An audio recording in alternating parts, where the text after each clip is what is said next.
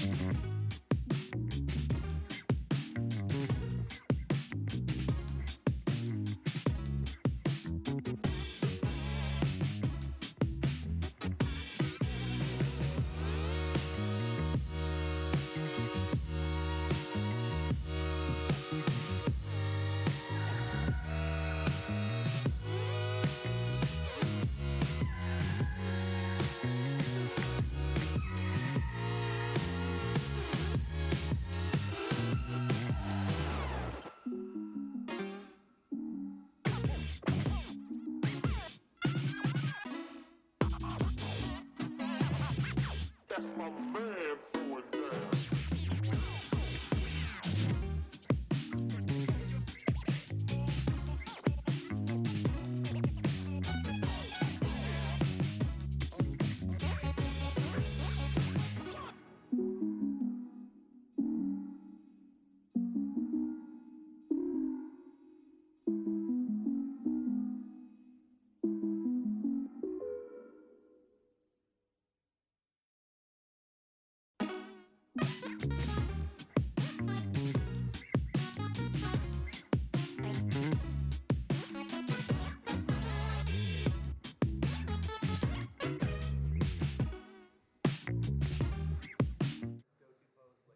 Learned from Tyler 1, by the way. Yeah. There's a photo with Tyler where he's like doing his signature pose. I'm like, oh man, it's one for the record. I'm the resident e-boy of the group, I guess. Sure, he is. Sweet. I think we're going to start. Yeah. You ready? Yes. All right. Hey, everybody. Welcome to PAX East. Congratulations surviving COVID and getting here. Nice to be back in person, right? So, my name is Garrett Fuller. I work for Repop, and happy enough to moderate the panel with the T1 team, talk a little bit about esports, where things are going, what's happening. So I will turn it over very quickly to Joe and to Evan, but I'm going to introduce them first. So Joe Marsh, CEO of T1 Entertainment and Sports. Joe, why don't you tell us a little bit about yourself and how you got started in the esports scene? Yeah, so I'm a pro gamer. I played Call of Duty or CS 1.6. No, I'm kidding. I come from non-traditional regular job background. Got into gaming when Comcast bought the Philadelphia Fusion slot. I was the youngest person on the floor by like 20 years. They're like, hey, why don't you help out? Tucker Roberts and I have been kind of running around Korea and America building out the gaming initiatives for Comcast Spectacor. We relaunched G4 TV in November, our gaming network, digital and linear. We did the T1 joint venture back in 2019, so we're going on 3 years now. And yeah, it's been a fun ride. It's been definitely different than my 9 to 5 days. I like being able to wear a hoodie as business casual, which is kind of neat. Nice. Next to me is Evan Frasca. Go ahead, Evan. Director of Talent Management. Go. Yeah. So I've been with Joe and with T1 for quite a while. I also started with the Fusion initially as a marketing and events person. I kind of wanted to really find myself in the thick of all of the stuff going on when we did the joint venture in 2019. And I wanted to really shift my sights towards working with our professional players, content creators, all of the talent that we have hosted at T1. Evan's underselling himself. He was the single-handed reason we got Tyler One on T1. Stopped the entire year, went to Vegas. It's all Evan. So we had Tyler because of this man. Thank you. Nice. Awesome. So talk a little bit about the joint venture for T1. And, oh wait, I got a quickie. Here we go. Look at that. So one of the great things about your organization that you've been able to do is talk about bringing esports organization from the East, when I say East, I'm talking about Korea, over to North America. What's that journey been like? So I'll start with the beginning is some of the main challenges. Talk about building a team here, founding the team, bringing it over. What's the cultures like and everything like that. So Joe, why don't you kick us off? Yeah, sure. So I think there's a lot of cultural differences and just the way you interact on social media versus East versus West, right? I think how we do things in Korea is much different, and we've learned with trials and errors along the way with how we act on social media, myself included. So learning those nuances of what you can and can't say to the different fan bases has been a big part of our kind of journey.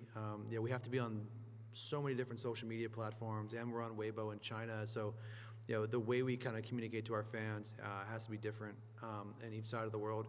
The bright side for us is we were already pretty big in the East. We're probably the #1 team in Korea, obviously Southeast Asia. We're the top foreign team from China from a fan perspective. But we were relatively new. We were unknown in America. So when we come to America, we're competing against the T1s of America. So you look at TSM, Cloud9, Team Liquid, 100 Thieves. They already have all the infrastructure that I have in Korea. They have that here in the States. So for us, we were starting from ground zero and trying to build from scratch in the middle of a pandemic. And our bet was that Valorant would be the next big game.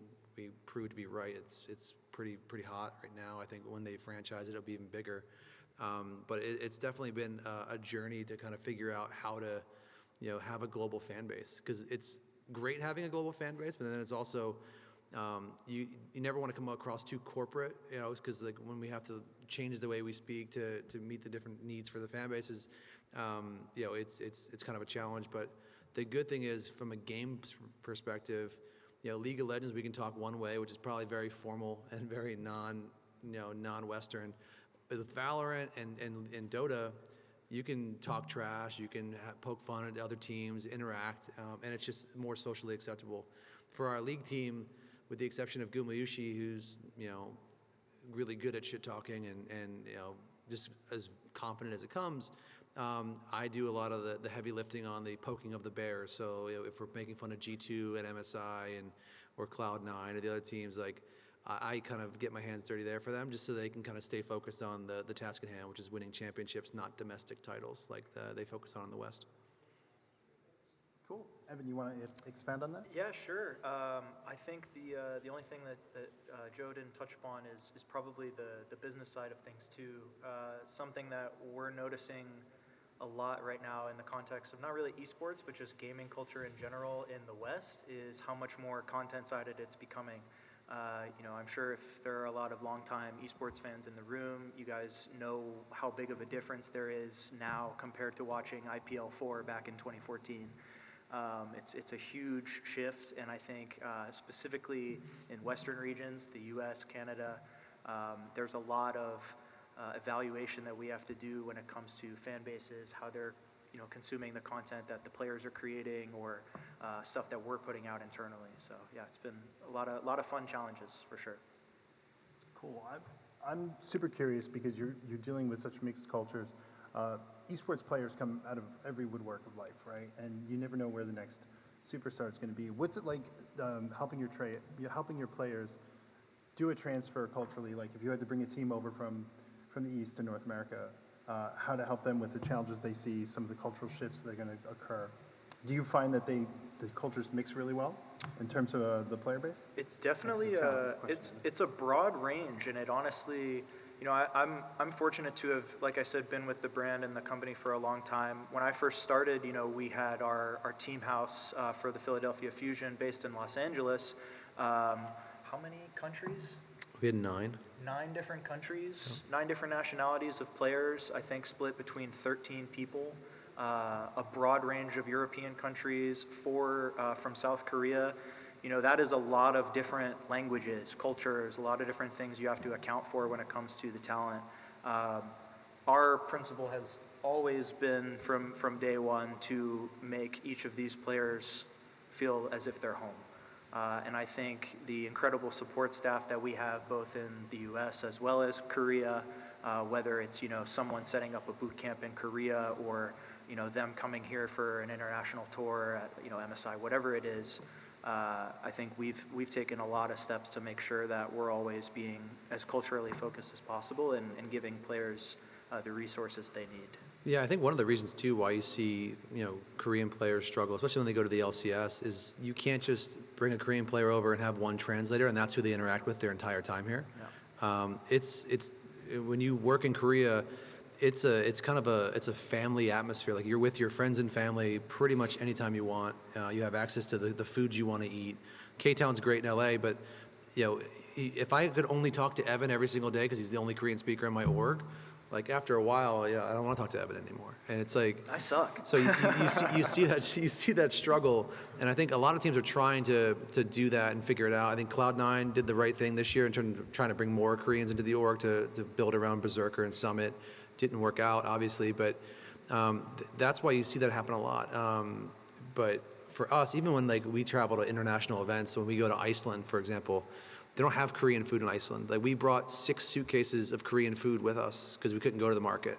It's just little things like that we try to do for our guys to make sure that they have what they need so they can focus on playing games versus the out of game stuff, which gets to be difficult when you're used to one thing for 90% of your year and then you travel for a little bit. So we definitely we learned to make sure we have comforts from home with us when we travel to these types of events. Cool. Along those lines, another thing that happens a lot in esports is burnout. How do you stave off burnout for players? How do you ensure your players are getting the best support system, the cultural thing is one thing, but also just mentally playing games 8-10 hours a day, practicing. Yeah, so Go ahead. no, so for me, when I got to T1, mental health in Korea, it's something that's not really talked about. It's still a taboo subject. The common phrases that we heard when we got there was like, just try harder or play more, like to work through your bugs, and it's not how it works. Like I believe in the law of diminishing returns. After a certain number of hours of doing the same task, the next hour is going to make you worse than you were before. So we have a sports psychologist on call for our players, which was unheard of at the time in South Korea. Even during our boot camps, we bring in psychologists to let the boys talk to someone that has no idea who they are, like someone that doesn't know Faker is a famous gamer. And this person, and we did this off season right before this season started, and we went undefeated. They were able to dissect each individual player, their strengths, their weaknesses, their communication styles, and help convey that to their individual teammates. Because the biggest thing about gaming, the most important part is communication. That's what separates amateur players from pro players, is how they communicate in game, how they communicate out of game. So, for us, we try to manage our players' schedules. It's 2022 now. Like, players are paid a lot of money, not to play video games, but it's for all the other things they're doing: streaming, doing sponsored content, appearances, autograph sessions.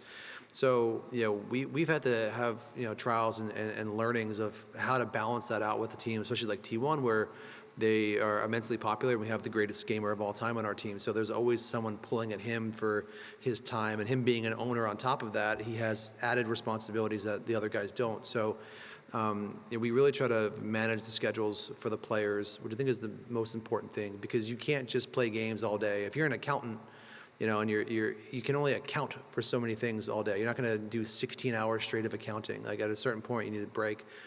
It happens that our guys play games professionally. When they do breaks, they want to play games, right, as their way to relieve stress. So trying to figure out how to balance that, kind of help them along in their own personal process. And then, for us, we do like to celebrate the little things now. We've had a lot of loss last year with a couple deaths close to the organization, and we've learned to appreciate the little things more, even with our run at Worlds and how we've enjoyed ourselves this year being undefeated.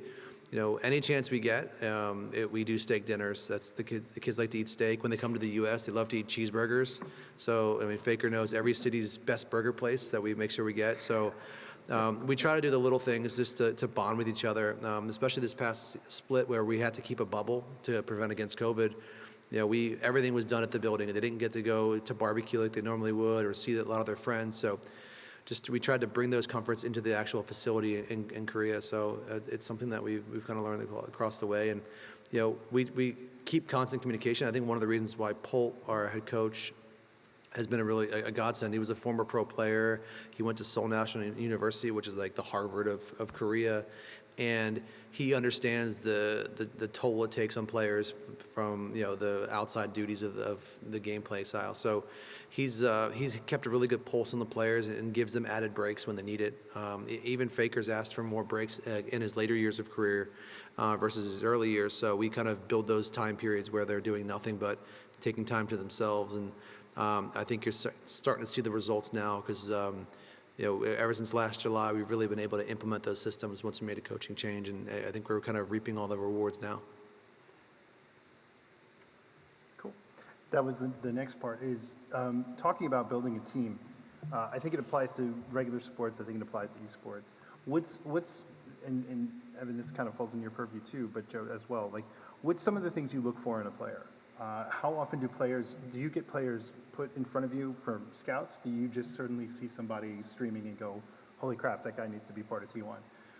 What's usually the landscape on that, and how do you guys look for building the teams that you want to put together? I think it depends pretty massively. I think we both wish our GM Won Jun was here as well for a certain part of this question, but Sure. No, I think I work primarily with content creators, but I can speak to players as well. I try to give input and as much knowledge as I can to our ops team when it comes to any of the games. I think the number one thing, aside from just skill, obviously, I think if anyone is watching Twitch in this day and age, it's pretty darn easy to tell when someone's super cracked at a game. But I think when you're evaluating, players gelling together, being part of something bigger than just sitting on your computer and playing something. You have to evaluate things like attitude, work ethic, motivation, discipline, where they've come from, where they want to go.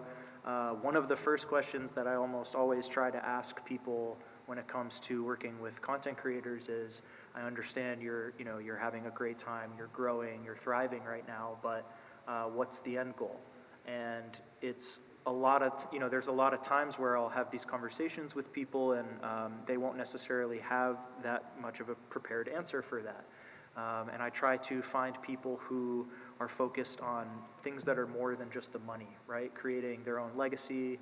That's what we do at T1, right? That is what our League of Legends team has done for over 10 years. That's the attitude and the mindset that we want to instill in all of the players across all of our teams. Valorant has been a huge challenge for us. It's something that we want to keep pushing and trying to identify players of that caliber. Joe mentioned we made a really big push at the forefront of that game coming out to have a big name in the space by trying to make signings like Brax and Skadoodle and people with strong fan bases, right? It's a very, very open-ended question. I think it depends on what that player or content creator's purpose is at the org, but there's just such a multitude of qualities that you have to look for. Yeah, I think for us too in Korea, we invest heavily into League of Legends. If you look at the way our infrastructure is set up, we have the main LCK roster, you have the Challengers roster, which you're required to have. We have an academy roster, which is made up of 15-year-old kids that are at kind of that next threshold that could be the next big stars. And then we just launched an esports academy that kind of has classes in person taught by former pros that are path to pro for kids that have the potential to go onto our academy system or go into other teams. And also just casual gamers like myself who just don't want to be bad when they're playing with their friends. I've actually done the class, and I'm happy to report, like I had individual coach, so like it was a little cheating, but I learned how to do all my ward placements. I learned how to hit and not die every 5 seconds. I've got screenshots from my games with Joe as ammunition. There's a video in Korea. 0-14. Well, there's the 0-16 game in Korea I did on the Korean server, which Korean server, like, just for the record, like diamond on the Korean server is like challenger in America, and I am iron. I am a terrible player, and I lost like 0-16. It was like a joke. Like I would walk down in the bot lane and get killed, and with coaching I was better. I actually won my lane, but we invest heavily, which is something that we're incentivized to do because with rising salaries and our region is poached for other regions. We don't import players from America or the Chinese league or Europe. Our players are being exported. They're taking our players. So for us to go find the next Faker or the next Gumayushi or the next Keria, we have to spend a lot of money at 3 different levels when they're 14 years old to find someone that's going to pop maybe when they're 3 years later and they're 17. So we're incentivized to do that because our league is being drained of their resources from the Western leagues who are throwing big checks around and not incentivized to have the academy system. That's why you see the LCS and LEC teams buying players. I think eventually what you'll see too is the college leagues, much like traditional like college football or college basketball, become their version of challengers teams where they're feeding the players to the LCS or the LEC. But for us, we have to start so young because while we have a large pool, a lot of kids either shift their focus, don't want to focus on the game or pivot. We've had building rosters it's solving a puzzle. Like we've had the super team in 2019 where we had all these big names and we fell short to a team like G2 who was a well-oiled machine. And I think part of it is about personality matches. It's not just how good of a player you are at League of Legends. Can you stand each other for the 11-month grind that's about to happen in and out of the game? And I think what you're seeing now, what we've learned with trying different things, the roster we have now with the coaching staff we finally have the makeup of a roster that actually truly gets along with each other and likes each other. And having 4 young kids and Faker who's considered old by gaming standards, it's worked out really well for us versus having all these high-profile players. And I think Vitality's going through it right now, and some of the other teams have done it. It's not just buying the best players. They have to gel together to make it work in the long run. And I think it takes time. It takes patience. We have the unfortunate scenario where we don't have time to lose. We're expected to win every single game 2-0. The fact that we went undefeated 20-0 was never on our mind. We never thought that was possible, especially in our league. But, we have to be like the Red Sox. You're expected to win every single, game and win World Series every single year. We're the same. If we don't win Worlds, that's a lost year for us. And all of our guys would say that we're not here to win domestic titles. They're nice, thank you, but we're here to win Worlds. There's 100 teams that fall short of it every year, and it's hard to get back to the mountaintop. We've been close a couple times the past few years, and hopefully this is the year we kind of put it all together and figured it out. Yeah, I'm a massive soccer fan, and a big term thrown around a lot of the time is mentality monster. Just keeping that level head is like the number one thing we always, we want to give these players a voice. Faker youth, regardless of their experience, we want to make sure they have the proper mentality. It's also where the internet's the worst thing for players, because every time they finish a match, like the first thing they do is they're on their phones and they're looking at the articles. They're looking at the message boards and like reading about themselves. And there was a point in the middle of the year where we were reading the articles and they were very proud of themselves. They were undefeated, and you saw the level of play week 8, week 9 slip. And I had a conversation with Polt about that, and he was actually happy we went through that struggle, because now the guys realized that they weren't invincible and they needed to stop reading all the platitudes about themselves and start refocusing their attention. And fortunately they were able to kind of do that. But even those on top read how great they are and start believing it. And for us, we have to believe that we're the underdogs and not fall into the trap of Game by game. One day at a time, one game at a time. That's kind of how we focused this year. Yeah, I was going to touch on that a little bit more, because you talk about undefeated season, you talk about going at the high levels. That can also be a detriment, right? Because you're looking at the organization over a span of 10 years, 20 years. You have those couple of years where you're on top, and then suddenly you hit. We see it in professional sports all the time, right? So I'm curious, some of the techniques you guys use specifically to mitigate that, to keep them grounded, to stop them from reading their own articles, which I would totally do. So yeah, I make the mistake of reading stuff too when we win or lose, and it's like, Yep. when we're on top, people like me. When we're not, like, man, it's the death threats are not fun. But you kind of learn to just filter those out. I learned about keyword filters, which is really important. But consistency is the biggest thing. It's like, how do you stay consistent for so long? We had a year in 2018 where we were not that great, and then we built a super team in 2019 and kind of got back, but it was artificial. It was a Band-Aid. We got there by, buying our way into the spot for that moment in time versus the longevity.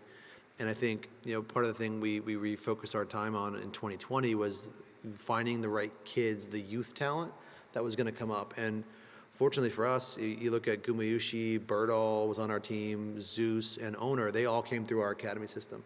Faker did too, but that was years ago.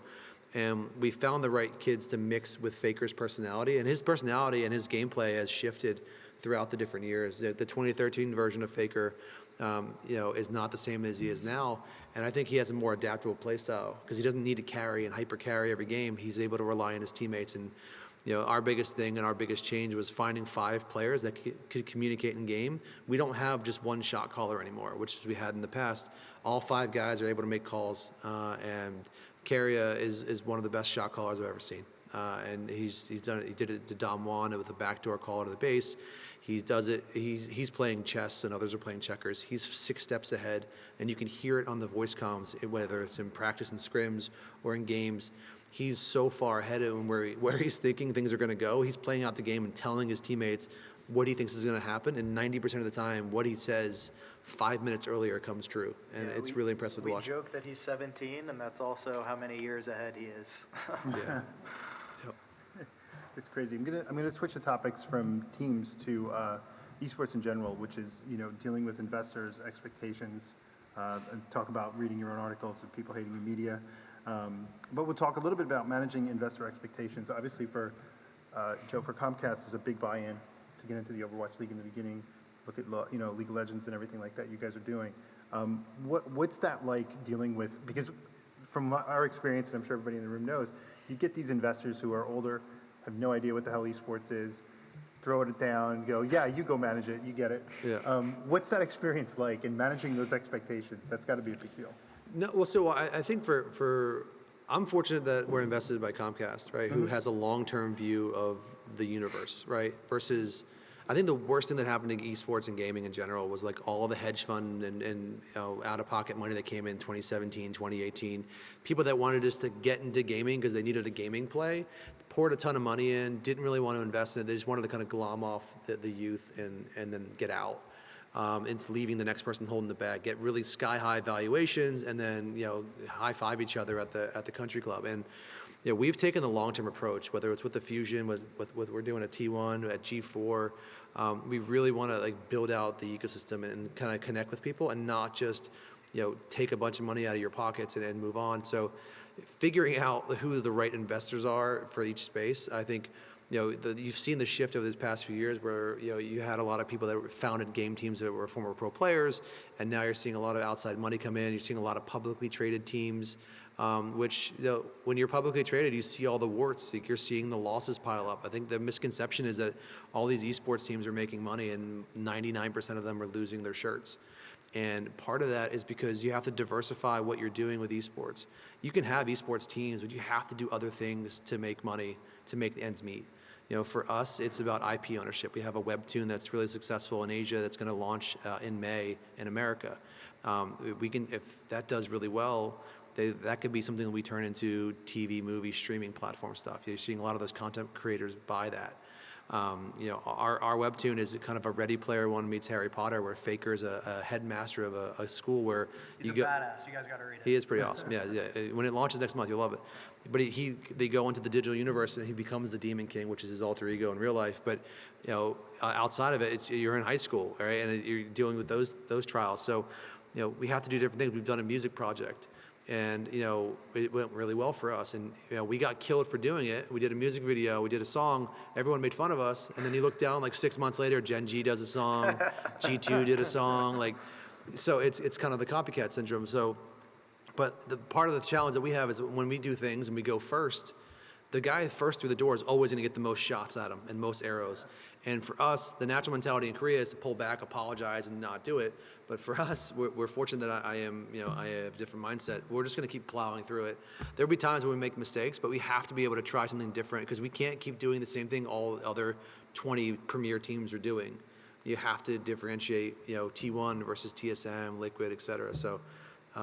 It's certainly different. I think our investors have a different perspective than some of the other ones. You're seeing a lot of people with a lot of different investors on their cap table, and I think you're serving a bunch of masters that it's really hard to. Like you have investors that want to help grow the ecosystem. You have investors that want to make money. For us, we try to align with people that want to invest in our companies that have a long-term perspective and aren't just looking to, 3 years in a cloud of dust and get out. We really need that long tail to grow everything we're doing at Comcast and the whole ecosystem. It's important to be self-critical too. I think a lot of people enter the space with a very presumptuous attitude, and it's really important to kind of recalibrate at times and ask yourself what you're actually doing and who it's for. A lot of the time, it's funny being, I am an esports fan. That's where I come from prior to me working in the space at all. And it is insane how dramatically my mindset changed when I started working inside the industry, just because of how much more thought everything has in it than you would expect just being a fan. And I think that comes to working with the players, that comes to working with the content creators. Anytime we have an event, anytime we have any kind of activation, merchandise sale, we're always trying to think about, not just the stakeholders, but our customers as well. And it's just an ever-evolving kind of process.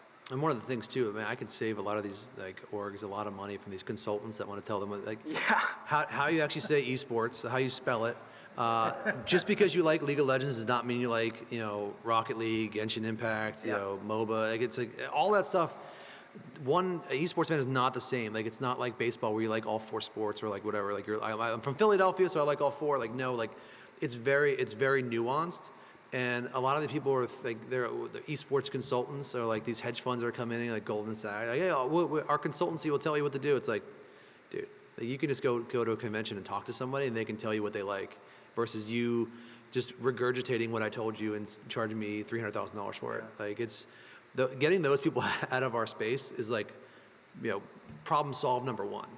because they don't want to be here. They're just looking for a buck and move on to the next thing. And I'm sure when, crypto and NFTs and webtoons and metaverses and all that stuff, like they're looking at it, make money off of that too, and then give you advice on what's the next strategy. And, sometimes you have good intentioned people, but other times, for the most part, they're ill-intentioned. Cool. Yeah, we'll get to that in a bit. Are they here? No. I'm going to skip over the promotion because I think you talked really well about that, guys. But I wanted to talk about your fan base, how critical it is to you. How did you find your fan base? And then growing their enthusiasm. It's a very interesting buy-in from a fan's perspective of supporting a team, who to choose, and then aligning yourself with that team, right? And it's really fun to watch. I'm sure from you guys, you get a really unique perspective on it. And then you get to meet fans globally, which is probably one of the most rewarding experiences, is to go to some place like Iceland, see somebody in a jersey. It's a huge deal, right? So talk a little bit about that and how you guys interact with fan bases, how you keep your players enthusiastic about them and everything like that. It's funny you mentioned Iceland. When we were in Iceland, we went to our steak dinner after we clinched to go to groups. And we come in, it's me and my team, which is all Korean. We sit down. I guess the waitress, they knew the event was in town, and the waitress came up and was like, hey, our chef is a huge Faker fan. He knows that you're T1. Can you take a picture? I'm like, So cool. I'm like, what? I'm like, yeah, like after dinner, no problem. Come out, this 6'8" Nordic man comes out of the back, and he's like, almost crying, seeing Faker. I'm like, hey, can you take your mask off so you can take a picture with you?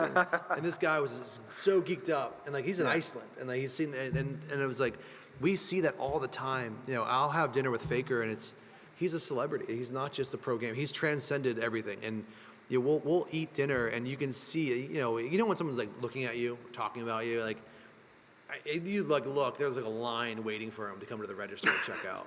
And it's they're very polite about it, but there'll be times when the waiters were like, can I have your autograph? I was like, dude, we're mid-meal. He's eating. It's oh, my shift's over. I need to get your autograph. So it's awesome meeting fans. I think the guys really enjoy it. The younger guys especially, they like being recognized. They like when their posts are liked. They're more into using social media to kind of build their own personal kind of stories and brands and stuff. So, but for us, we had a legacy brand, we had a legacy fan base. It was, how do you grow that? All I've tried to do with T1 is, I haven't tried to make T1 Western. I've tried to just amplify all the things that made SKT T1 great. My challenge has always been that I'm not Korean, right? That I'm always viewed as someone that's coming in and taking someone that was essentially the national team of Korea and making it a certain way. And the guys will tell you, I've never tried to make them Western. I've always tried to amplify everything that's great about Korea, but great about the organization prior to me getting there. It's just providing more avenues for them to generate money so we can sign all the best players in the world. Because fans want us to sign, you name the free agent, XYZ, and pay them whatever they want. But when you do a car ad for a sponsor or an energy drink ad, it's why are you doing these other activities? It's well, I can get you the good players, but I have to pay for the players too. And my good looks is not going to do it. I'll get a ham sandwich, but you gotta find ways to do that. So there's little things like that. But interacting with our fans has been the most fun. Obviously, we've had so many. I've been CEO this whole time. We've been in COVID, and this is the first time I've actually gotten out to a conference and a convention and. Interacting with fans is awesome, and just hearing them talk about why they like T1 and or even appreciating different games. That, hey, they love MK Leo, our Smash player is the greatest of all time in that sport. It's been fun, it's been rewarding.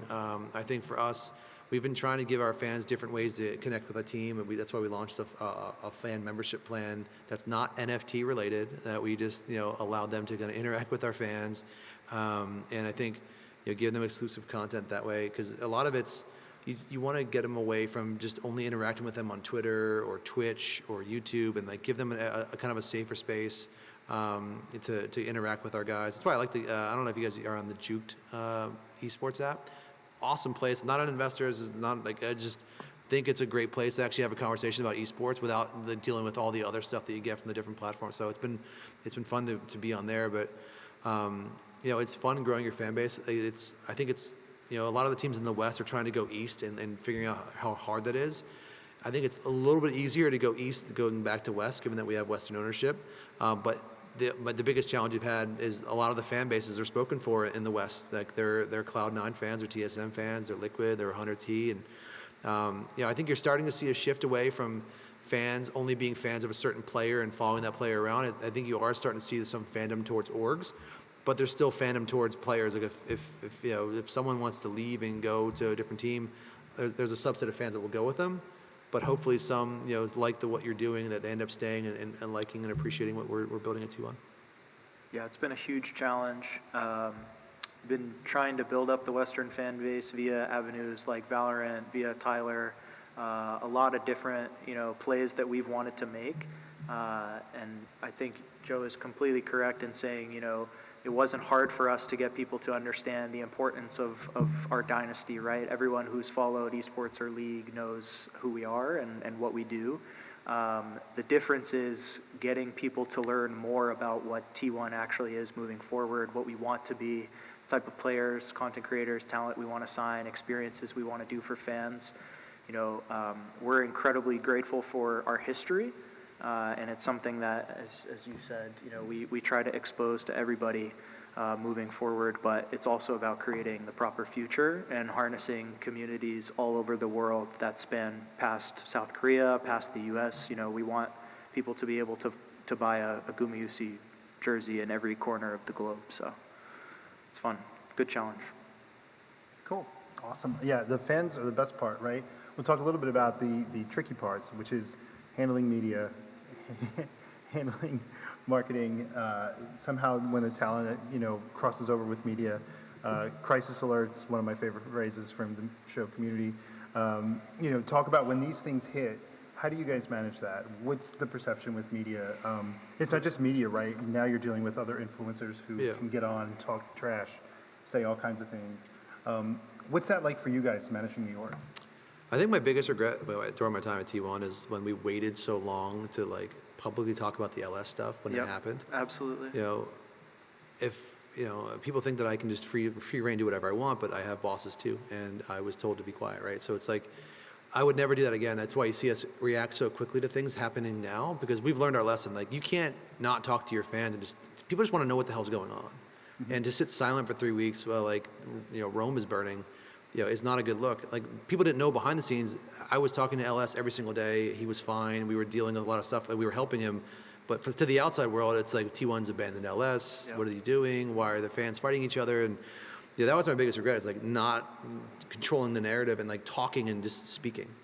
So we've learned that very important lesson, that we don't even, if you look at us now, we respond very quickly to things. Yeah, it's also about knowing, monitoring the community, right?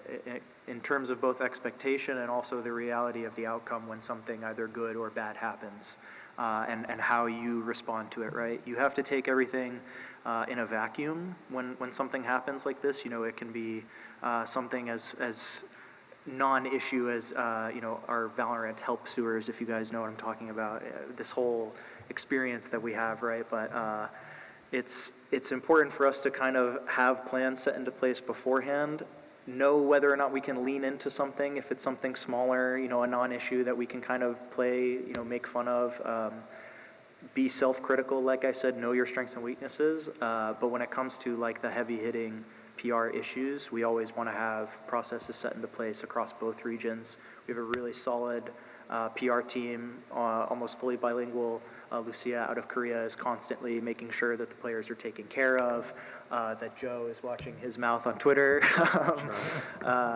We have a lot of really, really incredible employees that are focused entirely on making us look as great as we know we are. So. And when we can tell people things, we tell them. But there's certain things we can't tell you. I can't tell you negotiations are difficult with XYZ player or what free agents we're looking at. And fans are always like, tell us about this. And I was like, I can't give out. We're competing with 9 other teams that wanted to sign our players. There's certain things I can't tell you. There's certain things we can tell you, and then up to a point, right? So we try to be as truthful and honest and forthright as much as we can. But there's just certain things when you're in competitive sports that you can't give out to your opponents who are also camping outside your players' apartments and waiting to sign them in 2020 or 2019. Other teams that do that. Still a super new industry too, right? So we don't have a standard in place. Most of the teams are kind of just figuring it out Yeah. themselves. But I think the biggest thing too, if you notice, T1 doesn't punch down. We don't fight smaller teams. We don't make fun of smaller teams. If I'm making jokes, I'll joke with G2, I'll joke with Gen G because they're our neighbors. You know, Dom 1 a little bit. I don't make fun of Sandbox. Like, what is the point? I'm not a bully. You know, so like, we'll pick and choose our spots where to have fun and poke fun on the internet, but you know, we're not trying to be bullies. We're trying to like be good for the space, but you know, there's teams that you can interact with at that level, and there's teams that you can't, and we try to abide by those kind of, you know, rules of engagement. Cool. That's a great answer. Now we're here. We finally reached the point. I talked about the metaverse and NFTs and all the stuff that's coming down the pipe with Web 3.0. I'm super curious where you see esports going in the near future, and you know, probably the best way to say is which metaverse actually takes off. Which metaverse would encompass esports if it does? So how are you guys talking about that? And we'll get to the NFT question after that. Yeah. So for those who don't understand, like Korea has much stricter regulations than the West does. So we're behind in terms of, I mean, we're regulated in terms of who we can talk to, who we can work with, who's approved in the country to even do anything with. So we've spent the past year just having conversations with different platforms, different, you know, blockchains, so metaverse plays. I mean, everything. I think I've seen 100 decks. Every single deck had NBA Top Shot in it. I'm like, did you work with them? They're like, no. I'm like, okay, well, like, great.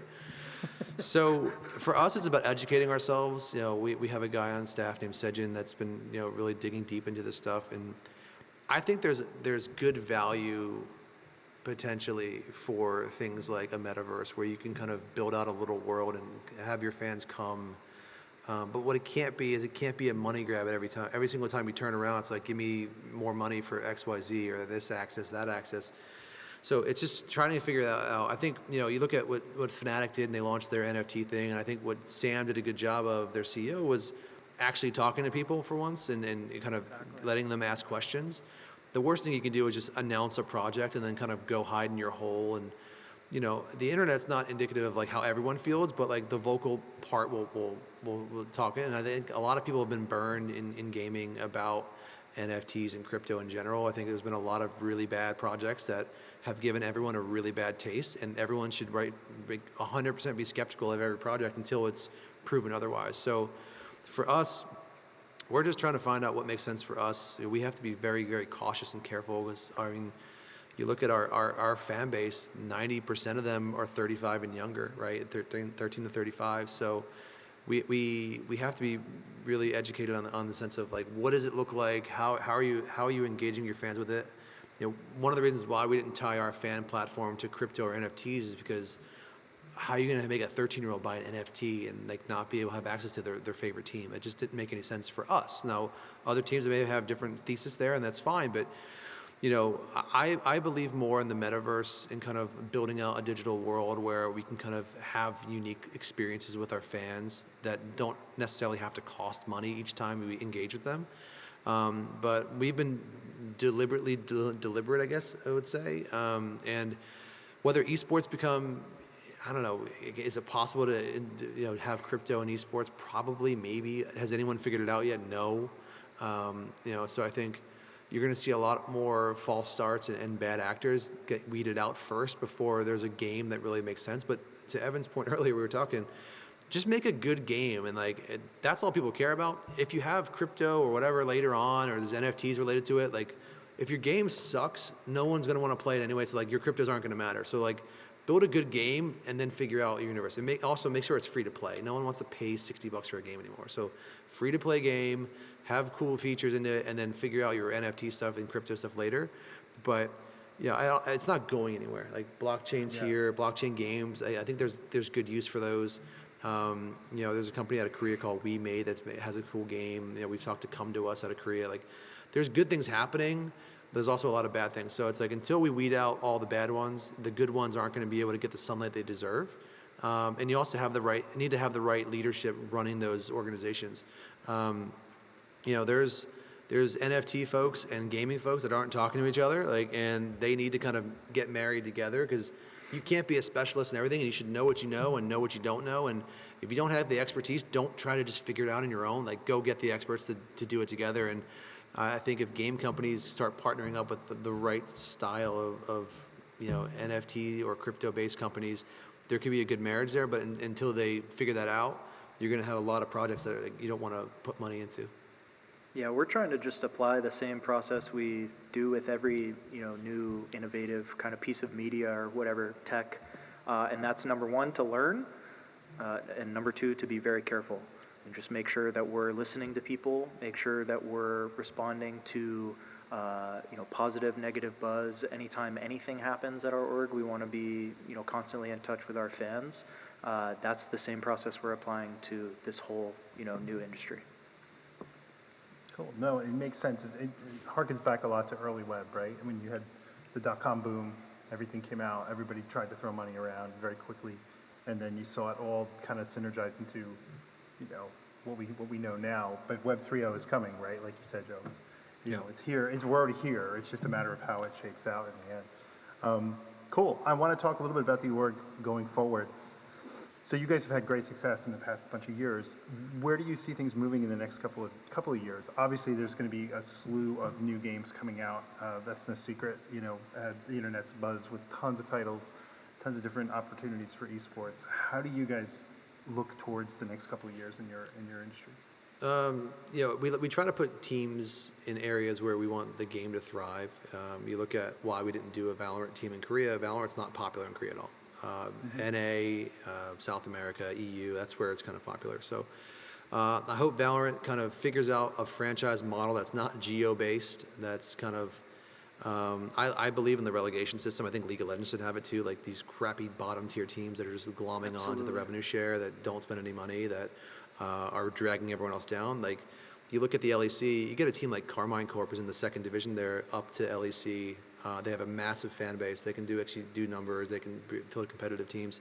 It should be relegation. Like, I know we paid franchise fees or whatever, but there's ways to give that money back if you get relegated and kind of give them a stipend to cover their fees while they're gone, and then allow the bottom two to fall out and the top and the next division to come up, and keep it fresher versus landlocking and gatekeeping and saying, hey, these are the 10 teams, you have to get behind them, because even in the LEC or LCS, they've already been teams that have fallen out, that new teams have come through. So, like, why not build a system that you can allow people to come up and do that thing? I think you look at Halo, it's a better system than what we have in the Call of Duty League. I think the Call of Duty League, if it was an open world system, it would be amazing. It would go back to the old MLG days. You would see a lot more fire. You'd see a lot more participants, a lot more excitement. And there's still time to change that. Maybe when Microsoft takes over, there could be something different there. We don't have a Call of Duty team because it's expensive to own those teams, and it's right now that it doesn't make sense for us. But I think hopefully Valorant does something on the franchising side. It's not closed universe, a little more open universe. I wish there was a lot more fan events where it's not just eventized, where these big like worlds or things like that. Like, there's a need for smaller events in and around the world that's not just based in New York, LA, and Dallas. Like, there's other cities in America that can host an esports event.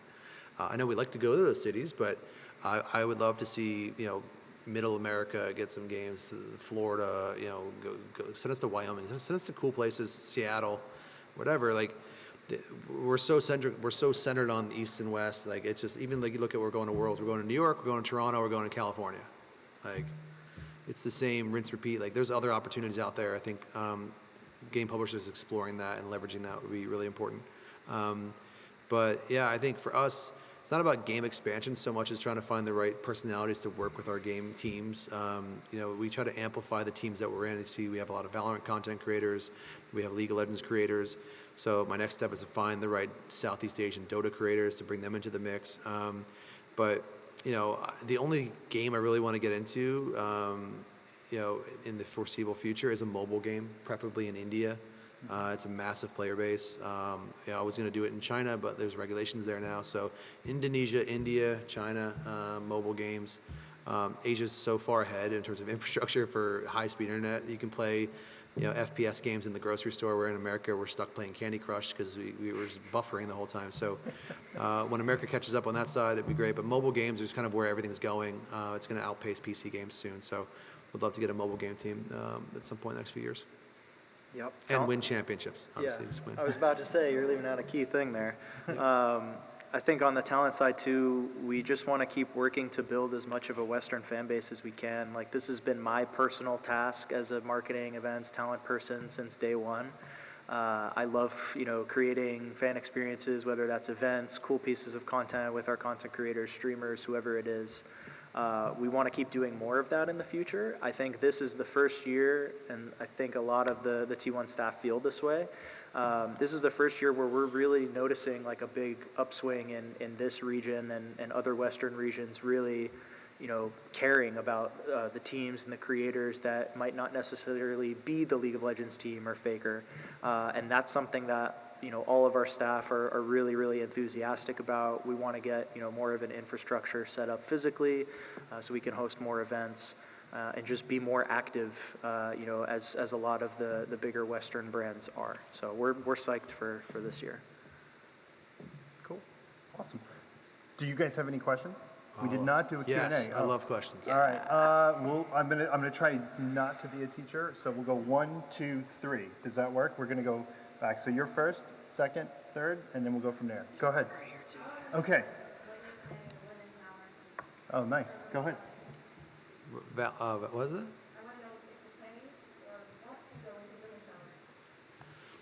So I think we plan on supporting women's Valorant through monthly events and coaching sessions and things like that. I don't want to have a second team right now. We had an academy team briefly and we got rid of it. It's salaries are rising so fast. It's like you're burning through cash and it's outpacing revenue for all the teams. So we want to support the system, the women's scene more through their monthly tournaments instead of having a team. I think we can do more help there.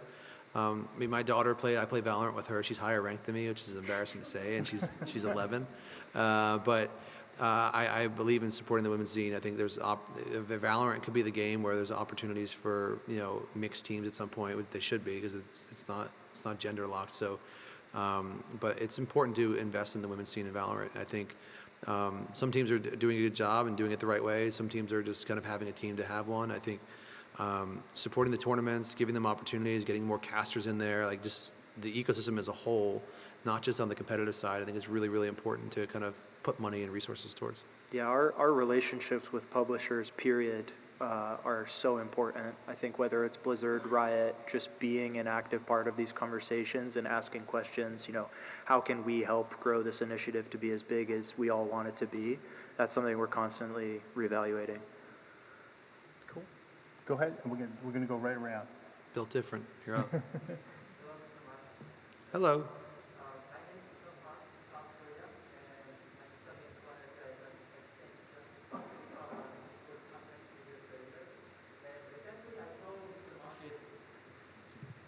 Recently, I saw Mr. Marsh's interview with Horizon Esports and Doublelift, and it was very interesting that you are understanding really well about Korean esports environment and culture, of course.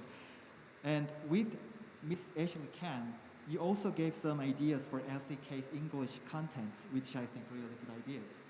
And my question is that, could I also hear T1's goal or idea in terms of contents creating? In terms of creating content in Korea? Oh, sure. I hope this part's on camera. Sorry, guys. We Breaking were rules. distanced. We were good.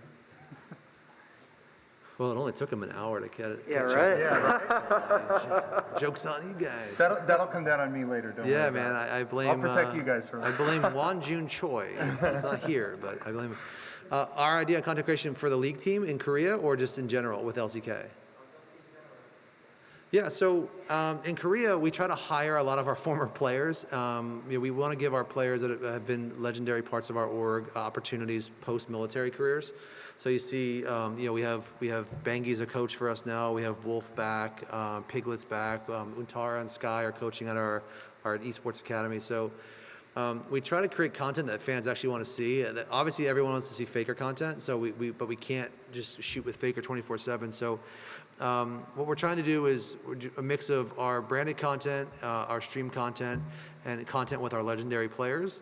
And when we have more time, when it was less of a COVID environment in Korea, we were doing content with our former players. Like we do little off-sites and we film the weekend with them. So One of the things I want to film is there's a amusement park in Korea called Lotte World, which the guys made a bet with each other who would win. We never got to do it because of COVID, so I would like to film them at Lotte World, like going to the amusement park and doing that whole scene.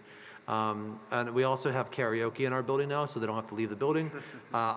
You should hear some of the singing. It's impressive. Some of it's not so impressive. I want to put the camera on because it's up there and let people like see what's happening in the karaoke room, because we have a duo room and we have an individual room. But the guys go up there to relax and sing, and Gumishi's sing on stream, but it's fun to watch that stuff and see who picks what song. So yeah, we'll do some stuff like that. Cool. Go ahead. In the back and then up front. Last two.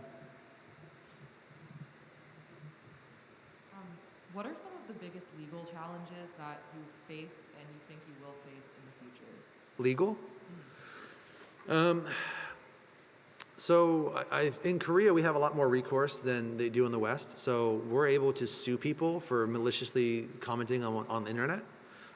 So we have a lot of those. Bringing down the hammer. That's what we call it. Yeah. So we do a lot of that in Korea, and it gets immediate responses. You get apology letters and things like that. You can get in serious trouble in Korea. It's legal to sue for that malicious comments and stuff. So we do a lot of that.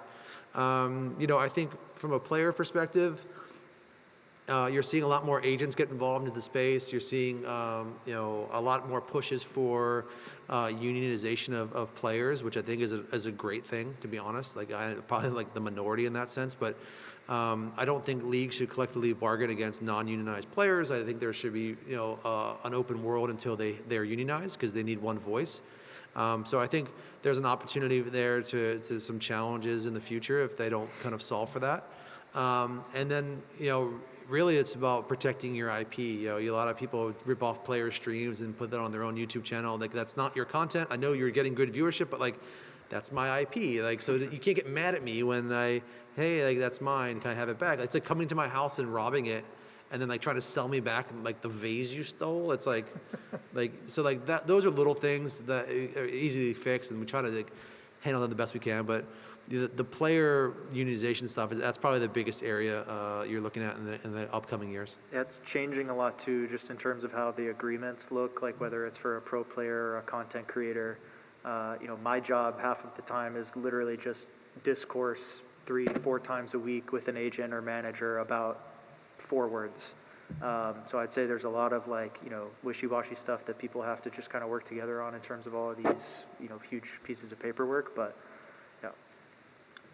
Cool. Yep. I think we got one more question. We got 5 minutes. Let's see. Yeah. Rapid fire these things. Let's go. You can bring the mic up right here. No, he's right here. I can hear him. The internet Just can't for everybody. Sure. Check 1, 2, check. So let's say, knowing what you know now, let's say hypothetically an LCS franchise spot were to open up. Do you think that you would be able to adapt your top team, top region strategy in the LCS, or do you think, and sort of bring the LCS or like bring a team to new heights that the LCS hasn't seen before, or do you think the cultural incompatibilities would ultimately just dilute the brand? No, I don't think so. Bring T1 to America, or just start a new team? Spot open up and start a new team. Yeah. Like new recruitment, new team I management. think separate from like Riot. Yeah. Stuff. Okay. Got it. No, I think like the system in the LCS is broken. I think they're more interested in becoming celebrities and internet famous versus the grind that you see that we're doing in Korea. Even the bottom teams in Korea are working just differently. We're not on social media. It's just the priorities are different, I think, from the player base. Also, Western players have a different mentality than Eastern players. We have contract negotiations with our guys in Korea. They happen during the one time a year they happen, and then you agree to a number and you go. My experience in the West is very different. Players are asking about money every other month, right? So mentality is different. So in Korea, your contract is your word, and you agree to it, whether you like your salary or not. Like, it's agreed to. So I think priorities are different. So I think it's really hard to compete in the LCS. I don't begrudge the teams that are buying players. I don't think it's good to have the push to throw out the import rule, because there's only one league that gets punished for the import rule. It's my league.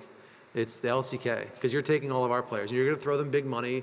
But again, you can pay someone $800,000 to come to America and play. It doesn't mean it's going to work because of everything else besides the gameplay stuff. It's the environment outside of the gameplay that's going to really hurt them. So I hate the push for the import pool being gone, because there's only one league that gets hurt. It's us. So yeah, but no, I don't think I couldn't start a team from scratch in the LCS today. Yeah, the memes are kind of writing themselves at this point. Like, I think we're called the retirement home now, which I think is, What do a you mean little we? bit. You're part of T1. You're in the LCK. NA referred to as the retirement league. It's like the MLS. I of think video games. it's hard for a lot of the teams to start fresh. Like Joe was talking about some of these lower end teams that are kind of just sitting there Yeah. without a real inclination to like develop their brand.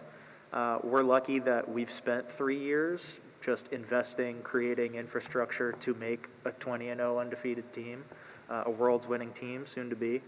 Yeah, I think that's like the same approach we want to have here, is people are hard to, realize for some people, but that takes a lot of time creating all of that. So we're definitely going to try to do that here. Cool. Guys, give the guys a round of applause. It's a great panel.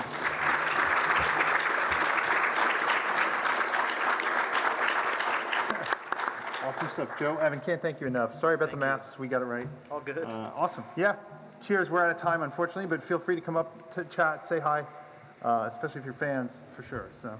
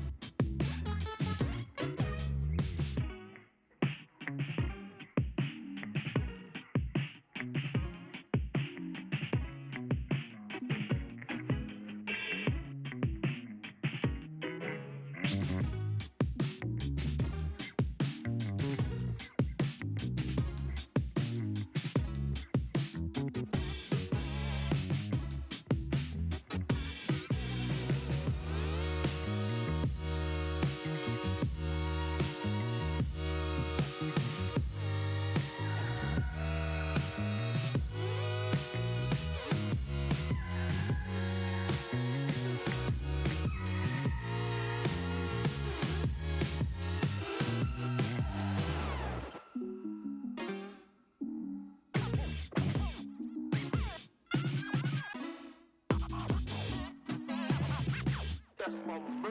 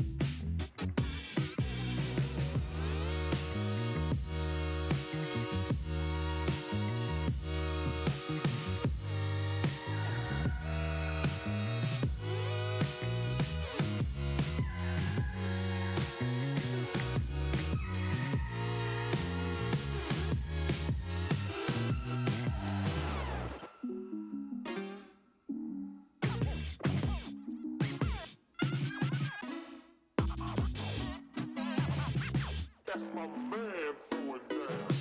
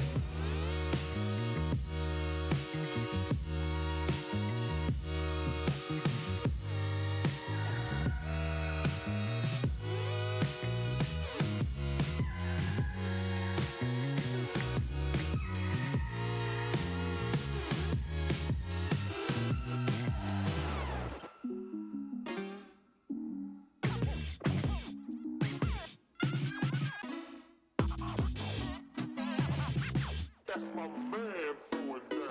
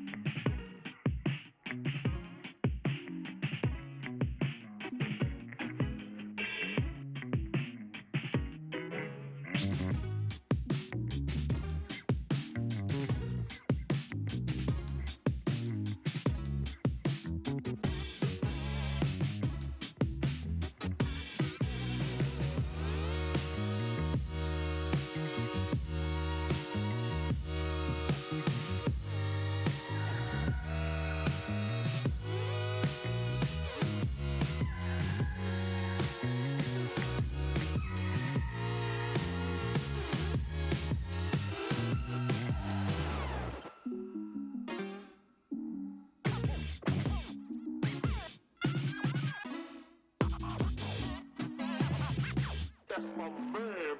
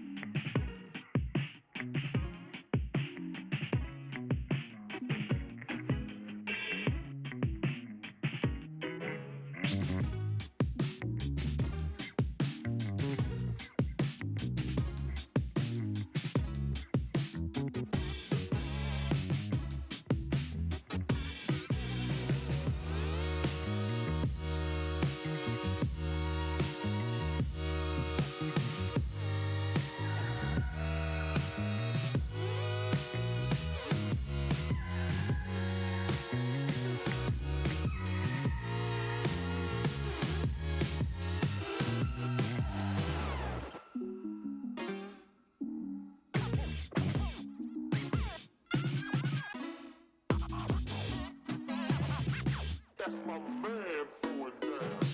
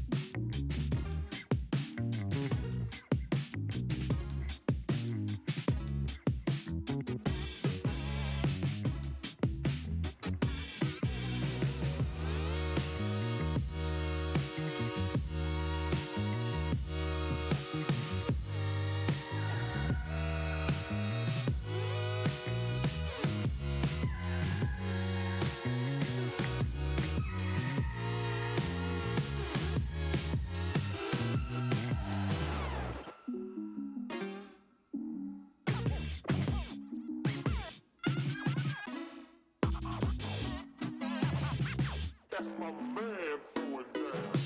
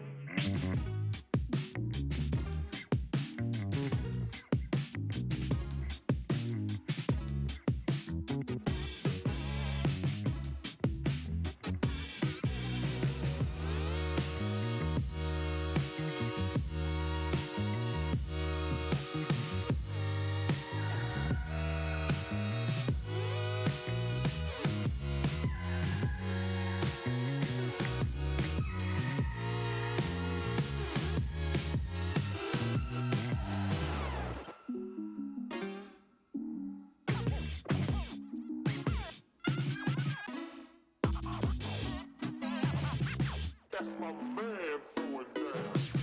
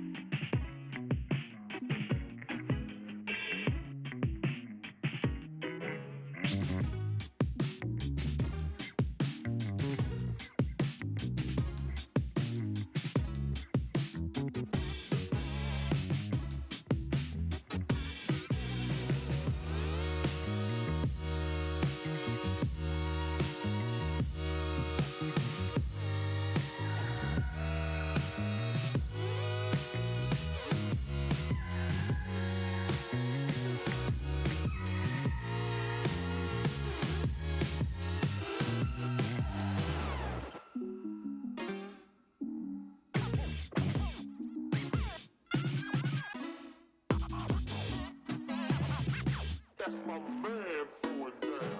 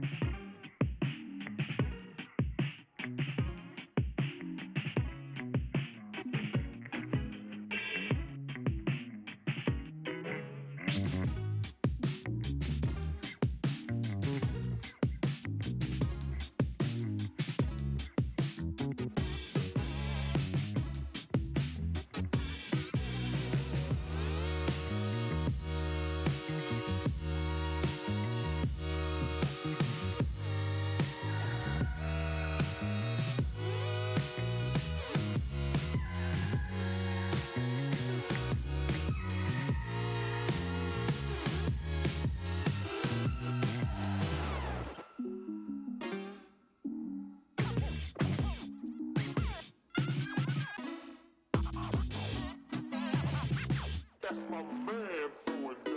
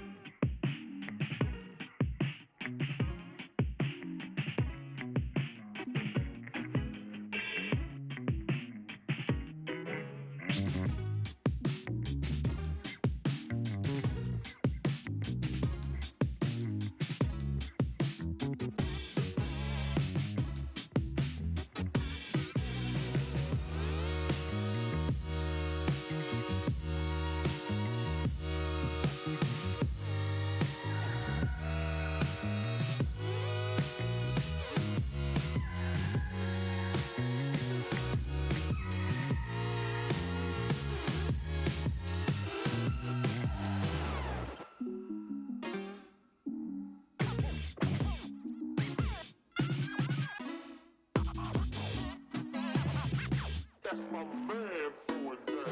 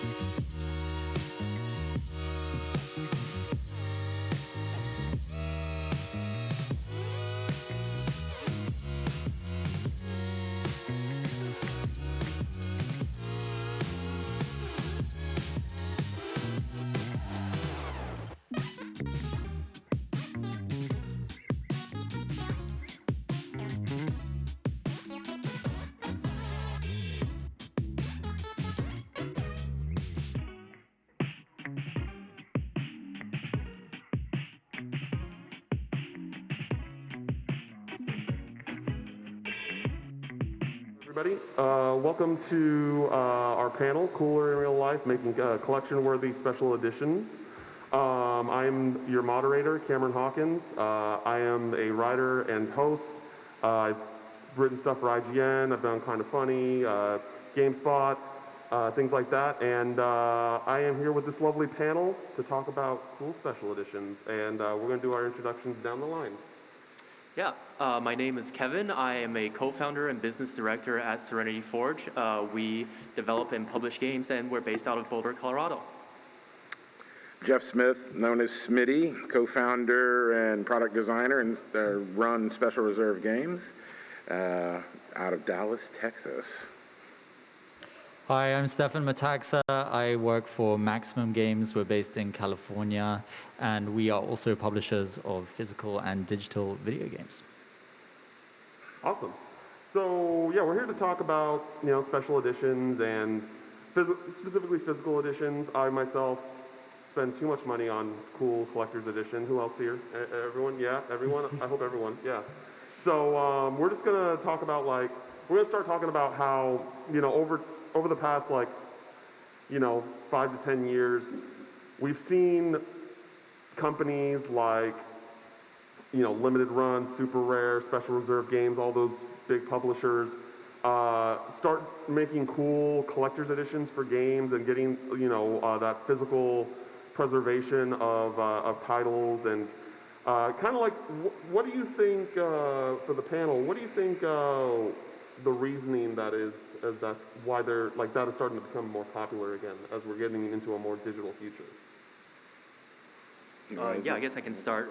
For us, Serenity Forge started off as a indie developer, and we still largely are. And so when we started first doing digital publishing, that was kind of a relatively, well, I wouldn't say easy route, but it was something where we saw examples of other digital publishers kind of doing those types of activities, and we decided to do the same, and we found some good initial success. But then as we became more established in digital publishing, we realized that indie games in the retail space weren't really given any kind of the same level of accessibility as AAA games in those spaces. And so we really just wanted to see more of the types of games that we were personally passionate about in those retail stores, and of course in e-commerce as well. And so that's really kind of what got that started. And our CEO Z in particular is within kind of the hardcore physical collectors community himself. So he really was able to kind of pinpoint and identify what types of games that he knew there was a huge audience for were missing in those brick and mortar stores. Mm-hmm. Yeah, and former developer as well. I started with Terminal Reality. I was sharing with the panel earlier. We started out making games for Windows 95, and then Windows 98. So been in the game for just a minute. When we started making games, physical games were games. There was no digital download. There was no Steam. Dreamcast hadn't come to market. PlayStation 1 hadn't come to market. And so we always looked at box design, instruction booklets, things like that, just like you would a vinyl record. I mean, it's part of what I call preserving the art of digital games in a physical format, because this is art. It's not just, if it's pixel art, if it's high-end, beautiful art, it's all art. And so the boxes, as they went away, the retailers, I think, were part of the problem. Big box retailers started reducing the amount of shelf space that they wanted to give. They dictated the sizes of boxes back in the day. Walmart had a very specific box. If it wasn't exactly this size, it didn't go on their shelf. And so I think that the retailers wanted to start squeezing more in, and then, like you were discussing about, the indies started getting squeezed right out. And so I think there was a moment in time where physical didn't have any cachet, and it didn't necessarily have value per se. But now with so many different options for consoles and PCs, and so many great games, I find that part of physical that I think got jump-started was people that wanted to not have to depend on the cloud to have their game, service that might go out of business one day, and also doesn't take up a bunch of storage space on your consoles or whatever. So I think it's kind of a combination of collection of art and also, I don't trust the man. I think that's where I kind of saw it getting restarted a little bit. Yeah, and we definitely saw that as well. We started about 10 years ago, and we started as a physical publisher, always doing physical games. And over the years, we actually established a digital publishing label because we were like, okay, physical's on the way out. We're not going to be able to run a business just based on physical. But then weirdly, as this kind of physical renaissance happened, our physical business just kept on growing. And so now we have the digital business, but we put a big emphasis still on physical because there's just so much demand. And I think what Smitty was saying is true. The retailers were part of the problem where they were kind of maybe pushing out the games which weren't like super AAA blockbusters. But now we've seen demand again from retailers for these indie games with really passionate fan bases because they've realized how much people want physical stuff to go with the IPs that they really care about. So there are a lot of indie games that people are just crazy about, but then they can only get a digital download for it. They want to own other stuff. And so we've seen huge demand for these physical products, and then and retailers are so much more open to the idea of doing these kind of cool, smaller games for mid-size and indies, and getting them back onto shelves. Because it's just been demonstrated again and again that people really want this stuff. Yeah.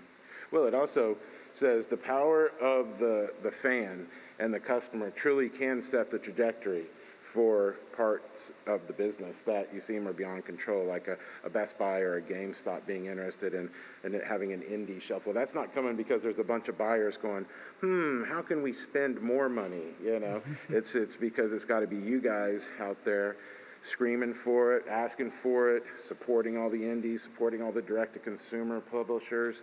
You know, that's how this stuff gets done. You know, I think that's how the movements get made. And it's so funny as well because so many times we'll go to retailers and we'll try to, you know, because we sell to retailers first, right? And then they put it on the shelves. And we're like, yeah, this game is going to be huge. Like, there's such a passionate fan base. And they're like, what even is it? Like, no, we don't understand this. We don't want it. And then we go back to them again and again. We're like, look how much it's selling digitally. Like, people really like this game. And then eventually they're like, okay, fine, we'll try run. And then it sells out immediately. Yeah. And they're like, okay, give us more now. And then we give them more. And then they sell out again.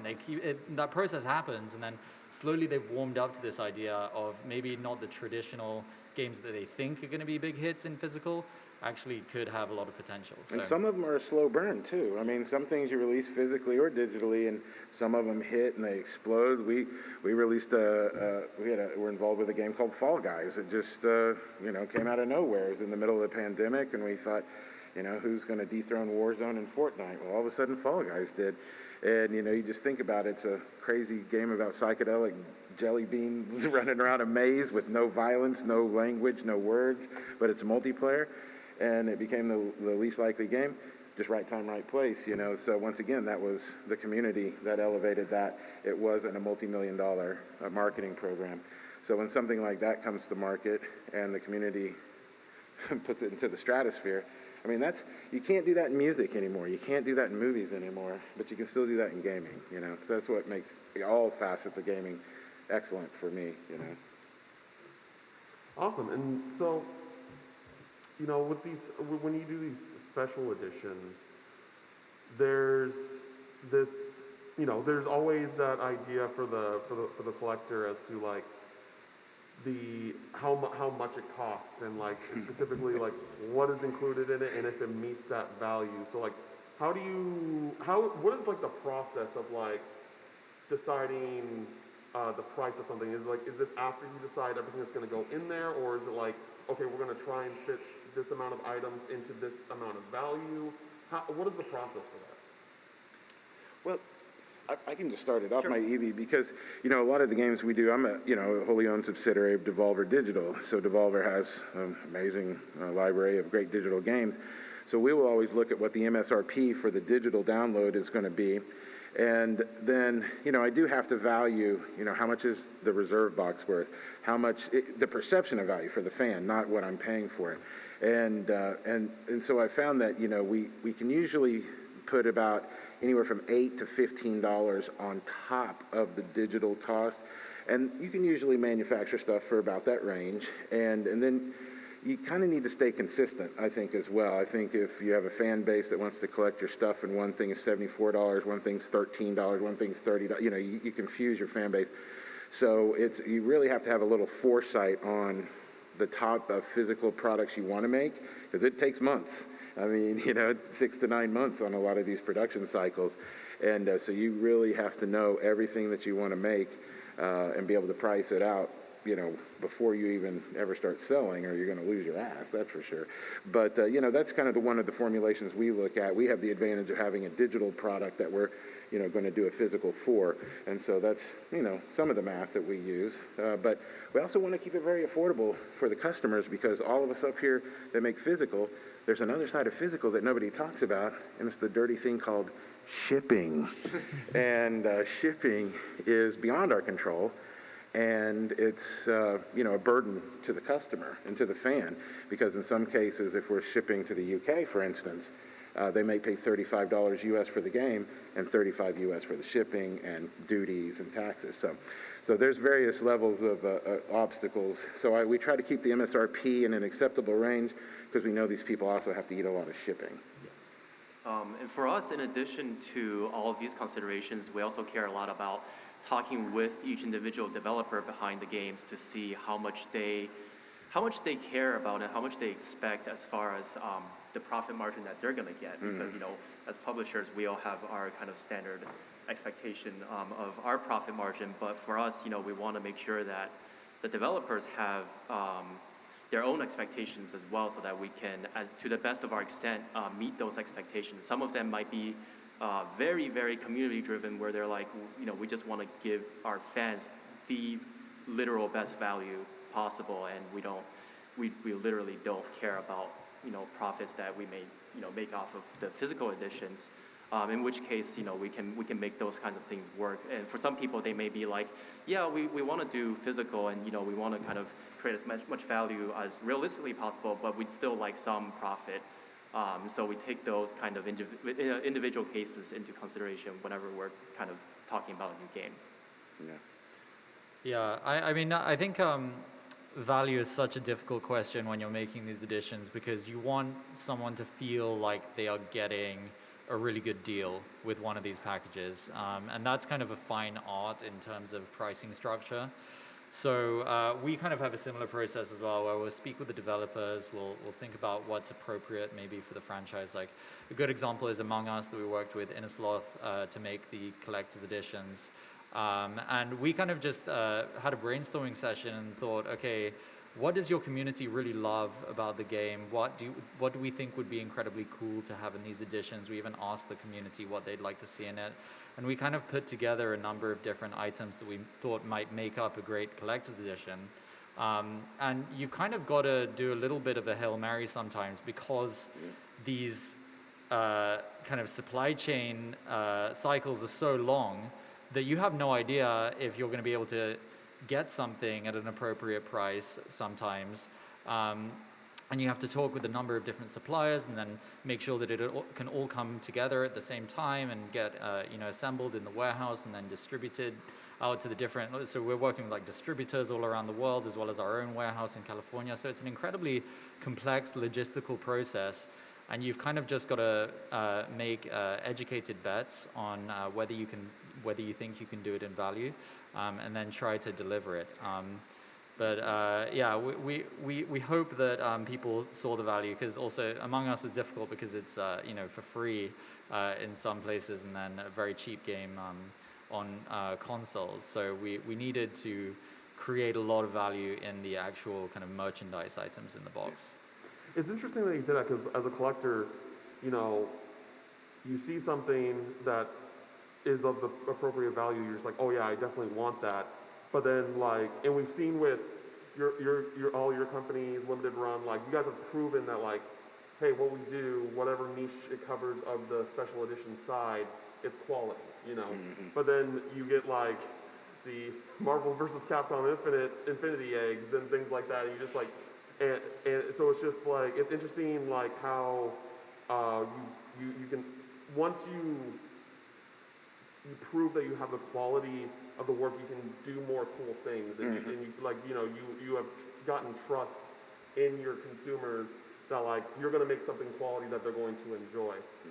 So, like, when you decide, you know, whatever decide of collector's edition that you do, or special edition, do you see a lot of profit from it, or, like, how does that go into, because I know you kind of touched upon it a little bit, but, like, how does that go into the planning? Yeah, we're rich I mean, we all Lamborghini, golf carts around here. But well, there's one thing that we haven't talked about, is minimums. So there's one thing in the physical game. So you get to switch carts, for instance. In the United States, you have to order a minimum of 5,000 cartridges. And those cartridges aren't cheap. I'll just tell you, the minimum cost is $8, and then they go up. That's for a 2 gig cart. And so that's before it enters a case or anything. And then also with printing, jacket covers or any of the other printed materials, there's also minimums with your printers. And if you've ever done anything in the print game, there's digital printing and then there's offset printing. That's the big old, good Heidelberg machines with plates and stuff. And that's how we prefer to print and do things. But that's a lot of waste, on printing to get up front. So the cost is really high if you run low number of units. So therefore, you've got these minimums internally that you set, Cam, and then you also have minimums with Sony or Nintendo. So, right off the bat, when you're talking about profitability, you have to make sure that you can sell what you make, because not every game sells 5,000 units. It doesn't. Sometimes it's a slow burn. Sometimes you sell 2,300 units in the first week, and then it takes you 6 months to sell the rest of them. You'd never really know. So I would say your profit is, if you don't think you can sell half of your minimum that you have to make, you probably shouldn't make it, because you're going to be upside down for a little bit. And then with developers, most like our publishing deals, we pay royalties every quarter. So, if we make you 5,000 units at, let's say the end of a quarter, and I have a whole bunch of COGS, but not a bunch of revenue to offset it, all of a sudden your royalty statement looks pretty terrible for this quarter. So you have to take the developer, and if you're a developer, you need to take that into consideration when you're looking at these rev share deals and how you might want to structure them. But that's just, I would say that's just one thing just to throw in that people don't necessarily understand about print is there is minimums and volume is king, as far as scaling what your profitability can be. So, we'd all love to sell 20, 30, 40,000 units of every single physical game we put out, that's for sure. But so I hope that sheds a little bit of light on some of the risks of profitability. Yeah, it's kind of a very complicated dance, especially working with retail, because you can get really hurt if you manufacture too many units, as Smitty says, and then you've got kind of like wasted inventory that's just sitting in shelves, and then worse, it kind of like goes back behind the store afterwards. So you've got to be really careful about how many units you actually manufacture, and profit is a strange thing because with retailers specifically as well, you're kind of working on the basis of a portfolio with them. So you get an order from them, but then you have kind of a back and forth about units that don't sell, and then you have a credit system, and all these complex factors go into it, which makes it a little bit opaque sometimes about how much you're actually making on a particular game. So we have really refined the process over the years of trying to base orders on actual demand. So listing units as early as possible is really important. So just like getting online listings of these editions up and then letting people pre-order them. And then you can usually extrapolate from the number of pre-orders how many units are going to be kind of viable to make for sale. And then you have to be really tight on that. And if you do it well, then there is profit to be made. And we also work at volume with some of them because the margins are small, but if you make a lot of them, then the margins kind of like add up if you're doing many units. So that's another way that we try to counteract that lower margin business compared to digital, at least, where it's so much simpler. Because your margins can be 50-50 sometimes. Your COGS can be really high, so. Fortunately, going back kind of to the first question, demand for indie games in general over the past couple of years have risen to the point where like it's a lot less. We still have to be, of course, very careful in kind of calculating the minimums, but it's so many more people are now interested in physical editions of indie games, and it's gotten kind of a little bit easier over the years. It is hard though because our game is pay and wait. You know, like you give me your money now, it might be 6 months before you get the game. So sometimes you don't even know if you're supporting the right company or the right team until you get that game, and you might have ordered 2 or 3 things, you know. So it is getting a little harder to navigate the waters to necessarily know who to trust, you know. But we have a really great way in the gaming business of self-policing, you know. We do a really great job, I think. So the cream does rise to the top, but yeah, it is kind of a strange game, and it's one of the only businesses I've ever been in where everybody is very happy to give you the money now and wait. Give it to me when it's right, give it to me when it's ready. But there's no other thing I can think of in America or the world where they don't want the thing right now. And this is actually something that I just kind of thought of because you mentioned specifically Sony and Nintendo. So this is not a question that we were preparing for, but I'm kind of curious as someone who's primarily an Xbox player. What's the situation with like getting physical like copies of Xbox games for like indies and those type of titles that like are normally digital that you're trying to get a physical? Do you have any insight on that? No. I mean, do you guys? We don't publish Xbox sorry, physical. what do you mean by the question? Well, because I feel like we get companies like Limited Run, for example, that like don't do Xbox at all, and then it's only Sony and Nintendo for games that are on Xbox. You know, right. So I was just kind of curious if there was any insight on that. As someone who was primarily an Xbox gamer, I just didn't know if there was any sort of like information regarding that y'all were aware of. All I can say on behalf of Serenity Forge is please be on the lookout. Oh. And that's all I can say. That's all I can say. Good to know. Okay. I'll just move on from that. So, what are some of your guys's, whether it be ones that you have made or just any, like favorite collector's editions, special editions that you have seen or you personally own that you wanted to talk about, mention? Let's just talk about the favorite things that we've made, right? Sure, go ahead. Yeah, you first. No, for me, I've always been a huge God of War fan. Okay. And so I've also been always just a fan of like just statues in general. So most recently, I'd say the collector's edition of God of War, the new God of War, not the very old one.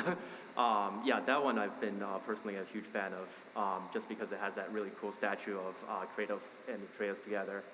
I mean, even before the new God of War, I remember back when I was playing God of War 2 for the first time, that wasn't even in a collector's edition, but I remember distinctively that they had a second disc that had like behind the scenes, and that was only like, I don't know, like in middle school or something back then, and that's actually the first time that I realized that like actual human beings made video games for a living.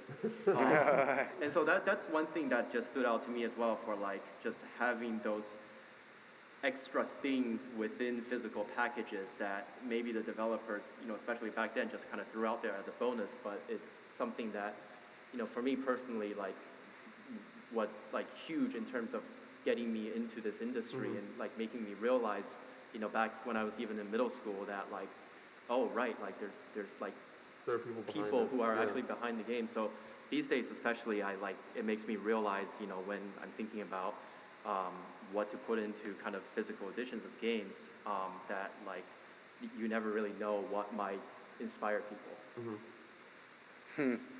Yeah, for me, I really enjoyed figurines and things like that. I think my favorite collector's series that I have is Todd McFarlane's Movie Maniacs series. We were doing Todd McFarlane's Kiss Psycho Circus, The Nightmare Child. Todd McFarlane created Spawn. If you haven't ever seen him, he just made amazing figurines. And they were multi-point, multi-articulation points and stuff like that, and they weren't your old Star Wars toys. And so they were just fantastic. But I would say, it was related to gaming because of Kiss Psycho Circus, The Nightmare Child, but really was the Movie Maniac series from Todd McFarlane, his figurines that, love to not take out of the box, put them up on my shelf, and I think that was it. Those were the toys I didn't have when I was a kid, Sorry, but I'm going to plug one of our collector's editions. Please do so. Just because it was kind of like one of the first projects that I really that I worked on from start to finish, and that was Among Us. I already mentioned it, but it was just so cool to see it all come together. So, from the initial contact with the developers and the consultancy they were working with, and just kind of talking about how excited everyone was to see something physical for Among Us, which is such an amazing game, and just how it became this like cultural zeitgeist, and everyone was talking about it. But the only thing that people could really get their hands on back then were kind of like knockoff plushies that And socks, right? Socks. Yeah, exactly. I It was love those socks. there was so much demand for it, but nothing was happening. And so, kind of starting that process, and then just, coming up with ideas, and then seeing these ideas that we had, just like informally chatting about them, and then actually seeing the box come together, and then holding a physical thing in your hand with all this like merchandise that's just being like created out of someone's mind. It was a really incredible process, and it made it really special. And then to see it like on shelves, and see people enjoying it, and see people like uploading it to social media and stuff, it was really, really cool. And it just made me realize how much of an extra dimension having a physical game can add to the experience of owning a game itself. So like when you have it digitally, you just play it on your TV or whatever, but when you own it physically, it's like something to hold, to cherish. You can put the stickers on your laptop or whatever. We have like a blanket, you can go to bed every night wrapped in the blanket of your favorite game. It's so cool. I want a picture of you wrapped up in your blanket Among Us, and you're like, it's just you. I know, because there's nothing, we're human beings, right? And so I grew up with a blind aunt, and I always, talked about how do you explain to my aunt what's on TV? Well, how in the H would I explain to my aunt what's going on the video screen? She's blind. And so the one thing about the physical versions of these games is it's a tangible connection to the game. And then if you create a tangible connection to this digital game, then you can create an emotional connection through this physical item to this cold hard digital game. And so that's the way I look at it a little bit more, is it is, we're humans, and we do have 5 senses for a reason. And so that's, I look at it as a tangible emotional connection a little bit to the game as well. Yeah, I've always loved like collector's editions and stuff, but over the past years, I've kind of gotten back more into just buying games physically in general, just because of what you're saying, like there's like a connection that you have, like just holding it into your hand and like you can actually touch it is something that's different than just hopping on. It's like in your digital library. I agree with that. For me, as someone who spends way too much money on collector's editions, I think Atlas does a great job with their collector's editions. They're relatively cheap, around $90, $100. It comes with almost always with everything in it. I like the Catherine Full Body one was great. It had a little sheep plushie, like something that is connected, physical, that is a part of that game, which is really cool. Like the Joker mask, from Persona 5 Royal was also really great. And then steelbooks. Who doesn't love a good steelbook? Yeah. Most of us have probably a big steelbook collection at home. Last question before we open it up to the audience is, moving forward, what do you hope for your company to be able to do more of in the future and grow and expand as a company with these special editions, these physical editions? I want to start by getting you to sign up for my newsletter, and because I hear about your collection, I want you in on our audience here. What do you think? You just want to go? Yeah, I mean, for me, it's pretty simple. It's just seeing more indie games on the retail space. I think you talked a little bit about how back then, the retailers were really trying to kind of squeeze the space, and it's really just getting more. Trying to get more space, for the games that we care about. I mean, Serenity Forge in particular cares a lot about kind of meaningful narrative-driven games, and so, those are the games where we found out we can really kind of create a lot of really amazing, really interesting ideas for merch and for the goodies that we can pack in, because a lot of them are very character-driven, and as you said, when you have even something as basic as character sticker sheets, people can tangibly see like if you just put the sticker somewhere, that like, oh, right, these are actual characters within the video game, and I recognize that as a character instead of some random blob on the screen. It can create a conversation Yeah. between you and a stranger even, you know? Yeah.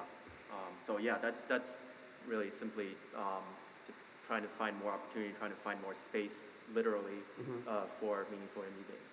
Yeah. Yeah, and I think, you know, for Special Reserve, we've done a ton of Devolver games. You know, a lot of the old back catalog stuff. Gosh, I think going back to Strafe and, you know, Shadow Warrior 2. And by the way, we're coming up on the 10th anniversary of Hotline Miami up in October. 10th, hello. So, you know, what I think I'd like to see is, and we're actually working on it, we're going to announce a few new partnerships with some third-party indie publishers and some third-party that aren't under the Devolver publishing wing that we're going to do some special reserves for. We just call them reserves.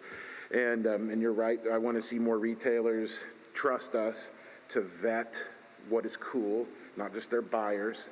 You know, let us show you, you know, what's going on in the space that you can't invade, and so we can bring some of this to people that you can go back into a GameStop and ask the manager, you know, hey, what's cool? And the manager's informed. You know, I love those days of like the record store days, the early mom and pop, you know, games where you could go and ask somebody, because so my biggest wish is that any one of my games that we sell turn somebody on to 3 or 4 other games by other developers. So that's my dream all the time. So just more of that. I just want to keep turning on people by buying, you know, Enter the Gungeon, that all of a sudden they find out about Death's Door, and then they support a totally different developer. That's what I want more of.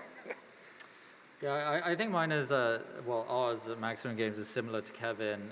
We see, like, you know, for so long everyone thought, okay, the industry was totally physical, and then digital started to eat everything, and then it was going to become like 100% digital. But what's so cool now, as we've seen, is that they've just become separate things. So digital obviously is doing incredibly well. Physical is also doing incredibly well. Like last year, physical grew as well as digital. You know, the whole games industry was lifted by the pandemic, very fortunately. And it's just going to be really cool to see what opportunities come about because of that. You know, whenever someone's making a digital version of a game, for some years, the physical was always deprioritized. And I would love developers to think, okay, we're making the digital version of the game, but how can we get excited about the physical side at the same time, simultaneously? Like, what could we do that would make a really special physical edition, even if it's not like a full collector's edition, but just something that really truly differentiates it from buying the digital product, so people have a choice to make of, you know, do I like this enough to want to own something physical, or am I just going to download it digitally? And I think there are going to be so many opportunities from that, and hopefully retail will continue to be on board with that, that they'll be open to those opportunities of having cool editions, even if they're not full collectors, but just like with stickers or keychains or whatever inside a smaller box. So yeah, excited to do more of those. And following up, just one quick thing. We're doing an experiment. It's actually going over really well. We put out a game called Demon Throttle for Switch, and we announced it from the very beginning. It's physical only. We call it only physical, never digital. And that's true. It's only going to be on a physical Switch cartridge, never on the online, no digital download, no Steam, no nothing. Really? It's only available on physical Switch. We did a pre-order. We opened back up the pre-order right now. It's going on at specialreservegames.com, but to celebrate PAX. And so we're going to try a couple more games after this too that are only physical, never digital, and they might be multi-platform, but only in a physical state. And I did meet with a couple retailers about that and have convinced them, isn't this a good idea, right? You want foot traffic? No, they loved it. So a lot of the retailers are thinking this is an incredible idea. Physical only, it encourages you to come into the store, you know, and that they want more of that. But anyway, so we are going to try, we're doing that right now. Demon Throttle, we're going to ship it this summer, and so I advise cool. That's really cool. Do more, you know, only physical, never digital. Let's, you know, chart our own course here. That's exciting. That's super exciting. So yeah, we're at the portion of the panel where if you have any questions for our panelists, please feel free. I thought you were getting up to run out. No, I just grabbed my bag, but, you know, it is what it is.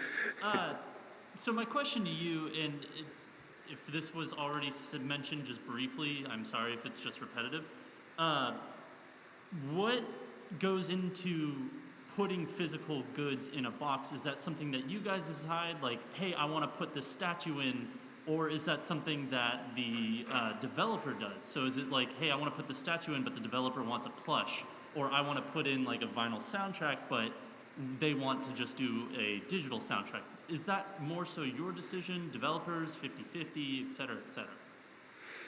Well, I mean, I think it's always a 50-50 development. I always yield to the developer, always when it becomes to aesthetic and art. But when it comes to actual items like a plushie, for instance, just FYI, it takes you a minimum 6 months to produce a plushie. You have a minimum. They're really high cost of goods. And so I think once you show a developer, here's all the great things that you want to do, but all of a sudden, your cost of goods on this thing is $52. You know what I'm saying? And we'd have to sell it for $125. So sometimes that's when you get a reality check, and then you might say, hey, let's make the physical version just what it is, and then maybe we could come up with a plushie or something standalone, or get somebody to license it. But yeah, that's usually where the rubber meets the road, is when you show what the cost of goods are, or the length of time it is. But yeah, I think most of the time, you know, if you just let the developer's vision of the art, you know, drive it, but they need your guidance. I always thought we should bend to the developer no matter what. And, you know, we spent a little bit too much making things sometimes when we realized they needed our guidance to say, hey, I love your idea, but let's just take that one thing out. It'll make extra $10. I know you want it, but trust me, when you get checks in the bank, you know, you'll thank me. So I don't know. There's no formula. It's a guess, but I don't know how. I mean, ours is very, you know, if it feels right, we do it. There's not a mathematical formula. I don't know about you guys. It's very similar to for us, where, you know, we kind of opened the door wide open to begin with, just to have a very open discussion where, you know, quote unquote, no idea is a bad idea. Mm-hmm. So we hear out the developers first, because, you know, we want them to know that we're here to support them, and that, you know, we want to kind of make sure that we do hear out, you know, all the cool ideas they have, and then we start narrowing down by feasibility, by cost of goods sold, by all those, you know, kind of less exciting elements that go into it. But we want to respect every developer. We want to kind of make sure that there's some element of customization in all of the physical releases that we do. That is, you know, of course, like I'm sure we all agree that it's unique to that specific game. So yeah, it's very much kind of a back and forth discussion. Thank you guys. I'm pretty sure this is an unpopular opinion in the room, but while I love collector editions, I do not like physical copies of games. How do you guys feel about, either in the future or currently, about collector editions that come with like digital code or something like that, or even a digital download? Does that, in your opinion, take away from it? Is that something you see in the future maybe becoming more popular? So we have tried that before in retail. So it's called Code in Box. Mm-hmm. So where you basically just get the box, and then you open the box and there's just a code. So there's no cartridge or there's no disc. The issue with that is that it's kind of a consumer perception issue, where someone will see a box on the shelf, and quite often it's someone, you know, let's say it's someone buying a gift for their child. They see it on the shelf, they buy it, and then they give it to, you know, their child for their birthday, and then child opens it up and it's just a code inside. And they're like, oh, thanks, you know, like, and I think maybe it can be a little bit disappointing for people sometimes when they don't get the actual thing. So it has been tried before, and usually there is, just from kind of a consumer feedback standpoint, negative feedback. So it's become kind of less popular, but I'm sure in the future maybe people will figure out better ways of doing it, and it might come back. Yeah. Well, for me, I mean, we've tried it a couple times. We did Serious Sam 4, but PC Collector's Edition. It came with a vinyl record, it came with an art book, came with a figurine, and a code inside of a steelbook, but a movie-sized steelbook, you know, and then a stick of games. Now, in, you know, PC Collector's Editions don't really sell that well. It seems to be console Collector's Edition. I mean, you could put the same, you know, PC and the Switch side by side, and the Switch would outsell the PC 10-1 on the Collector's Edition. But My audience particularly are a little bit more hardcore. They want pristine carts. They want pristine discs that have day one patch, all the DLC, as much as humanly possible on that cart. So when you have that cart, it requires no digital download at all to have a pristine disc. So actually my answer to you would be, that's not my customer base, but I see the code in the box way, and then but yeah, it's a perception of value. Yeah, I think is the right answer, what you said. But yeah, so not too much. I mean, we're not going to pursue that very much in my world. I don't know. Thank you very much. I still like you. Hello. I work more in the kind of retro field. And we are looking into doing more collector's editions, etc. So would you be able to speak a little bit to how you curate non-physical items? So you spoke a lot about like plushies and such. How is it you go about putting together a special edition or a collection-worthy collection with more like ephemeral, experiential items? Just call Kevin to see where his vendors are. How do you guys do that?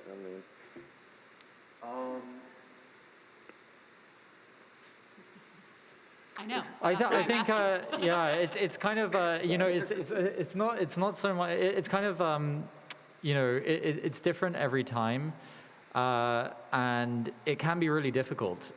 You know, what we like to do sometimes if we have access is to ask the games community what they would like to see in a collector's edition. You also know certain things everyone just loves, like everyone loves a steelbook, for example. I'm not sure how easy that would be to do in the retro space, but if you put a steelbook in there, people are going to love it. Plushies, people absolutely love. There are just certain items which are always going to be a hit. And then other ones maybe can be a little bit more risky sometimes, but you know, I think for us, we found it easier to go with kind of a little bit more, you know, doing something really special, but within brackets of things that people would expect, rather than going too out there with what we're including in the edition. I'll give you advice: get as many samples from as many different vendors as you can. And I mean, that's really, I mean, they will send you samples if you ask for them. And I always call it feel the wheel makes the deal. So, you know, you say you make a really good thing, cool, show it to me, put it in my hand, because I want to see it. Because there's that tactile thing for me. So look at what you're good at. You know, if you're really good at, you know, illustrations and stuff, well, maybe you should do more art prints. You know, I mean, you know, see what you're good at, but you'll find one or two vendors that can be your crutch vendor. And so if you get a print vendor that's just solid as a rock and can turn you out jacket covers and instruction booklets, and they can do a good binding. Like, I'll tell you one thing with Switch. You know, we do instruction booklets inside the Switch case. Well, the Switch booklet itself is only so tall to fit in that case. Well, most binding lines, most people in binderies that are just doing staples, saddle stitching, even perfect bounds or whatever, but most binderies are not set up for spines only this long. So they have to do what's called a double pass. So you have to find a bindery that can do two staples that are straight. And, you know, so, I mean, boring stuff, but it's trial and error and trial and error. And the only way you can really know is get a sample. Yeah. So if you think you have some good ideas, great. Maybe they're great ideas.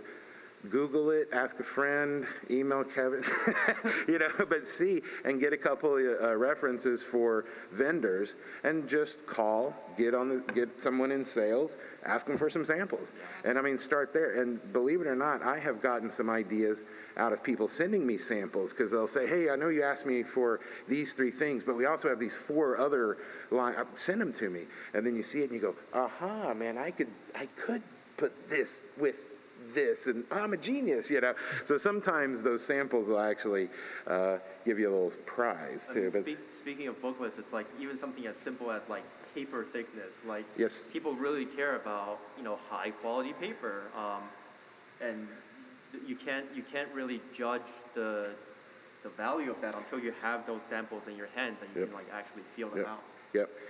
And then sometimes when you find what you think you like, you've developed a paper that you really love. I make my own paper. So, you know, I needed to make these boxes, and I was tired of trying to find one vendor that would run out of this, and one vendor that didn't have that. So I just started making my own paper, and I'll buy, make 100,000 sheets of it at a time and stack it, just because we know we're going to use it. So when you find out what you really like, make a lot of it and keep it, or at least secure that vendor really well. But that'd be my advice, just lots of samples. Thank you. Oh, you're good. You're good. My bad. Yeah. We can take one more question. Sorry, guys. You guys should Rochambeau for it, right? Paper, rock, scissors, right? So when Dark Souls 3 came out, there was the option for the Estus Flask Edition. And the Estus Flask Edition came with a resin model of an Estus Flask. And everyone who bought it thought that what they were going to get was something that you could actually put liquid inside. That's not what they received. It's just something made out of resin, shaped like an Estus Flask. Similarly, there was a special edition for a game, I don't recall the game, where it was supposed to come with a duffel bag. And what was advertised was... Oh, yeah. Okay. Yeah, and it was all wrinkled up, and yeah. Right, exactly. So the question is, what do you think leads to that? Is it just cynical profiteering? I know that. I know the answer to that story. They had a vendor issue, and they sent them the wrong thing, and then they were stuck with them. That wasn't intentional, that one that you're talking about right there. But anyway, sometimes you have a vendor issue. Let's just be honest. COVID or not. We try to make as much as our stuff in the United States as we can to avoid multiple things, shipping delays and costs, availability, quality of goods sometimes. But man, a lot of times people just go out of business, or a shipping FedEx truck crashes on the highway and bursts into flames. It happens, and sometimes it's honestly as simple as that. I don't know that there's too many people in our business that would put 9 really great things in a box and then just one piece of shit just to make an extra 15 cents. I don't think it's going to happen because there's too many people that notice and will call it out and never let them forget it. And so it was probably just it was just probably a collusion of bad things that lead to some of that. But trust who you're buying from, man. Don't give anybody your money until you really vet them.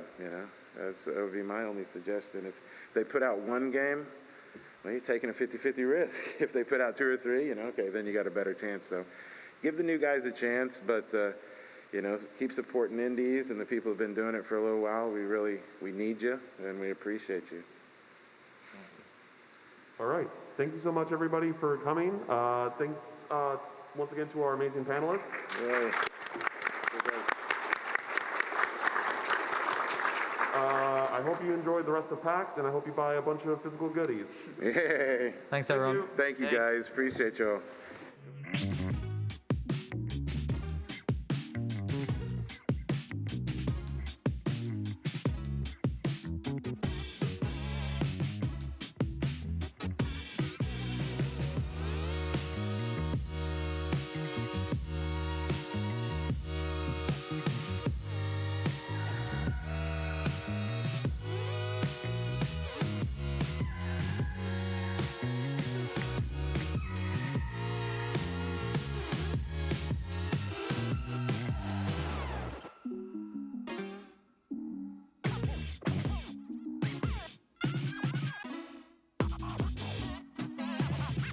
That's my man going down.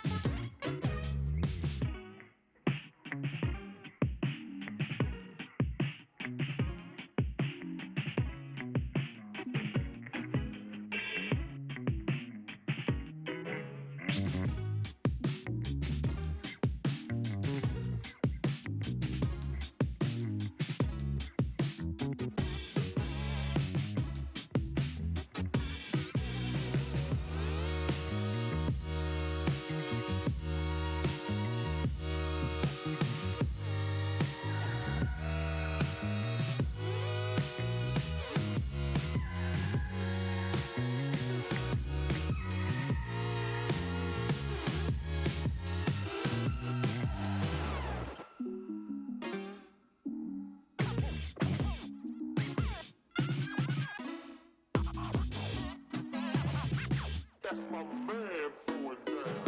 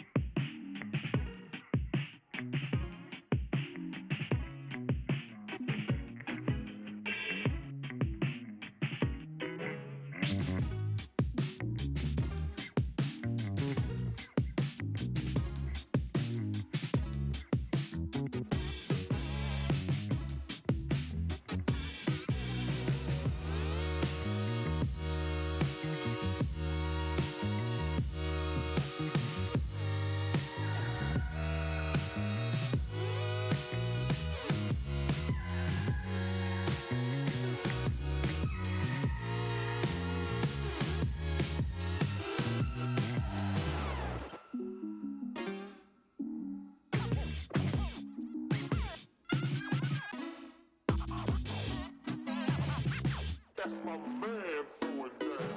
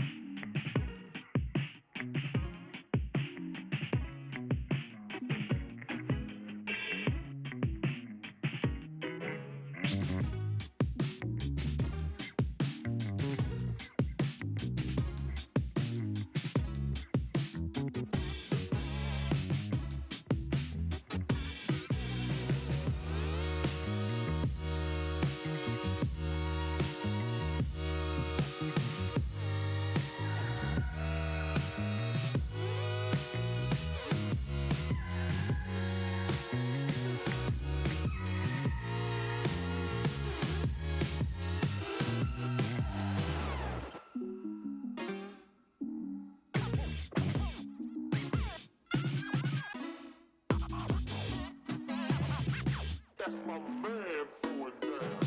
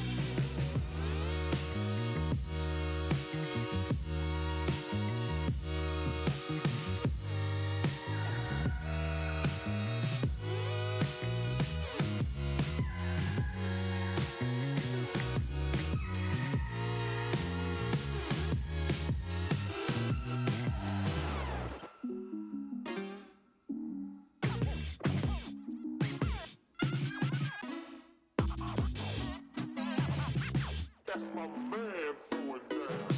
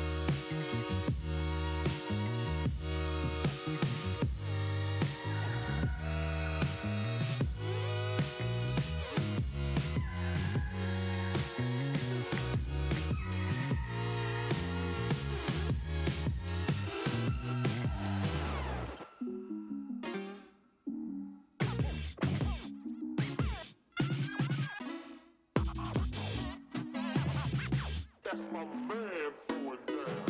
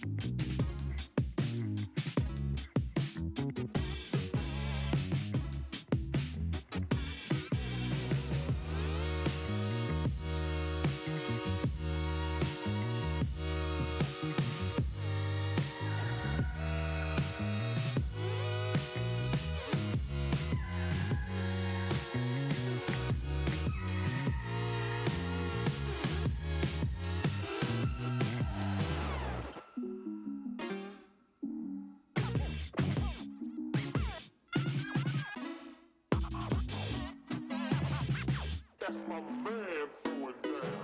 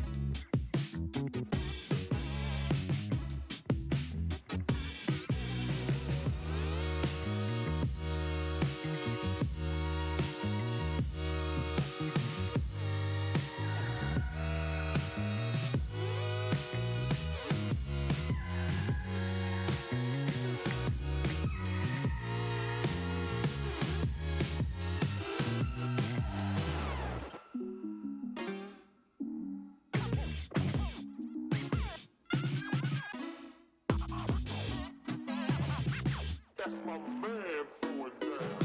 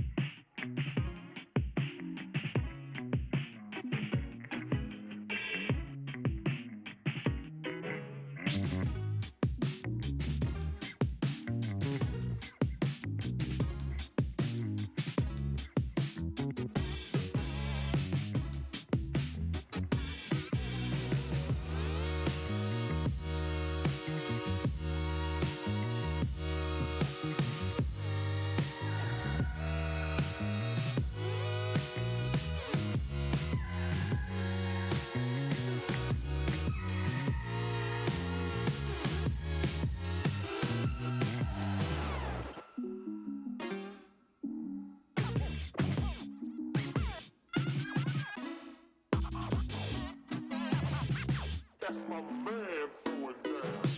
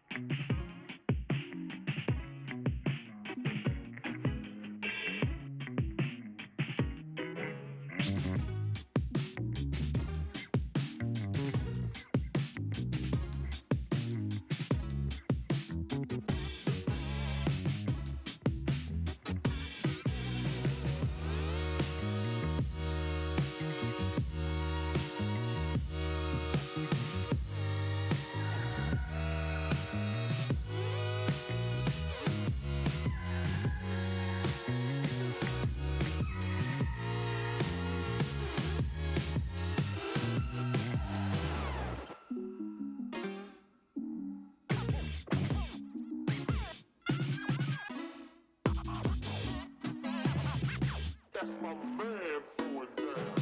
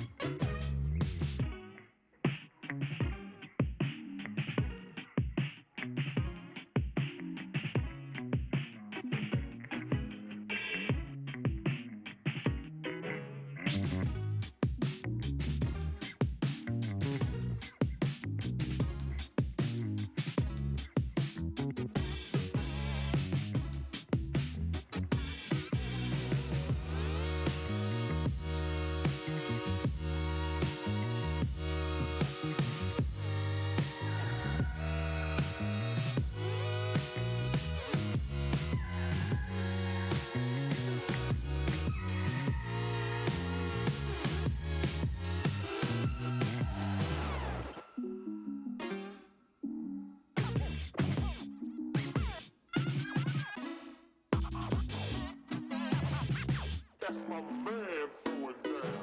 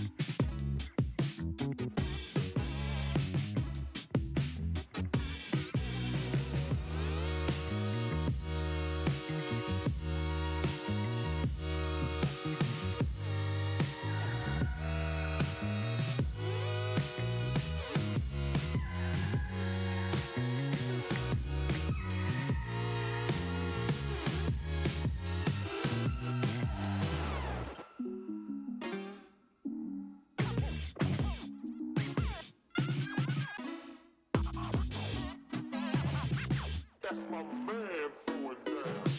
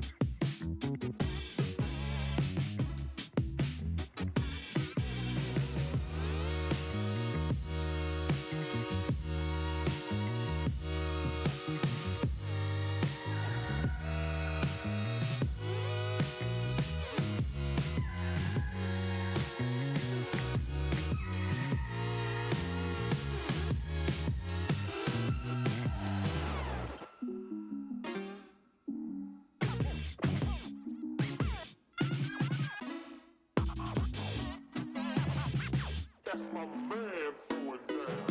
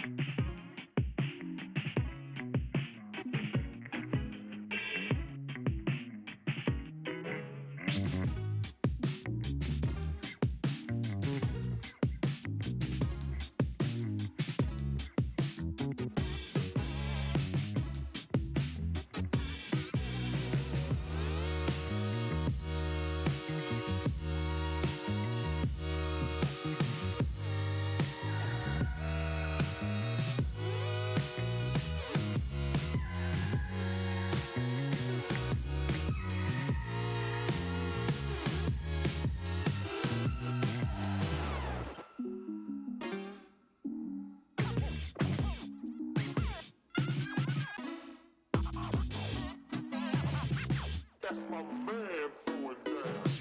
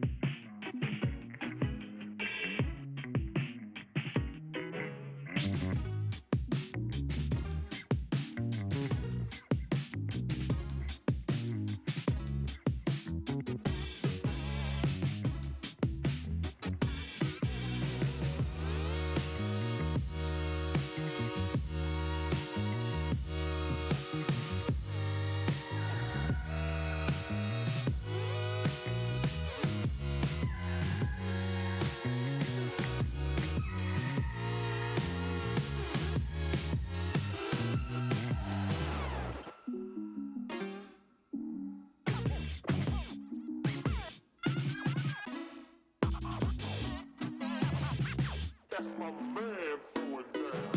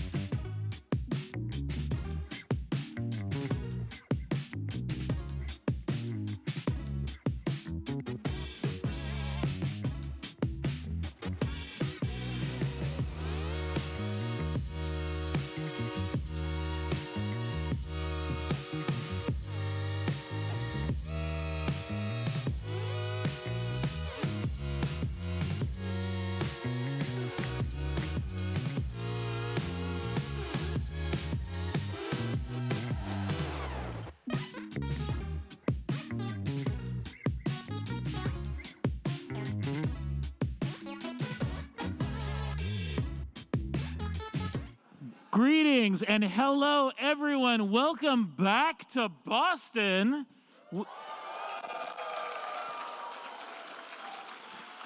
It feels like just yesterday I was up here tormenting Omeganauts. We have a whole fresh crop. Welcome to round one of the Omegathon. Give it up for our 32 Omeganauts.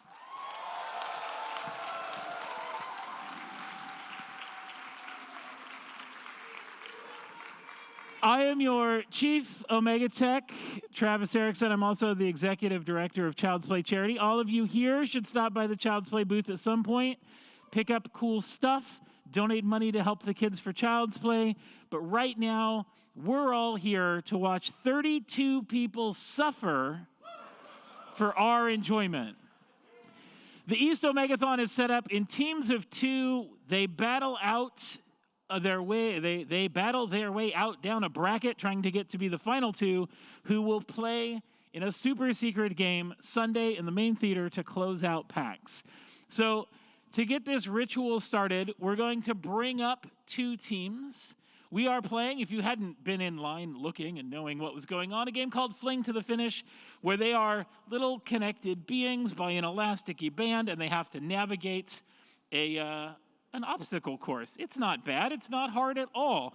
To make it harder, we gave them a really small screen, really far away from where we're going to make them sit to play. The good thing is, as they lean forward, their faces will have to be in these microphones, so we'll get to hear them swear at each other and stuff. But let's get started with our first team. We need Team Batman Forever, Jelly Belly, and Matt BSG. Come on up.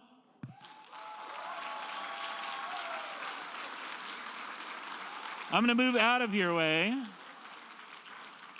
Jelly Belly, you get to be player 1 here. That means you're going to be the little acorn. We could pop it up onto the screen here so they can see as well.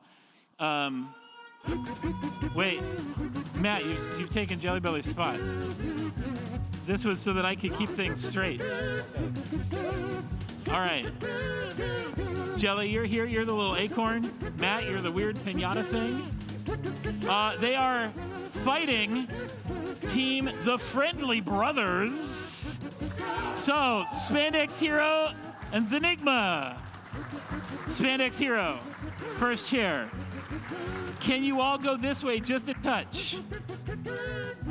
Because we don't want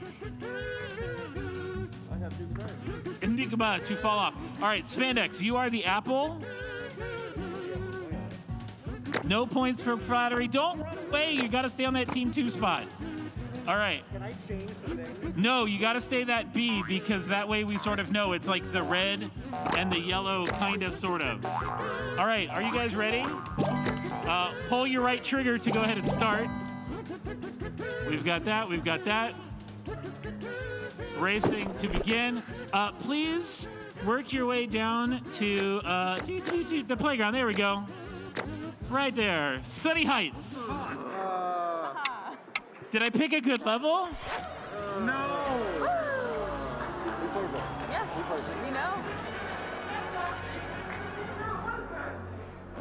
I feel cheated. Where am I? This is me trusting you all have practiced. So we're on the left. Where are you? I'm the B. I'm gonna go. Oh my God. And they are off. Working to catapult and climb, tying each other up right away. Yes, flinging over the top. Nicely done. The Friendly Brothers getting a good running start. Okay. You'll notice the Friendly Brothers having springs underneath there. Okay, go on the right.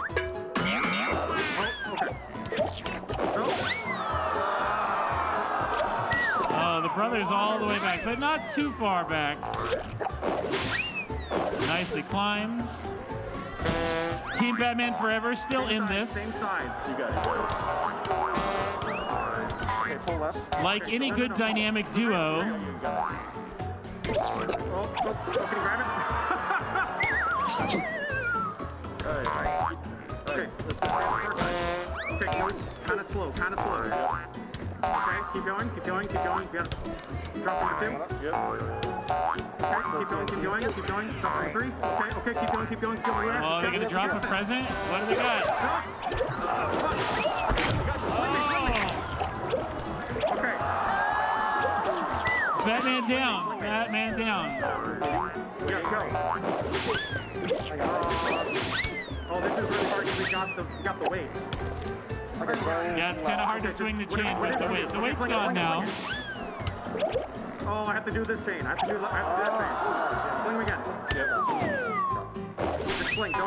you are. Okay, I'll fling you. Try to get any train. Okay, fling me again. Let's walk forward. Let's walk forward. Okay, I got it. All right, go. Okay, we're through. Okay, this is the hard one. The Friendly Brothers doing Okay, quite I'm gonna well. go over this side. We have to get ready for the Round. Well done. Okay. Oh, Batman Forever with the balloons. Here they come. Past the chains. Okay, I'm gonna try to work my way to the other side. Oh gosh. Oh no. Oh, right past the Friendly Brothers. Fling me the other side. Drop down. Okay. But all they've done is tied the whole deal. Fling me a bit. They're tied. No! Okay. Do it again. Stay on the side. The dynamic duo holding on. All right, go to the left, I go to the right. Oh! Go. The Friendly Brothers now coming back with the balloons. I think we just go. Take that. Wait. Where are we going now? Oh! Where are we going now? We can keep doing this. If we get too much, I'm gonna roll. Get the center. Swing the arm. Grip it. Oh. Fine. Just keep going. Okay. Uncorking the slide. Get over your side. Get over your side. Bumps us apart if we come together. Can you? Flick me. Okay. I'll fling you again. So remember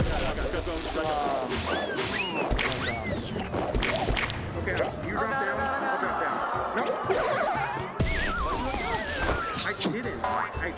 Because we were fine, and then we weren't. All right, I'm gonna grab. Ladder climb coming up for Team Batman. I got it.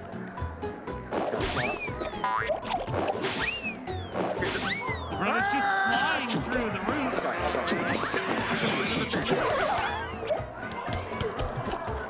Go. So close. Okay. We didn't get the checkpoint. I don't think we got the checkpoint. Well, then don't die. Slide. Timing the jumps. Go. Go. We got this.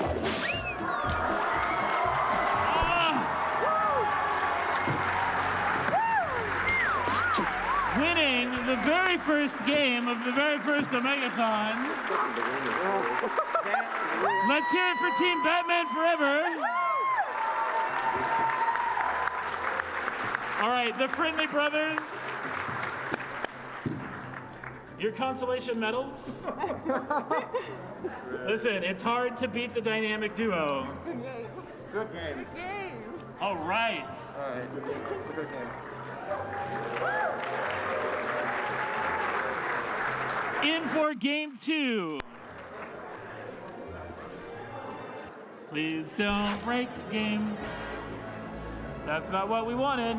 No. We wanted to go back. Hey, Ben, come.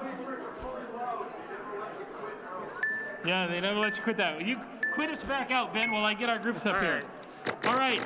Our next team, we need Andy, you are with Melissa and Suki. Come on up.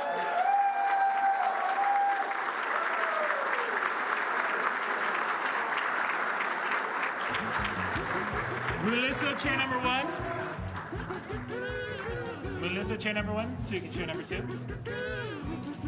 They are facing By the Dang Slice. Dead. I need Light Tech and Wagging Trowel.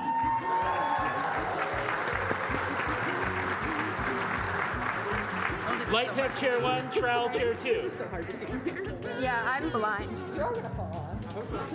Thank you. Uh-oh.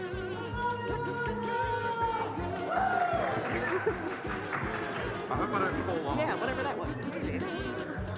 All right. So small. Oh my God. I told you that we made it hard by making it small for you. It's hard by not playing the game. It's Nobody's waiting. to be mean.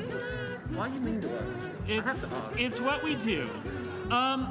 let's see. I believe we had a good run on that. If you go down, we won't do the casino level because that's really mean.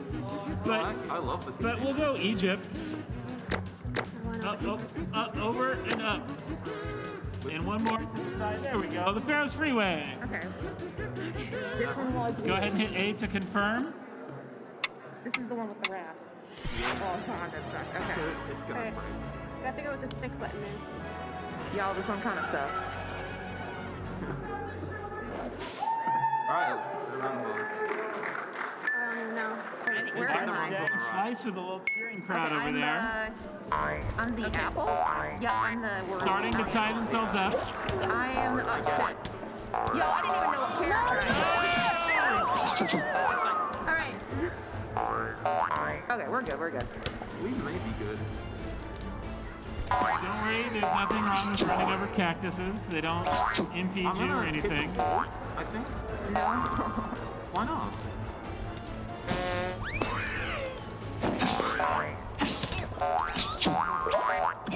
I was looking at the ladybug first. I know, okay. Alright, you're the ladybug, I'm the apple. What's the stick button? Where are you going? I don't know. Oh, going up here. We got some goodies. Oh, fuck. What's that?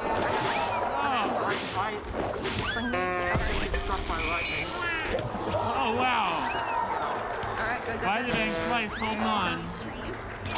Okay. I was gonna say you got a stick. Yeah, I got you. Thank you. How do we hold on to this? Oh, this is a good time for balloons. Just stay. I am staying here. Staying here. And you are just floating away. Wait, I got this. Oh, you fling it. Can they clear it? Yes. And got it. Yep. Okay, cool. Okay. We're gonna go this way. Oh, been sliced by the aliens. Gonna cut it, so let's go here. Yeah. As long as it Giving a doesn't, chance like, for By the Dang Slice to catch back up. I think we just broke the game last time when we were playing. Yeah. I think it was fun. It was fun. Did I play you? I don't remember. There we go. Fourth time's a charm. It's okay. Trigger to pull yourself to the side. Okay, I'm gonna. By the Dang Slice, starting the wall climb. It's fine. It's fine. You're fine. Wall climb. You're fine. This is fine. You don't need to breathe. Oh no. Good. That was over. To the right. Oh Transfer to the right. Yep. Yeah. Okay. That was much easier than No. Stop rolling around. Okay, got you. Alright. Yep, there we go. And up here. And Other side. There we go. One UFO down. This is fine. there. Oh, good. No winning. 2 UFOs down. You made it. The ladybug again. I cactus list. Get out of there. I still have it after. There we go. Okay, Stick is A. the bird of no return. Stick and pull. There you go. Okay. Alright. Fling to the finish, if you will. Give me them balloons. See, and you are. Sorry. That's all right. 3 minutes. I had no idea. Thank you. Good job, All right. Epic fail. By the Dang Slice. Moving on to the next round. Let's give it up for Ed Duar.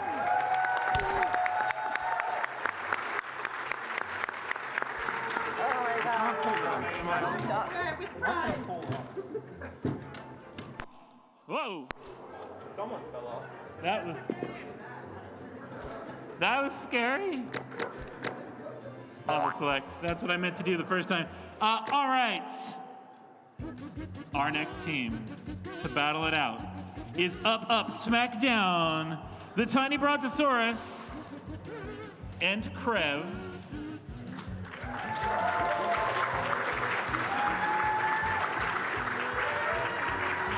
Versus the complete Pokedex, Packer, and Incinerator the limits.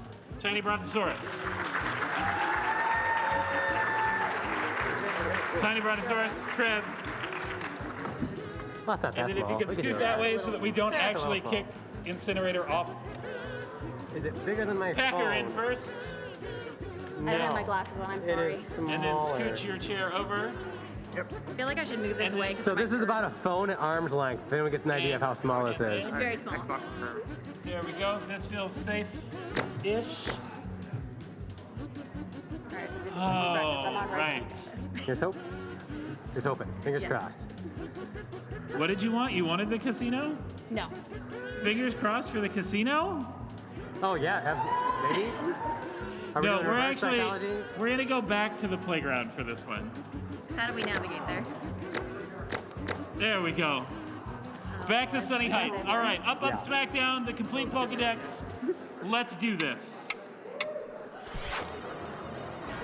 All right, So I I'm don't know assuming which we're one on I the am. left side, I'm assuming? Are you guys We'll find requesting the out. second playground? Is that I'm what I hear guessing. down here? So I'm gonna guess I'm All whatever right. that is, a B? Are you the thing on the, see the orange thing? We'll find out. No, I think I'm a B. No. Okay, no, you're the yellow. The I am. complete Oh, there we Pokedex go. getting Yep. out to an early lead.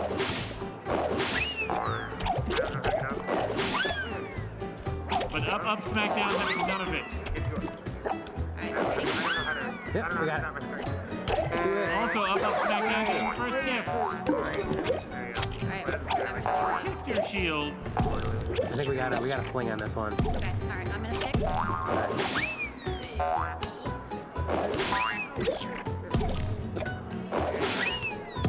You've got to release. There you go. Let go. Yes. Oh, we're gonna try one more time. yeah. Stretch back this way. All Alright, one more time. push forward. Okay. Complete Pokedex. There we go. Now snap them forward. Oh, we're gonna try again. That's the fling you need. You just got to get the fling up the wall. Try again. Back up, run, jump, fling. got it. Hold on, back up, now fling. Jump. Yeah. Packer, you've got a fling. There we go, lock to the wall. There it is. Now you've got it. You're climbing. Oh no, up, smackdown. What happened? I missed it. I have no idea. I know. Pull back. There you go, pull way back. Now fling. There you go. We're okay. I'm sticking. Oh, nicely good. snatched. That was well done. Stay to the right and take this pipe. Oh, hang on. Sorry, I'm not going that way. And then you just yeeted yourself off the edge. Just take the pipe on the right. The pipe? Okay. I'm the yellow thing, right? Yes. There. Pull back. Pull back. Again? Now Incinerator snap forward. Packer, back up. Packer, run back, run back, run back. Incinerator, fling. Oh, good catch, good catch. There it is. Grab the wall. All right. Incinerator, back up. Packer, fling. I can't see right. No, Packer, hold it. There you go. Packer, fling. Oh, no. Oh. All right, let's just do it like an old-fashioned pipe. Why don't we go back? It's easier to go back. Is it? Okay. Literally all stuff over here. All right. Nice little fling there. That's better. There you go, Incinerator, fling. Yes. Yes. Oh, how did we miss that? Now fling one more time. Go left, go left, go left. Up. There it is. Get something good. Yes. This is a great, Stick. great success. Fight again. That's right. Oh, no. What's happened? I got it. Okay. I think we let go. Let go. Okay. You have to Up, smackdown. An alien force. I mean, it's straddle the pipe. There we go. Ride that rail. Ah, what's going on? Just let go. No, pull back. I'm gonna eat you up. Okay, let's roll. Grab it. Oh, man. Falling apart. Just get the half of it sticking. to such a strong start. Oh, no. There you go. Yep. That's good. Now. Nope. Yeah, there. Oh, nice catch. And then push forward as you can. Oh man. I've never struggled so much in this part. Should we go left or what? Up, smack down. Look at that path you can take. Yes. Maybe you'll get an alien spaceship to help you out. Wait, what? What is that? Stay on that side. I don't know if this works. There, fling forward. Yes. There we go. All right. There we go. Oh, no! You said we're in the clock out. Maybe this one's an alien spaceship. Oh, grab on! Fling back up.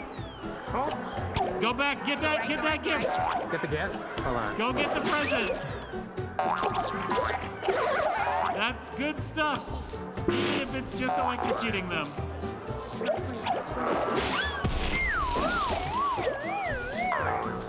Okay, take that route. Nope, go to the left. Yes.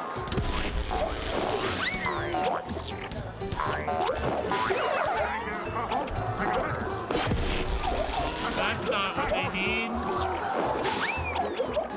Grab on. Pull off. Slide. There we go. Up, Smackdown has made it. Grabbing those chains, Tarzan style. Got it? Excellent. Moving well. Just got to get to that white line. Just get to that white line. There we go. Oh. That could have been a really helpful present. That nice grab. I don't know how this works. Try to swing over the side. Flip it over, flip them over. Yes. You got it? All right. Back over.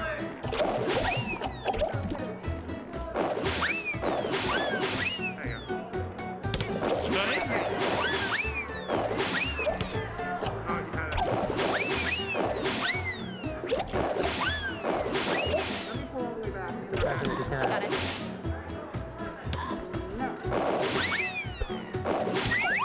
Got it? Oh, now you're extra jumpy. I'm gonna try to get over. I'm over. There we go. All right.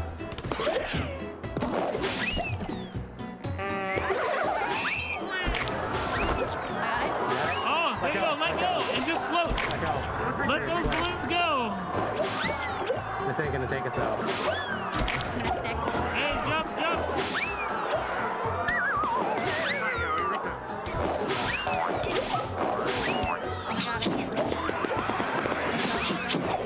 Stop me again.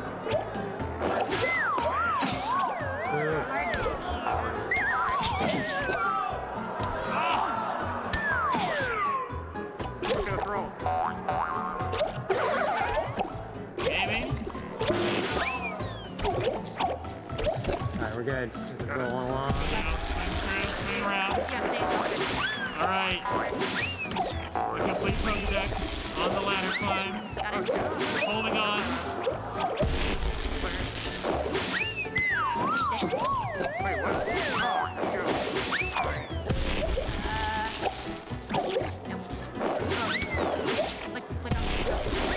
Let go. All right.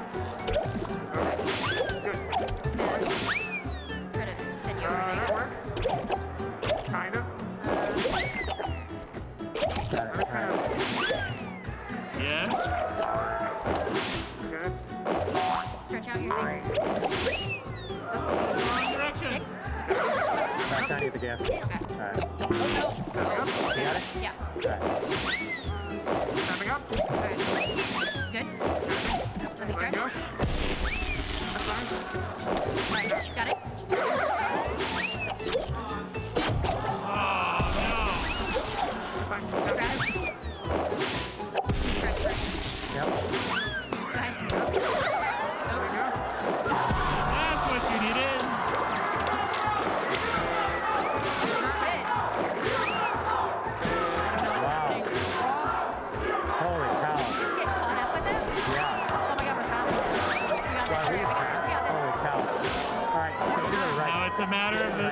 navigating the slide.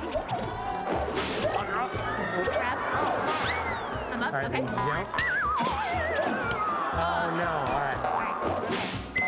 This part's like super easy if you can do it. Up, smack down on the slide. All right, on the slide, stay to the right. Complete Pokedex. Jump. Doing well. They're still And close. jump. Oh, we totally got it. Oh my god, we just did it.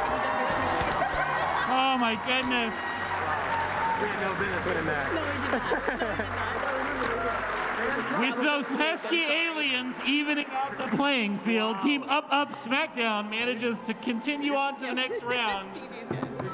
And while they may not make it to the following round, they still have a complete Pokedex. Give them a big round of applause.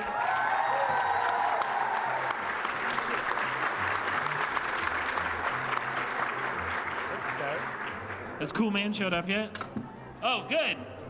That's really good, because you're coming up on the stage in just a moment. All right.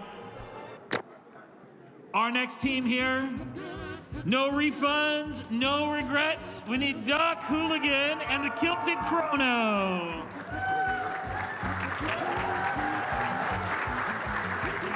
Doc, chair number 1. Kilted Chrono, chair number 2. Yep. They are facing Team Boom Headshot. We need a Viking nerd and a Cool Man 23. Can you guys scooch to the left a little bit? As much as I can. That's what you got? There you go. Viking, you're here. I don't know. This isn't that bad. It's not that bad.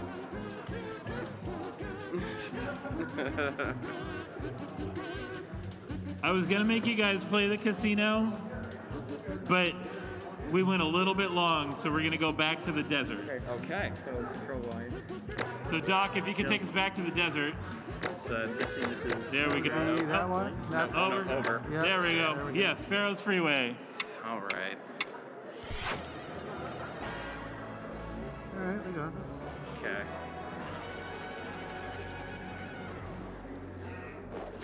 All right. So I'm the acorn. No, I'm the orange bee. I'm the orange bee. No, I'm the acorn. Okay, I'm the bee. Gotcha. Left.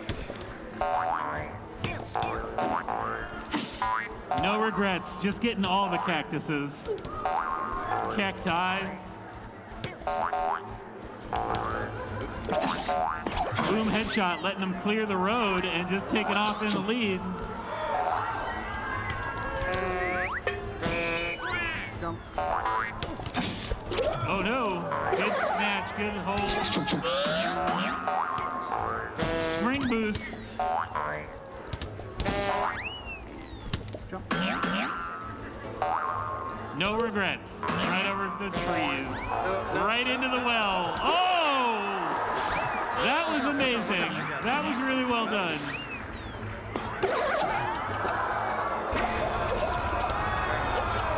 We got caught hard. Okay. Boom Headshot coming after him with the laser line. Again.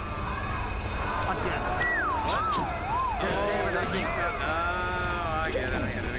Springs plus laser line. Oh no. Sorry, we'll get the item. Yeah. That's water. You don't get to go in there. What's that? Okay. Maybe not. Maybe not. Okay. Yeah, we just have to go for it at this point. Oh, nicely shot on that side, and then ruins.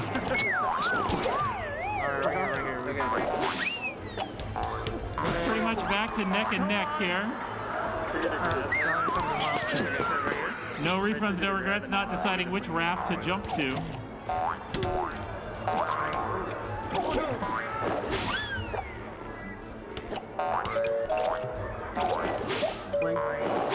Both teams holding on top for dear life. Oh, swept underneath. Oh, I got it.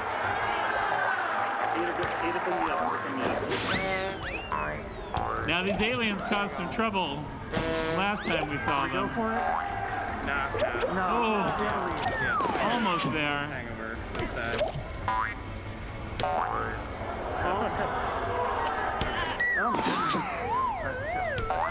No refunds, no regrets. Get ready to tip the wall. How to avoid lasers. Okay. Yeah, I think it just needed a little nudge. Okay. There it is. You're good. Oh no! Oh, that was the touch the lasers that cut. Did we touch it? I didn't even see it. We're trying to avoid It didn't look like cacti. that. Yeah. Okay. There you go. Hug the edge. Okay. We're good. Now we should be good. Alright, I'm gonna see you. Plane? Okay. Oh, leaving the obstacle standing. No refunds, no regrets. Good. Oh, who's where? Oh, climb it up. Play me.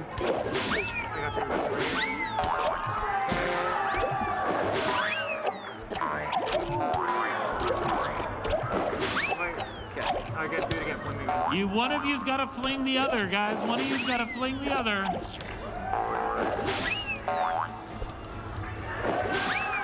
Let's keep jumping. Falling cacti. Boom, headshot, making it across. Oh, but also have some weight. We already have cacti. It's fine. Yeah, we're good. We're good. Feeling it. Oh. It's a bad place for a weight, but way to hold on tight. Okay. Oh, good catch. Fling me. Go. Okay. Grab it. Yeah. I got it. Plane.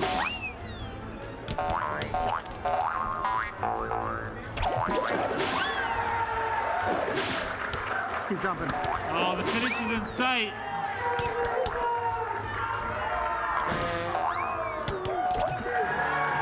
No refunds, no regrets. Moving on. Big round of applause for Team Boom Headshot.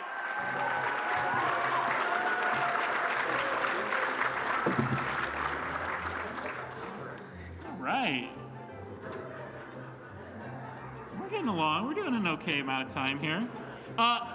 Next on up, we need Team Grabthar's Hammer, Gothensail, and Zender.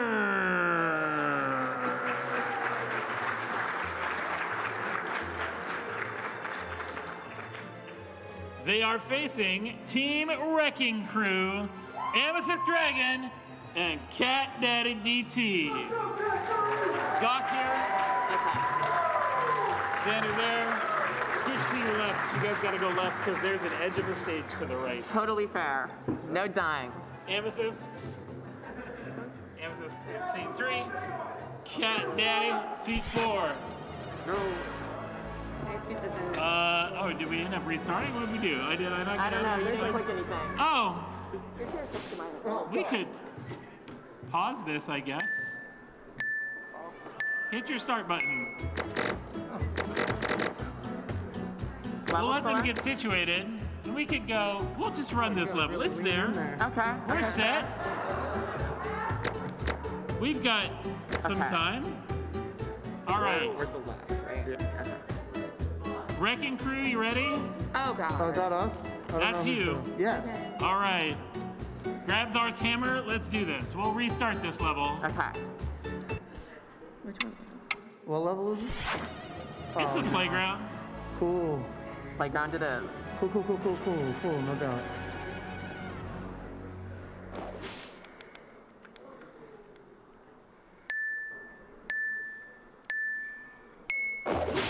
Okay. Taking a moment to figure out who they actually are.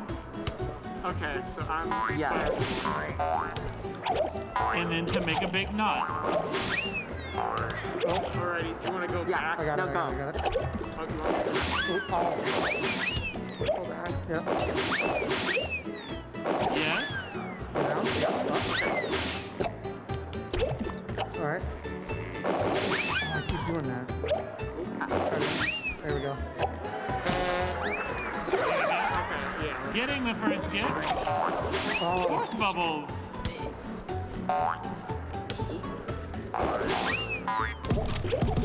Ah. I missed it. Grab on tight. There we go.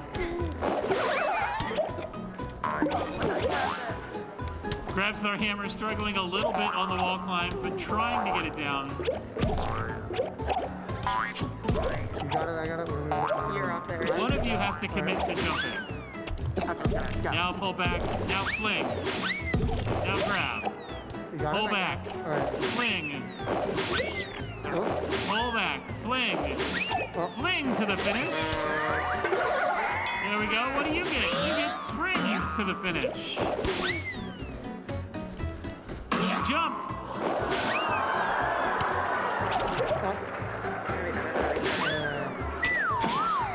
Jump again. That was, oh, well done.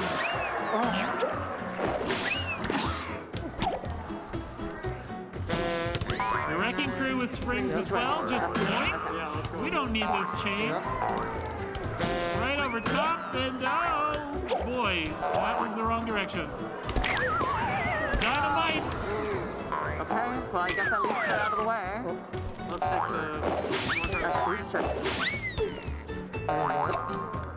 Oh, we're taking this route. Yes? Oh, no! Oh, no. Okay, Yes, we do have to turn. There we go.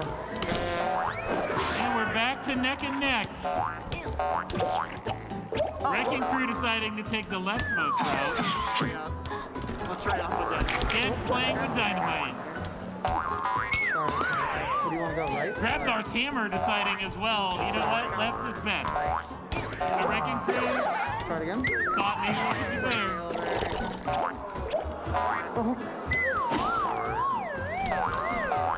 Oh no. Our own trap.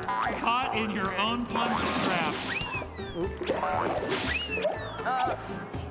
Oh. Holding on, now keep sliding. Oh, the Wrecking Crew, good grab. There we go. Oh, laser. Just gonna wait there for him. Oh, sorry.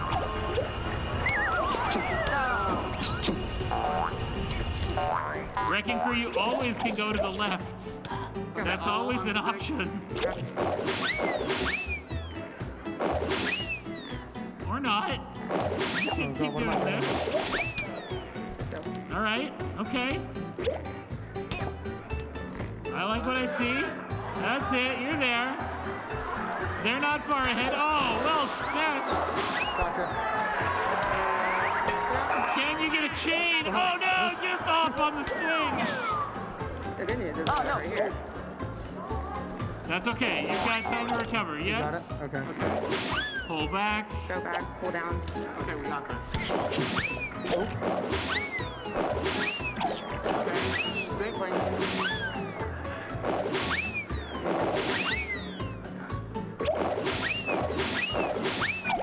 All right, just let it swing and then I'll loop around. Okay. There we go. Oh, you want it? I can't see. Now. I Let me can't get some anymore. momentum. Hang Okay, on. go. Yeah, here. There we go. Okay. God damn. There we go. No! No! Damn it. So close. On it. You've got to catch on to one of those chains. There we go. Go down. Okay, at least the TNT. Wrecking Crew gonna Yes, swing forward TNT's and gone. backwards. All right, let's go back. Around. Swing back. Oh, somebody hold on. Good. Oh. They got you. Oh, you had it. There it is. Cross that line. Oh, with the gifts. But maybe not. But maybe so. Oh, springs. It's real helpful on this one. Just go. Yeah. Real good. When all you want to Here, do is grab on slide. and fling me. Okay. Oh, Oh, my bad. Okay.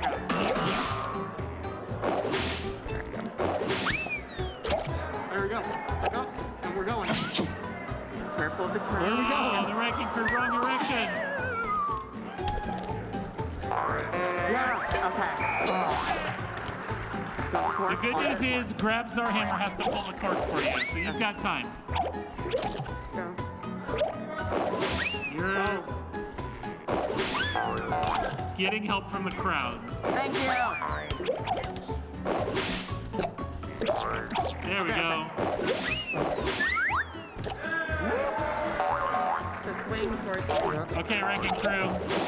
They've cleared the path. All you've got to do is keep going. No! Oh, good catch.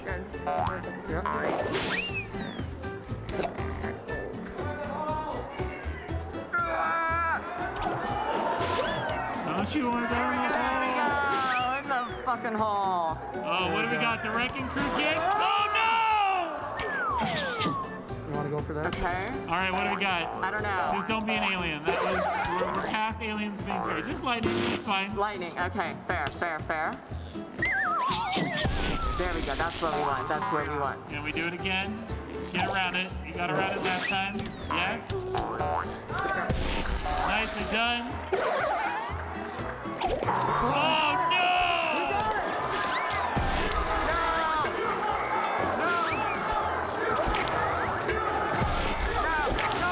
Leave you on the ladder?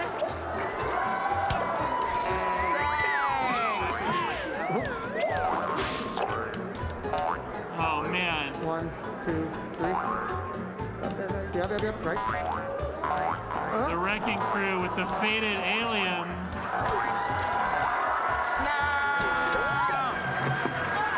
Thank you for the play.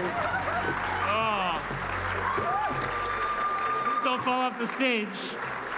Owing their entire victory to the aliens, the Wrecking Crew continues on, grabs their hammer.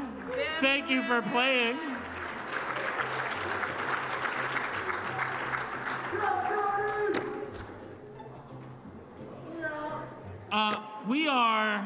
We are getting to the point where we've got to bring a runner-up on the stage. In our first match, we need Here to Make Friends. Bobby, Wasabi, and Zeffy, come on up. Bobby, Wasabi, chair number 1, Zeffy, chair number 2. And scooch to the left, everybody scooches to the right, trying to bump off player number 4. Facing Team Hack the Planet with Angie Mahler, runner-up online. Angie Mahler and Butts. Excuse me a little bit. Angie, you're here. Butts, you're there. All right. Now, we got a little bit of time. Oh, God. And I think it's only fair. The water park or the casino? I think it's time to deal some cards. Woo! All right. Here we are at the casino. Jump frame. Here to Make Friends versus Hack the Planet. Let's go, baby. Going down. Woo! All right, so which one are we? That's a great question. Yeah. Right side? I think we're right side. Okay, we're yellow. All right, I'm the. No, Yeah, we're on the left side, and I'm like the B. Man, strategic talking already happening from Here to Make Friends. Only to get launched right off the side. Team Hack the Planet has Angie Mahler's Omegonaut history and experience and butts. We're good. Yeah. Oh, who got it? I don't know which one I'm so confused. Which one are we? We're right side. I'm pink. You're the Team Here to Make Friends. Take it away. It's okay. No, I'm not. We're good. I'm not jumping. Why am I not jumping? We're gonna bump now. It sounds like a shockwave. I got us. You got us? Oh, too far. Goodbye, Hack the Planet. Okay, let's go together and then just stick. Yeah. Team Here to Make Friends going for the next gift. Yep. I'm not playing you. Stick. Look out. Got it. Yep. Fling. Hold back. What's with Hold back. Okay, now we'll roll together and then get on it. Hack the Planet holding on. Oh, X? Okay. Okay, we'll roll off together, ready, set. Time to go. Roll. Get out of there. Blow it down. Aliens, UFOs, spring. Oh, wow. Go, you're good. Quick, hold on the edge.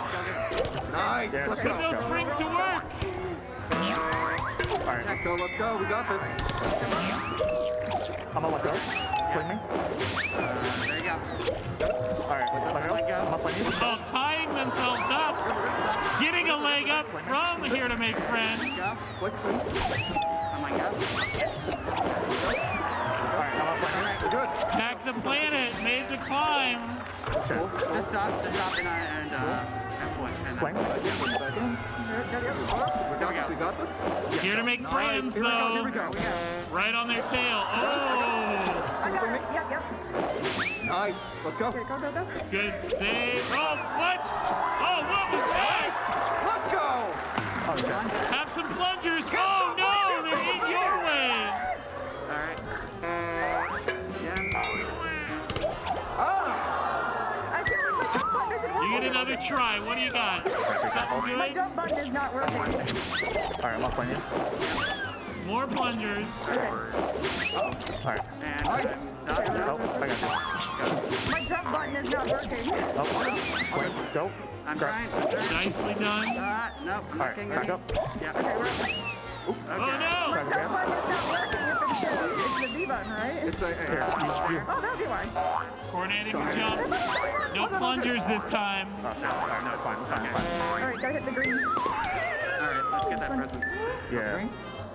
Okay. Oh, that's like a pro at the roulette table. We got this. Hack the planet, hack the table. Let's see what we get first. Wait. That's fine. Oh. Jump.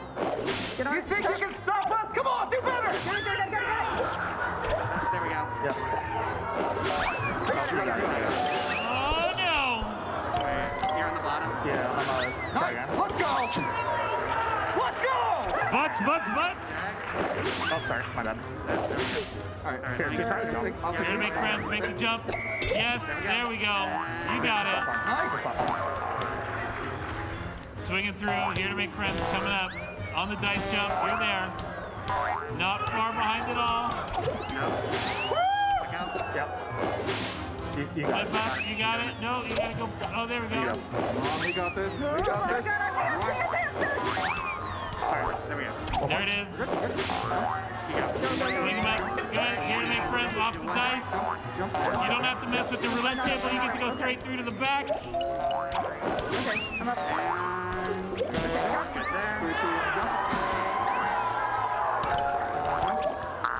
Lock it on. Here to Make Friends, gaining ground.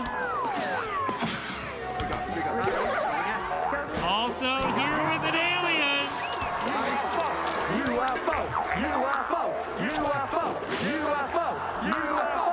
UFO. It's still carrying us. It got you close. It is. Wow. It got you real close. Bye. Oh, shit. All right, hit the floor. Yeah.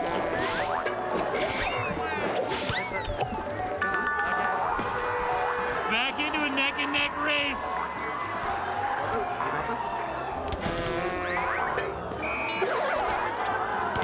I got you. Fling. Go middle.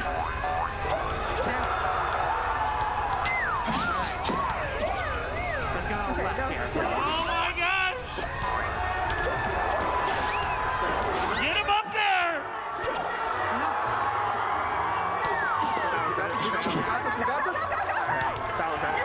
Hack the planet makes it! Butts don't fall off the stage! Butts don't fall off the stage! Well, good attempt. Oh my goodness! Hey! Give it up for Here to Make Friends!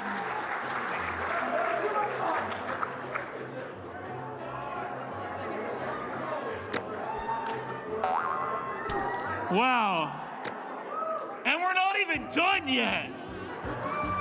We've got one final round. We, in theory, have 5 minutes, but we can do this. We can make it happen. What, who, what? Oh, I'm gonna read my text, not my thing. All right, hold on. We need team Meet Your Doom, which is, oh wait, oh, we have a whole other team. Why did I miss one? What did I miss? Oh no, I skipped my page so early. Bad cop, worst cop. First, come on up here. Bad cop, worst cop. I lied, we're gonna go a little long.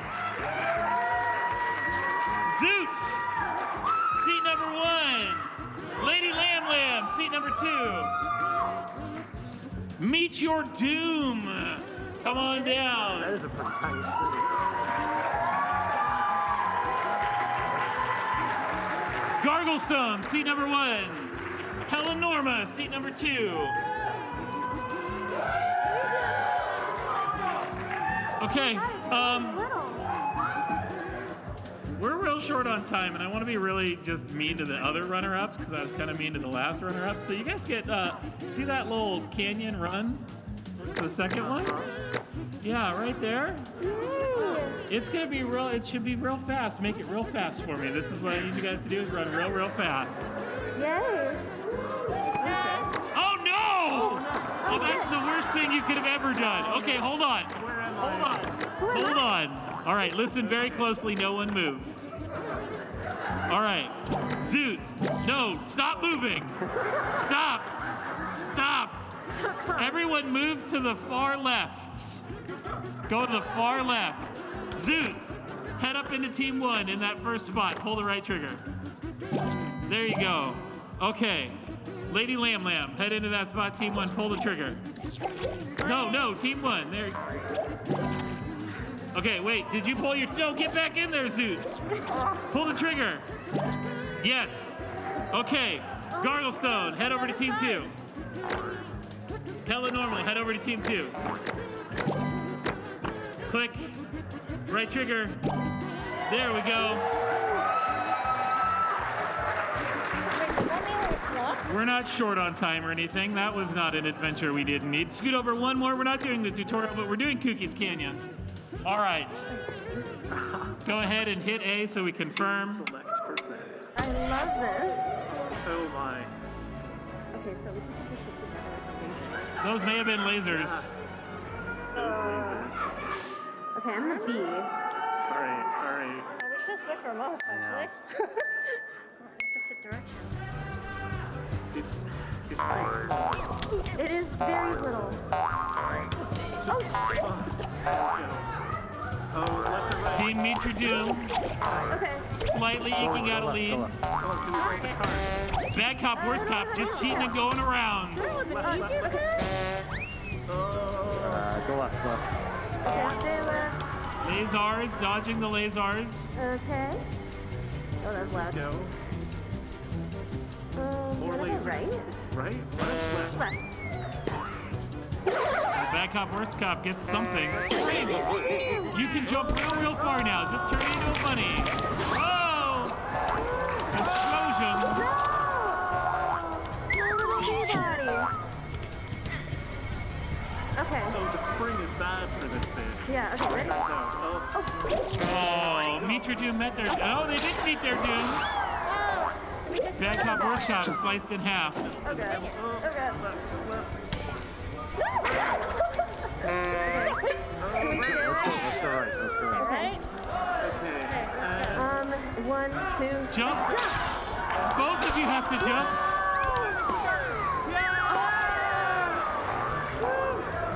Okay, premature jump. There we go. There we go. Bad cop, worst cop, jump. No, jump again. Oh. Straight down. Get across. Oh, so close. Oh, TNT. Oh,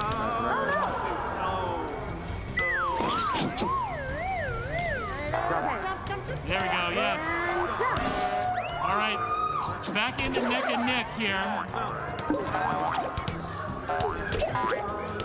Oh, stick and pull. Fling. No, you gotta. There we go. Yes.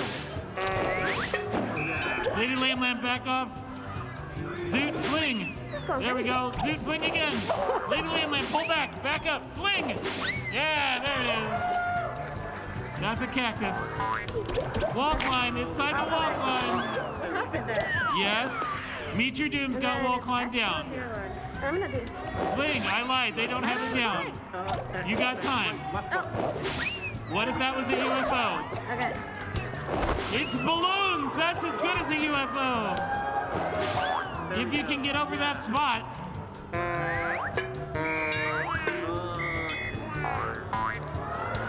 What if the balloons got you up the wall? Oh no! Oh my God, double dynamite!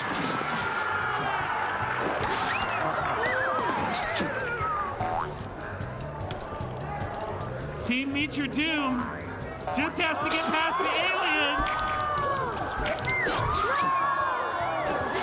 They're just ahead of you. Good cop, bad cop, you're right on their tail. Hold on, hold on. You guys gotta go. Somebody's gotta move. Pull back, fling. Fling your friend. Fling to the finish. Oh! One alien down. Oh no! Oh no, they made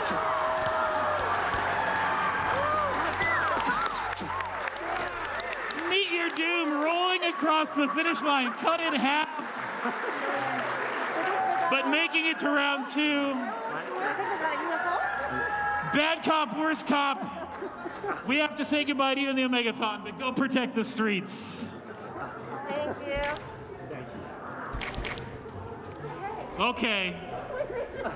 Now we get to the part where I bring up the runners-up who we've kept on hold for so many years. First off, let's bring up their opponents. The Wild Rumpus, Lycanos and Zombie Penguin.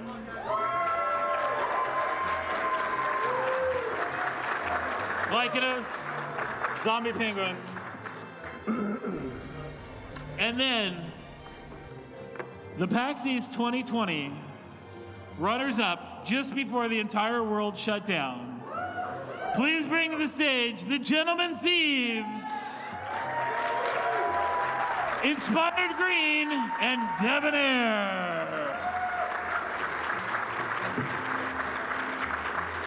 Green, chair 1, Debonair, chair 2, Debonair. Please don't fall off the stage. We've made it through all of these rounds and no one has fallen off. Don't do it now. All right, jump to level select for me. Now, officially, we're 3 minutes over. And I really wanted to do a bad level, but we're gonna go to the casino, and we're gonna call the casino the runner-up level. So we're going with the casino. All right, so we're gonna Angie roll Mahler right and Butts pulled off. through. We're gonna roll right off that Angie first Mahler, card, and our then we're gonna jump, online East runner-up. Afterwards, we're gonna do a lot of sticking on Butts, the. just Butts. Right? Yep. Let's go. Ready? All right, the Wild Rumpus, the Gentlemen Thieves, Left side. and they're off. Straight forward. We'll jump.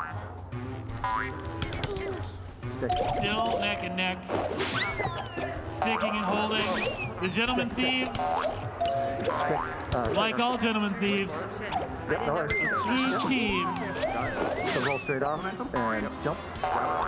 Okay, I see it. Wild Rumpus gathering and moving, catching up. Yes, holding on well. Maybe that's a UFO. What if the UFO just came right now? That would be horrible. But plungers right in their own way. But you did manage to stick a plunger to the Gentlemen Thieves. All right, so I'm gonna jump and stick. Okay. Gentlemen Thieves swinging on up. Okay. Pull back now. Get And ready to flung stick. again. Stick. Perfect. I'm gonna With throw- so many years All right, to so be stay stuck. Stay stuck. Okay. Yep.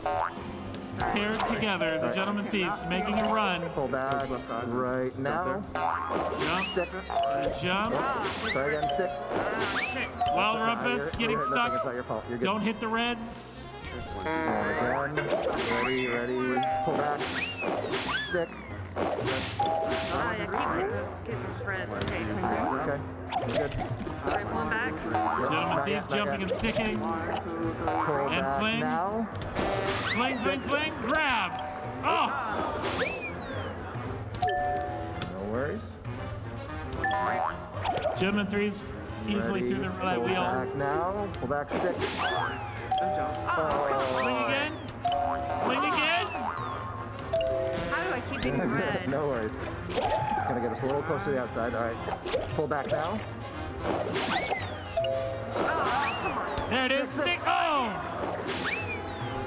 The Gentlemen Thieves All right, got it. running away. Pull back right now, and stick. Easily pulling the lever. All right, we're gonna reposition. Oh, come back over. All right. There it is. Pull back, pull back.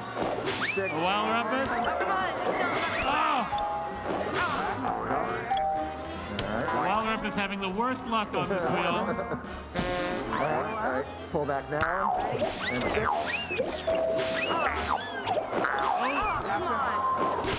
Gentleman Thieves just flinging in the air like mad. Right in the middle. There we go. Right, hold on, we got no red. Pull back now. All right, we're back. Stick.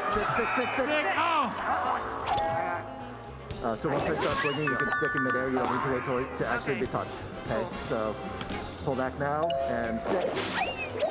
Hold on. There it is. Do not let go until I tell you to. I'm not letting go. And fling now. Go! Yep. Oh no! All right, let go.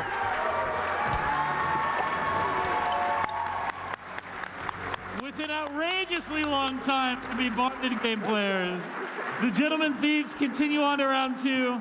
Let's hear it for the Wild Rumpus. Thank you for joining us. We will be back tomorrow just for some regular human basketball, that's all. In a quick and orderly fashion, we ran just 7 minutes. That's not bad, 7 minutes long. But in a quick, orderly fashion, if you can make your way out of here so that we can get the next panel in. Thank you again for joining us. Give our eliminated Omeganauts a final round of applause as you go your way out the door.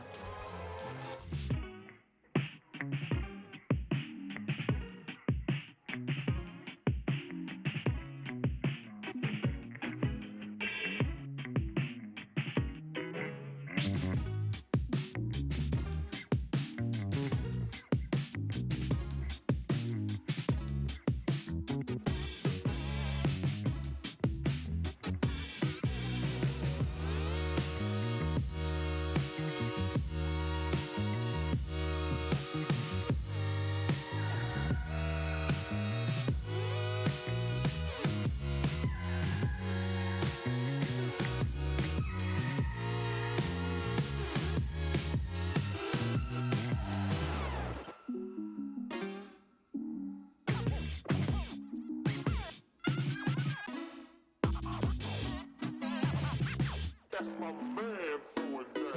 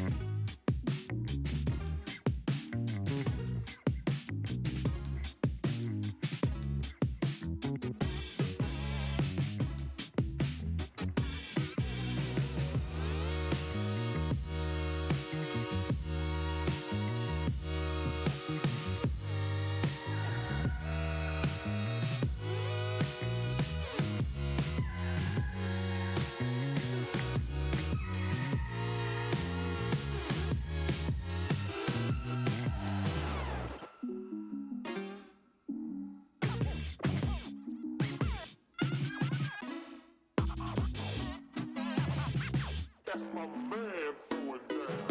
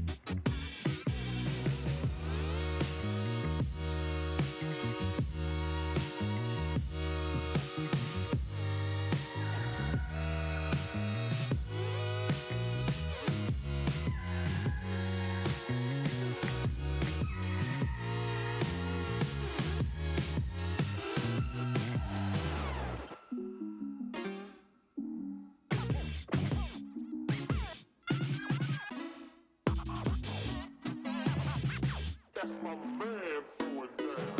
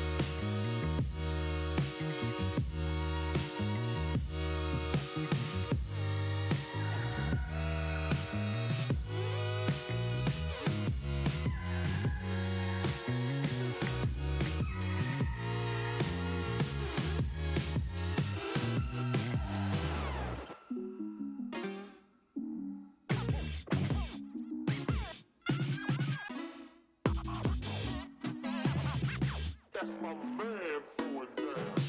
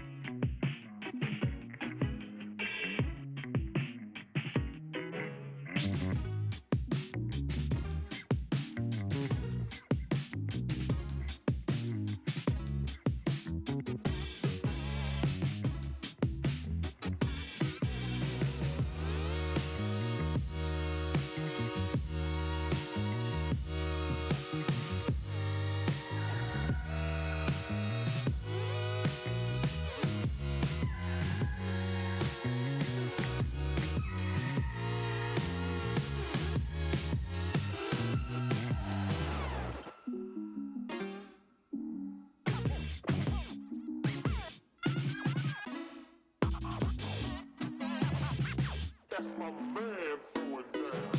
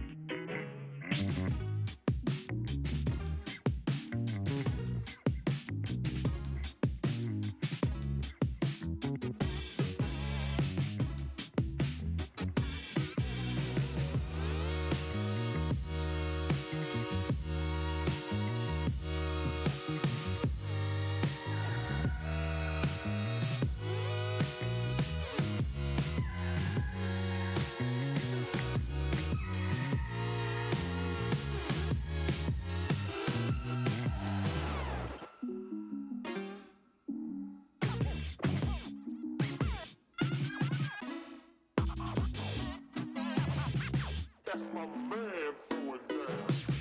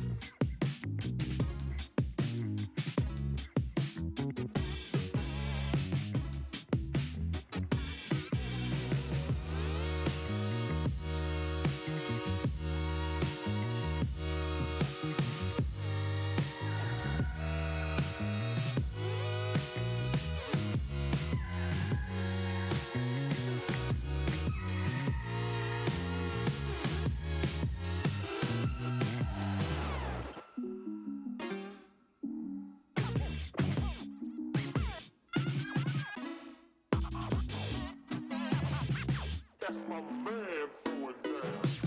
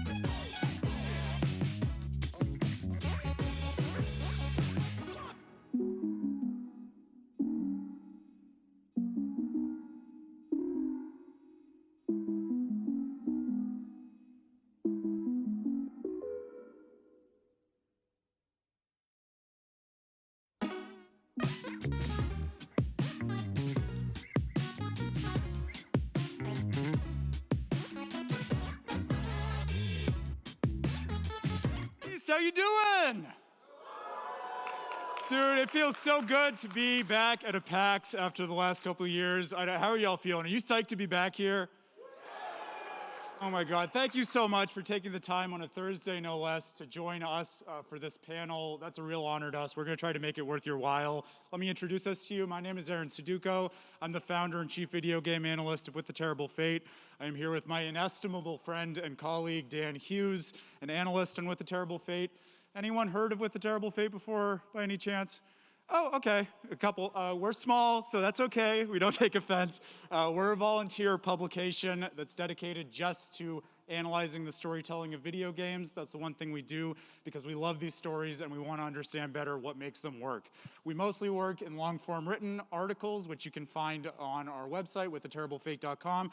But the other thing we absolutely love to do is come out to conventions such as this amazing one, share what we think about storytelling in video games, what makes it so awesome, and talk with like-minded gamers and hear their own views. So we're so excited to be here with you tonight. Not only to be doing that, but in fact to be doing it about the latest in Miyazaki's oeuvre, Elden Ring. That's a tremendous honor, so thank you for joining us on that journey. One thing just so you know, Dan and I have spent a copious amount of time playing Elden Ring, dying in Elden Ring, putting together our thoughts. We're going to be sharing those with you for the next hour. But as I said, really our favorite part about this is discussing it with you. So after the panel's over, we invite you all to join us in the queue room that is right on the other side of that back wall. We're going to be hanging out in there for as long as you want to chat about anything in the panel, anything else to do with Miyazaki, anything else you might want to chat about with us. This is a really meaningful panel to us because it actually follows on the heels of some other stuff that we've had the honor of doing at PAX in the past.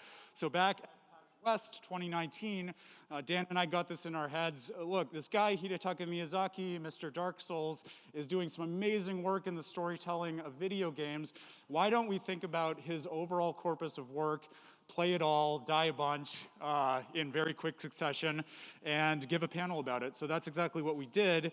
And then at PAX East the following year, 2020, because Miyazaki has had the pleasure not only of being able to have a really successful career, but also to inspire really a whole genre of other video game storytellers, we said, okay, now that we've thought about Miyazaki, why don't we think about some other works that are in conversation with him? And now this is a little bit of a fusion of both of those things, right? When we did that first panel, Elden Ring had just been announced. We were on the heels of Sekiro, Shadows Die Twice. Now Elden Ring is out after a while. And one of the things we'll be talking with you about is our sense that, well, it is definitely contiguous with and borrows from previous works of Miyazaki's. It's also a departure in some really interesting ways. And so we wanted to set out to understand, okay, now that Elden Ring is out, how can we better understand where Miyazaki as a storyteller has been, where he is now, and maybe where he's going, especially given that his storytelling, in many ways, we think is central to the innovation of the medium in some very cool ways. So we're excited to have you on that journey with us tonight. Of course, this is called the oeuvre of Hidetaka Miyazaki. It raises a good question. What is an oeuvre? Why are we bothering to use what is a pretty uncommon term in talking about what is really just a body of work for a creator? But I want to convince you as an introductory exercise before we start talking about Elden Ring that this kind of language can actually be really useful for thinking about video games and thinking about them specifically through the lens of auteur theory. Of course, Aaron, what are you doing? You were trying to explain a term, and you just threw another pretty uncommon term in there, right? But it actually is common, just not in video games yet. We're hoping that'll change. It comes from film theory, right? So for people such as the one you see on the screen now, Alfred Hitchcock is an example of what you would call an auteur. Like video games, filmmaking is a collaborative medium that takes a ton of really talented, specialized people all applying their trade in just the right way to create something that we all know and love so much, right? But something kind of interesting happens in a subsection of films and indeed video games like the ones we're going to be talking with you about this evening, where when you sit down and engage with one of these works, even though it was such a collaborative enterprise to create these, it can almost feel as though it was created by a single person with a single perspective, and you're engaging with a story just as if you were reading a novel that a single person had written, right? That sense of a creative agent, a singular one who might be trying to express the meaning of a story through a given artwork is just what we mean by an auteur. And there are two kinds that I want to draw your attention to. One is the flesh and blood biographical person, so someone like the actual Hitchcock, or indeed the actual Hidetaka Miyazaki, whom you could learn about through things like interviews or asking them questions about what, as a matter of fact, inspired them to create their various artworks. Right? There's also something different, which is not a real person, but rather an analytical concept. And the idea is just this. As readers, when we sit down to engage with a film or a video game or a novel, right, we can look at all its different parts and ask ourselves the question, what kind of creative perspective would there be such that this is the output, and what might they be trying to tell me? Right? Now, we can do a lot of really sound inferential reasoning from the artwork in order to learn about that perspective and get a better view on what we're actually thinking about as appreciators of the art. And it might happen that our inferences, as a matter of fact, align with what the biographical creator had in mind, but there's no guarantee of that, right? I mention that all by way of saying that what we're thinking about this evening is how to read video games like Miyazaki's and think about the implied auteur, right? So there are plenty of great interviews with him out there. If you're interested in this amazing biographical figure, I encourage you to look at those. That's not what we're doing. We're thinking about specifically the kind of auteur who's represented really just from Demon's Souls onward, right? So Miyazaki, of course, has worked on other games, but it's our view that especially those from Demon's Souls onward have really been not just what set off his career in the mainstream, but also defined this special genre of video games for, excuse me, I think I turned my mic off by mistake, but defined this genre of video games that is now following in his footsteps, right? So that's what we're gonna be thinking about. Why think about auteurs? Well, something kind of cool happens when you start to ask, what is the perspective from which this artwork emerges? You start to get kind of a new language and understanding that you can then apply to other artworks. So if I know some of Hitchcock's works, and I'm familiar with some of the attributes of them that you see up there on the screen, then when I sit down and see a new movie, I can say, oh, you know, I've never seen Vertigo before, but this looks really familiar and like it's borrowing from Hitchcock. And then when it turns out that it is a Hitchcock movie, that's not a surprise to me. And indeed, when I see films by people who aren't Hitchcock, maybe they're borrowing or in dialogue with his perspective. And if I have familiarity with his oeuvre, not just as individual works, but as a representation of that perspective, I can have a new way of thinking about those films as I encounter them. Just so, we argued in our first panel on this, Miyazaki is the kind of creator who can be rightly called an auteur and who has a perspective that is beyond just Soulsborne or Masocore or whatever your favorite term is, and you can actually see it evolving as you look at his different works in conversation with one another, right? There are things such as, of course, the idea that it's hard to access these games, they have unapologetic difficulty, you go through a lot of self-doubt and negative emotions if you're someone like me who's maybe not great at them as you're playing those games. He'll take any formal element of the video game medium, something that you don't expect to have to do with the story, and make it an aspect of that story, most notably the idea that we always want to go right back to a video game after we finish it with New Game Plus. What if the entire world was like that? Well, that's how we get things like The Hunter's Dream and Lordran and even Boletaria in many ways, right? And finally, something that's important to dwell on for a moment, especially in terms of Elden Ring, different video game worlds can be very distinct from one another.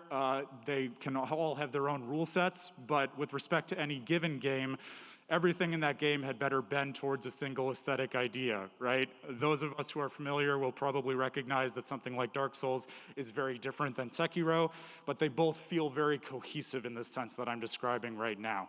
Right, so by thinking about Miyazaki as an auteur and interrogating not just Elden Ring, but Elden Ring in the context of his oeuvre, we can get two benefits. One is something that's not going to happen in this room tonight, but something that I hope can be useful to you when you talk to people in your lives who are maybe not as convinced as we are of the artistic value of video games, right? As we start to co-opt this language from more developed theoretical practices, such as film theory or literary criticism, those people who still associate video games merely with something like Pac-Man or Tetris or Call of Duty or insert whatever you're thinking of here, or can start to understand that actually video games are a medium with a storied history and a literary canon, and we can think about them at just the same level of sophistication as any other storytelling medium or indeed artistic medium that you may like. right? For our purposes tonight, though, I think it's also useful for using this perspective among gamers, right? We have a tendency, I think, or at least some of us do, to sit down and play a game and think about its different separate elements. So when you think about story, oftentimes people are just talking about what the plot is of a game. You'll think of game mechanics. Maybe you think of the meta game of min-maxing your favorite build in something like Elden Ring or something like that. When we're instead thinking about it through the lens of an auteur and asking what is the perspective that would create this work to tell us something, it's easier to see all of those as different elements of a single whole and ask, okay, how do they fit together? Not just something that's interesting here, something that's interesting there, but something expressing a singular message, which allows us to ask questions like, okay, what is this auteur's perspective? And as we get a sense of his oeuvre, then when we get something new like Elden Ring, we can ask not just, okay, what makes Elden Ring really cool, so we're sinking hundreds of hours into it, but also, given Miyazaki's perspective, as we've discussed it so far, how has this new addition to the oeuvre added more context to that perspective, or indeed even changed it? Right? With that in mind, as we dive into discussing Elden Ring, let me give you a little roadmap, and I give it to you in mind that this game is very recent and very large, so some of you may be working through it at your own speed, and we want to be very mindful and respectful of spoilers. So we've taken the time to design this presentation in a way where we hope you can listen to as much as you feel comfortable with, but feel relatively safe that you're not going to be exposed to spoilers if you don't want to. Right? You should also know, just as a blanket warning, because we are talking about this in the context of Miyazaki's broader oeuvre, we will be discussing everything from Demon's Souls to the Dark Souls trilogy to Bloodborne to Sekiro Shadows Die Twice, so there are spoiler warnings in effect for those as well. In terms of Elden Ring, though, we're thinking about storytelling. Stories have a beginning, middle, and end. That's exactly how we've structured this discussion with you. So as I'm done with this outline, Dan is going to present to you things about the beginning of Elden Ring, the introduction, how it invites you into its world, and how that's related to Miyazaki's previous worlds and their introductions. Really no spoilers to worry about there. Right? Then we're going to move to the middle and think about the actual journey that the player takes with their avatar, the Tarnished. And along the way, we're going to have some more moderate spoilers in terms of thinking about particular characters and quest lines, but really no endgame content that's explicated as such. Finally, as we go through that journey, we're going to arrive at the end, and I'm going to think with you about how the different conclusions of the game inform the player's relationship to the world and Miyazaki's storytelling in a really unusual and cool way. And you should all know, and I'm telling you now, so don't say I didn't warn you, all bets will be off at that point in terms of spoilers, okay? So we'll try to signpost as best as we can throughout this, but you have been warned. Don't tweet out that we didn't warn you. I'm watching all of you. With that, let's dive into Elden Ring, and I'm going to turn it over to Dan to start at the very beginning. Hey, PAX East. It's so good to be back. Good to see everybody. Very attractive audience this evening, I must say. I've been up here looking at all of you. So I would say that for my money, the best place to start with any story is at the beginning. I think you might all agree with me there, right? But before we dive into how Elden Ring opens, which is very cool, I want to throw a little bit more jargon at you. This time it's from the area of religious studies. So the word that I'm going to be using in this section is mythopoeia. It's a $5 word that means creation myth, right? So basically, think of any religion, any religious practice. The mythopoeia of that religious practice is the story that explained how things began, or the story that explained how things work, right? So a really easy way to think about this is it is mythopoeia in Christianity that Christ died on the cross, right? It is also mythopoeia in Buddhism that Buddha achieved enlightenment. Where things get a little bit interesting, and where Elden Ring takes this, is that religious practice moves beyond the mythopoeia in a really interesting way. It basically says, look, we all agree that that's what happened, but we have a little bit of a difference of opinion in how that should be looked at, right? So even in Christianity, everybody agrees Christ died on the cross, but there are gospels saying that things happened a little bit differently. In Buddhism, everybody agrees that the Buddha achieved enlightenment, but there are a lot of different sutras that tell different lessons and different stories, right? So Elden Ring kind of looks at this and says, all right, we've had a lot of mythopoeia in the world of From Software, but what if we started to look at religious practice? So I want to talk a little bit about the openings of these games, just to sort of situate us in the From Software world, so that we know what Elden Ring is doing here, right? So how many people have played through the From Software games in this room? Great. All right, so you know what I'm talking about then. So think about all of the worlds that we inhabit when we enter a Dark Souls game. We'll start with Dark Souls 1. What is Lordran like? Well, Lordran is a dead world, right? Everything has kind of been past its prime. Things have died off. Things have been overgrown. There is a sense that the world has already occurred and that things are moving on. And there are a few forces in the world that are absolutely begging for some kind of rebirth or renaissance. However, it definitely feels like you're a little bit late to the party. Similarly, in Drang Lake in Dark Souls 2, there's this sense that the world has moved on, right? But it's even more fractured and strange than Lordran, because for those of us who have played Dark Souls 2, we know that it doesn't share the same kind of continuous world building that Lordran and Dark Souls 1 does. The world of Drang Lake is very disjointed. It doesn't make sense physically. Everybody in the world is a lot more cruel and a lot more belligerent, and I think we'd all be a lot more cruel and belligerent if we didn't know where we were going when we opened a door, right? So Dark Souls 3, similarly, we have the world of Lothric, which, looking at this photo, may as well be called the Ashen Kingdom for what it looks like, right?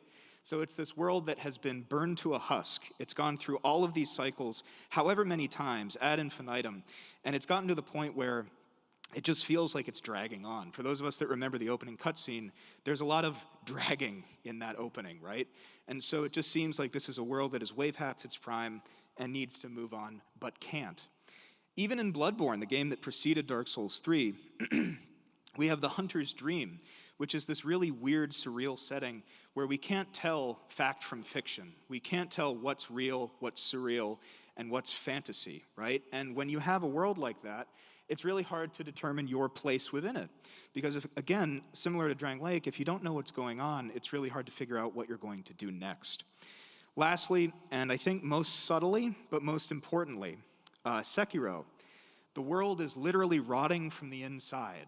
And it's rotting from the inside because of events that went into motion before you had any agency in the game.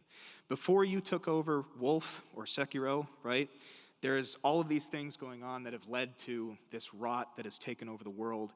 And the more you progress within it, the more the world dies. So all of these previous From Software games have a sense that things have already happened. History has been written. All of the events that have led to the point where you are taking control of the avatar cannot be changed. And I'm going to put to you that that's what mythopoeia is, right? That is a sense of, that's how things happened. We can't change it. I have two examples up here that I think show how Elden Ring is different from these previous games. So on one side, we have Gwyn from Dark Souls 1. Gwyn is a great example of kind of this mythopoeic figure in action. And on the other side, we have the Erd Tree and the Golden Order from Elden Ring. So why is Gwyn this kind of mythopoeic figure? Well, we all know, because of the opening of Dark Souls 1, and because we're all, I would imagine, similarly obsessed with Dark Souls, that Gwyn basically ushered in the age that we know by picking up a lightning bolt and hucking it at some dragons, right? Everybody agrees with that. Everybody agrees that that is what happened, and that this is the world that we're inhabiting now. Gwyn is a real person. He has progeny. He has a big castle city. He has all of these people who worked for him. There is not a question of whether or not Gwyn is around or what he did in the past. So the conversation isn't really happening, right? Then we look at Elden Ring, which does something a little more interesting. And it basically says, well, certain things happened, like this fight between Melania and Radahn. This definitely happened in Elden Ring. But if you ask the denizens of the lands between, hey, what was that about? You're probably going to get as many answers as many people you ask, right? They're probably going to say, oh, well, I think Melania was in the right, or I think Radahn was in the right. He rocks. He's awesome.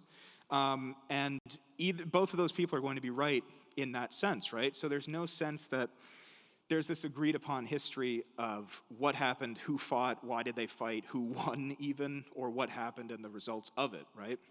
So there's again this sense that in the world of Elden Ring, things are in flux. It's not that things have been decided upon by the time you enter it. everything is still being written. And you can even see that there's a huge disparity in how the worlds look. All the worlds I showed you from the other From Software games, and think about it, they all have this kind of forlorn sense that everything is dead or dying or scary or gross. Everything is sort of past its prime. But the world of the Lands Between is vibrant and verdant. There's so many people in it. They're so much more optimistic and full of wonder. They're surprised by things that you do, right? They're not resigned to everything that you think or do in that game. There's people who are taken aback. So there's this sense that not everything is set in stone yet. There is still some potential for something that could happen. And so another big fun term here, right, is in that sense, we enter Elden Ring's story in media res. We enter in the middle of it. We're not entering at the end of it when everything has already happened and we're there to pick up the pieces. We get to see there is an active religious practice in Elden Ring, the Golden Order. And the cool thing about that, similar to the Radon and Melania example, is that if you ask different NPCs in the world, hey, what is the Golden Order? Is it good? You're going to say, I don't know what the Golden Order is. I'm not exactly sure. I don't know if it's good. I think it might be bad. I have no idea what it is or who these people are. I'm just kind of vibing with these pot people, you know? So I think that that's a really important point, that not everybody knows what's going on. They just sort of have some ideas. So that being said, there is this sense that the Golden Order and the Elden Ring itself looms large over the world of the Lands Between. And you can see in the symbol, there it is looming, that it's very strange and esoteric, and there's no way to kind of penetrate what it actually means. It's a bunch of these different circles that if I were living in this world, I would say, yeah, I've seen that before. I've heard stories about it. I don't exactly know what's going on or what to do.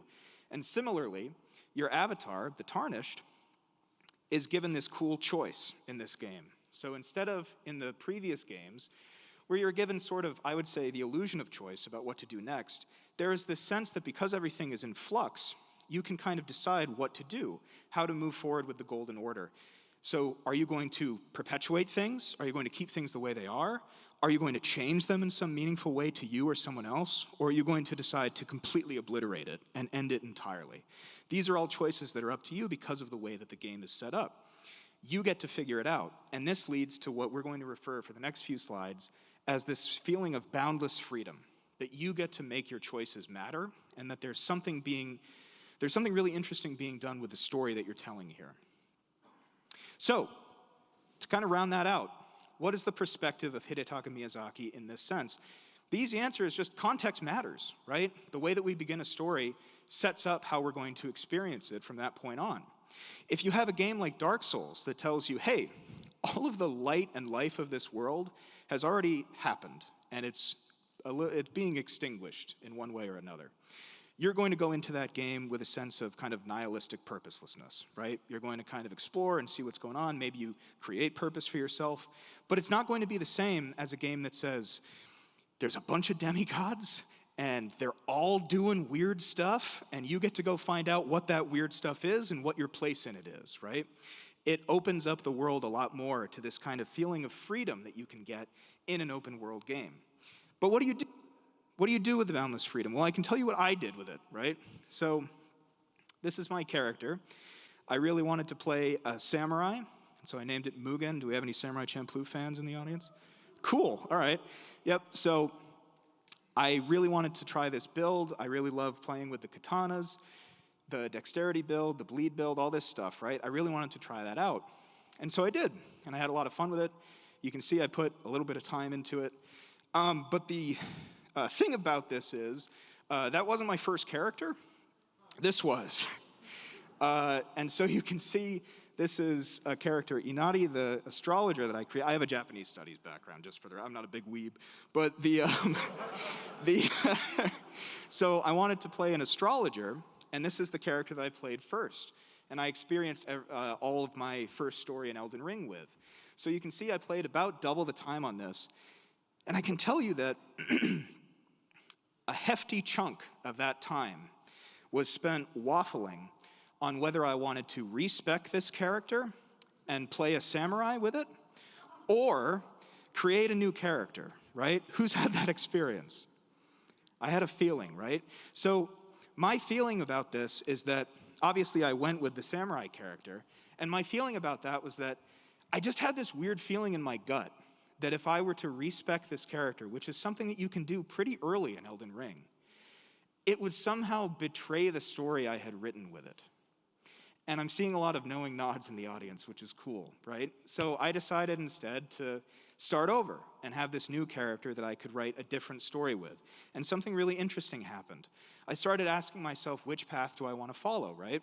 And each of them was equally interesting. So with the samurai, I found myself really interested in this character, Moog. So this is where we're getting into some light spoilers. Nothing too crazy. But he is the self-proclaimed god of blood, right? Or the Lord of Blood. And I found myself really interested in his connection to this other character, Mikola, and what the hell he was doing with this formless mother character. Moog is a fun mystery that I'm not going to attempt to solve tonight. So I found myself trying to do that, though, and I had a lot of fun with that because that's how I built that character. Similarly, I was really drawn to Ronnie's questline as the astrologer. There was this feeling of kind of ethereal magic that made me want to follow her questline as well as the Sellen character's questline. There were certain things that I did on that didn't quite feel right on the samurai character, and vice versa there. But the cool thing is that they each felt natural for the role, right? All the choices that I made felt like I was telling a different story in the lands between. So here's where I want to kind of stop for just a minute and say, all right, you're probably saying, Dan, it's an open world game. Of course, you get to make all these choices, right? Here's how I'm going to say it's different. So I think a really apt comparison to Elden Ring is Breath of the Wild, right? There is a feeling that, as everybody says with Breath of the Wild, if you can see something, you can go there, right? You can do it in Elden Ring, which is a huge feeling of freedom. But the difference is, who was surprised when Link beat Ganon? None of us, right? So there is a sense that there is as much freedom in Breath of the Wild. It's a fantastic game. I'm not here to rag on it. It's a beautiful game. But we know what's going to happen in it. Not so with Elden Ring. Your choices make very different consequences for you. And I think that's really cool. So even though I had radically different experiences and told radically different stories, I found that I got a deeper understanding of Elden Ring. And even though I got different endings on both of these characters, I think that I can synthesize both of those experiences and tell all of you what the true ending of Elden Ring is here tonight. Dan, hang on. We said we were going to warn them before we got into ending spoilers, and look, I'll be honest, you are saying all these things about the freedom afforded by the game. Right. I don't even know what you're saying the true ending is, so you should just preview that with me before you tell them whatever you're going to say. Yeah, no problem. How can you think that's the true ending? There are so many different things you can do in this game. Played 100 hours with 2 characters. I feel like I know something. Well, look, you might have a few hours in with the game, but I think there are so many different ways you can get value out of this game, and to call that true is just disingenuous. That's fine, Aaron, but you're going to have to do, I don't know, a presentation about it for me to be convinced. Well, lucky for you, Dan, I actually brought some slides, so okay, I'm happy to do that. Please. Here's a question for you all, because I want to know whether I'm crazy. The first time those of you who played Elden Ring saw these fingers, how many of you looked down at your own hands? Okay, I'm willing to accept I'm crazy, but at least a handful of you, no pun intended, also are. So that's great. I think something that follows very naturally from thinking about all this cool freedom in Elden Ring, once you look around the world and see things like the 2 fingers, is the idea that this freedom is actually imputed upon the player in a way that is unusual for any video game, open worlds included, and that it actually gives you the opportunity to do things in that world and change the world in a way that is very challenging and satisfying and unlike what has come before for Miyazaki or other storytellers, right? I would suggest to you that if you didn't think about your hands when you saw the 2 fingers, think now with me for a moment about these disembodied fingers in this world that represent this greater will outside of the world and whose twitches and impulses are interpreted by designated characters, the finger readers within that world. And ask yourself as we go through these next exercises, doesn't that maybe seem a little bit like what I'm doing every time I sit down and play a video game? But it's not just the two fingers, right? One of the interesting things about Elden Ring is the more you turn over these stones that hide the lore and these different characters, the more you discover a lot of situations where a certain character looks pretty similar to you, the player, and your role, with an attached character who looks pretty similar to an avatar. You have things like the Greater Will and the Two Fingers. You have things like the god of Scarlet Rot imprisoned under this lake, yet manifesting itself through millennia, who ultimately ascends to goddesshood herself. You have things like the Formless Mother, who's being channeled in one way or another through Moog, as Dan alluded to, right? There are all of these outer gods imposing their wills by proxy upon the lands between, kind of similar to what you're doing as a player. But what's interesting about this is outer gods in general are not a new concept, right? They're oftentimes associated with things like Lovecraft and things like Bloodborne, things such as Cthulhu, or indeed the moon presence that you see here, right? These are different in Elden Ring, though, because part of what's scary about outer gods such as Great Ones or Great Old Ones is the fact that not only do they exist beyond the physical realm of the world to which they pertain, but they are also epistemically beyond that world, which is just to say that what's scary about Great Ones in Bloodborne is that they are by definition the kind of things that humans cannot understand. They are a different class of life form, and so merely even attempting to contemplate them is what drives people mad. You can't relate to that kind of being as a player because they're simply unknowable. In contrast, the outer gods in Elden Ring are much more like characters. When you see these disembodied two fingers at, close to the beginning of the game, they might initially feel kind of eldritch and kind of Lovecraftian, but then something interesting happens. You go through the world and you can actually discover artifacts that tie the two fingers to the history of the world. You can learn about how a religion was developed around them and how they used to, hilariously, orate by twitching wildly, and people would interpret this and cultivate entire cultures around this. These are outer gods who have personalities and desires and impose them upon the world in ways that we can relate to more as a player, which invites us to think as we go through this world, yes, of course I have this avatar, and yes, of course I can shape him or her in interesting ways, in ways that feel authentic to the storyline I'm telling with them, but also maybe as a player, I'm also kind of a character in this world, and I can make decisions in a way that are meaningful to me and meaningful to the world. And what's cool about Elden Ring is not only does it give you that opportunity, but it kind of gives you some responsibility along with it and tells you that you need to do something with this special sort of agency. Miyazaki, it's no secret, loves to play with the idea of guides who bring the avatar and the player along their journey, right? We have Gehrman, kind of a guide at the beginning of Bloodborne, kind of not so much a guide at the end of Bloodborne. Even someone like Emma in Sekiro can turn against Wolf if he makes what you might consider the wrong choice. You have a different sort of very interesting guide in Elden Ring because he's both a guide and a rival to the Avatar. Gideon Ofner, the All-Knowing, who is also a candidate to become Elden Lord, but whose strategy is to basically try to work towards that by getting to know everything. And so he's willing to help the player and the Avatar along the way.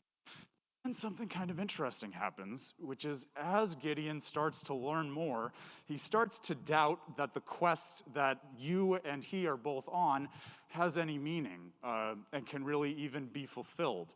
And that starts to wear on Gideon a little bit. And you start to see the impact that it has on him as you go through the game. And I'm not going to say more just yet. But it shows you as a player, as you're exploring this, oh, maybe it's really important to understand what I'm doing here because I see what can happen in the negative when we lose that understanding or lack it to begin with.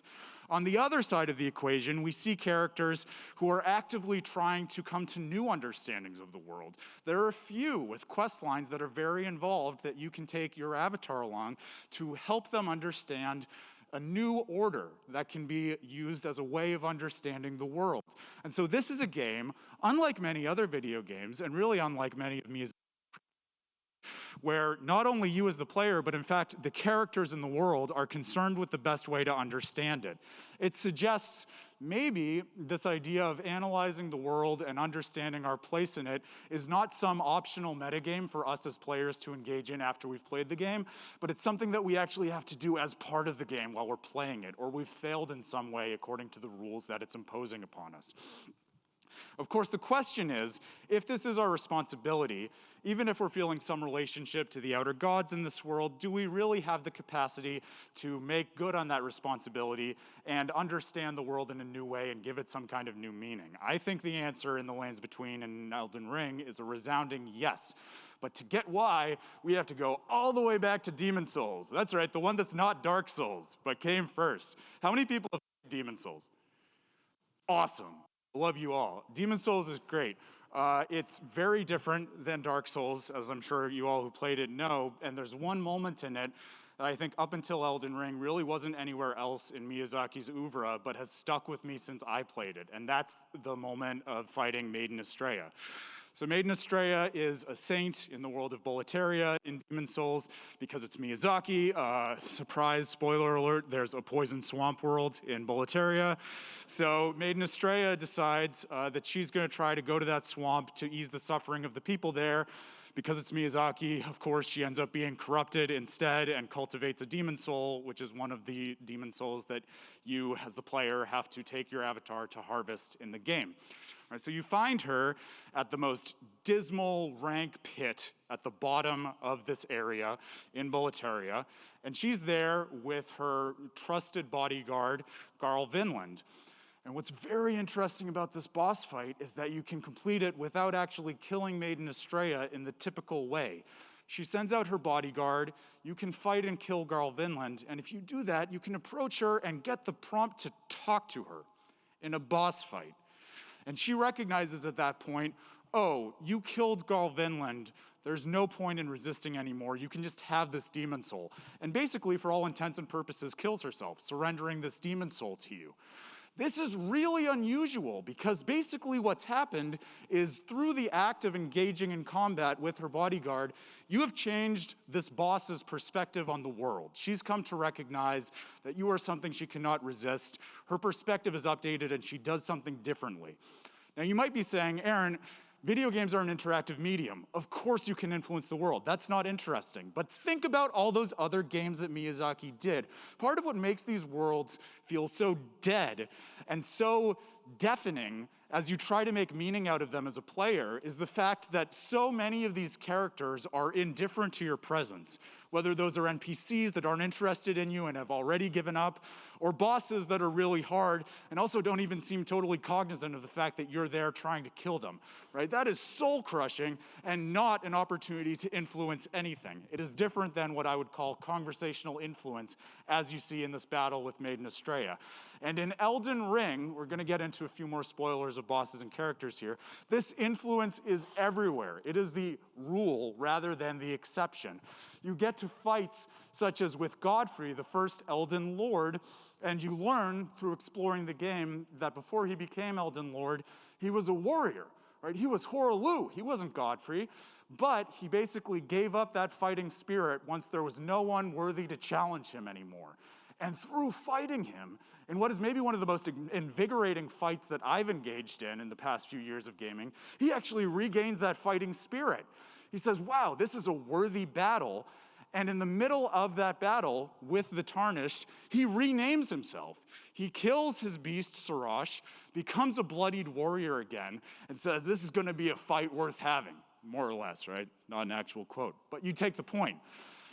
Many bosses in Elden Ring are like that. Melania ascends to godhood after her Scarlet Rot blooms the third time because she is engaging in combat with the Avatar. And even outside of bosses, you have guides who will abandon you in this game if you do something they don't believe in. You have characters whom you can help along quest lines who don't expect you to do so, but are in fact surprised every step of the way. Like if you make the effort to go along that Ronnie quest line that Dan was alluding to before, and we'll talk a little bit more about later. Right? This game tells you at every turn, yes, you have the ability to change the minds of people in this world, and so you'd better use that agency you have as a player to do that, because it's incumbent upon you. What's the perspective of Miyazaki that we can take from this? Well, remember at the beginning, we said that one of the identifying characteristics of his auteur perspective is this idea of self-doubt that he cultivates in his players. I think we can think about this as that same kind of doubt turned towards the world. When you have a world that is indeed as fractured and various and open as the lands between, it can be really daunting to try to understand it as a player and try to make meaning out of it. And that's what we see characters within this world wrestling with. They don't know how to make sense of it either, as Dan was saying, right? There's this kind of mythopoeia in the background, but making sense out of it is not as clear-cut as understanding that Gwyn did thus and so in the past of Lordran, right? But just like you're able to overcome your self-doubt, hopefully, by playing through something like Dark Souls 2 and overcoming those negative feelings with which it crushes you, so too can you pick up the pieces in the lands between and say, yeah, this is really hard. There's a lot to wrap my head around, but I can overcome it and I can make my own meaning out of this world as a player. I have the ability to do that.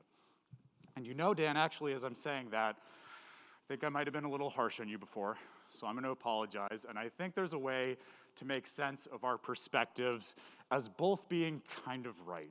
I don't love the term true ending, right? I think that if a game has various conclusions, those can all be meaningful conclusions to the narrative, even if they're mutually incompatible. But I think in Elden Ring specifically, if we push this idea of player involvement a little further, we can come to a very special understanding of how it uses its storytelling and indeed its lore to make it the case that on any particular journey through the lands between, the player can choose an ending and thereby make it the true ending. So let me walk you through what I mean by that. It requires pushing what I was saying about the player and the outer gods in the lands between a little bit further than we have so far. So I talked about these outer gods, and I said, look, they're very similar to the player in terms of their engagement with the world. Some of them even kind of look like the player in terms of these various fingers, right? I want to suggest to you that there's an interesting way in which we can understand the story of Elden Ring by thinking of the player not just as analogous to the outer gods, but as an outer god. This is not something that'll be confirmed or denied by the lore of the world. We're doing something different here, but importantly, something that we do all the time in stories, right? Stories never give us all the facts about the fiction they're representing through their literal text. So as readers, it's on us all the time to make inferences in order to understand that world and flesh it out cohesively. What I want to suggest to you, and what may even be useful for thinking about video games beyond Elden Ring, is that there are certain puzzles within the story that we can make sense of by stipulating this idea that the player is acting as an outer god. And in so doing, we can have a new appreciation and understanding of the story and also the player's role in it. So let me walk you through those puzzles as we get to the endings where the full spoilers will come out. There's something kind of paradoxical about what you're trying to do in the lands between. Characters are very clear from the outset that not only are you on a quest to become the Elden Lord, you're tarnished that is, but also you're supposed to restore the Golden Order, the unifying principle of the world. This is what the greater will wants, you're told. And yet, when you get to the end of Elden Ring, it doesn't seem like there's any real way to restore the Golden Order as such. More to the point, once you get to the final boss, the Elden Beast, it seems pretty clear that that is a representation of the greater will and the order that it has imposed upon the world, namely the Golden Order.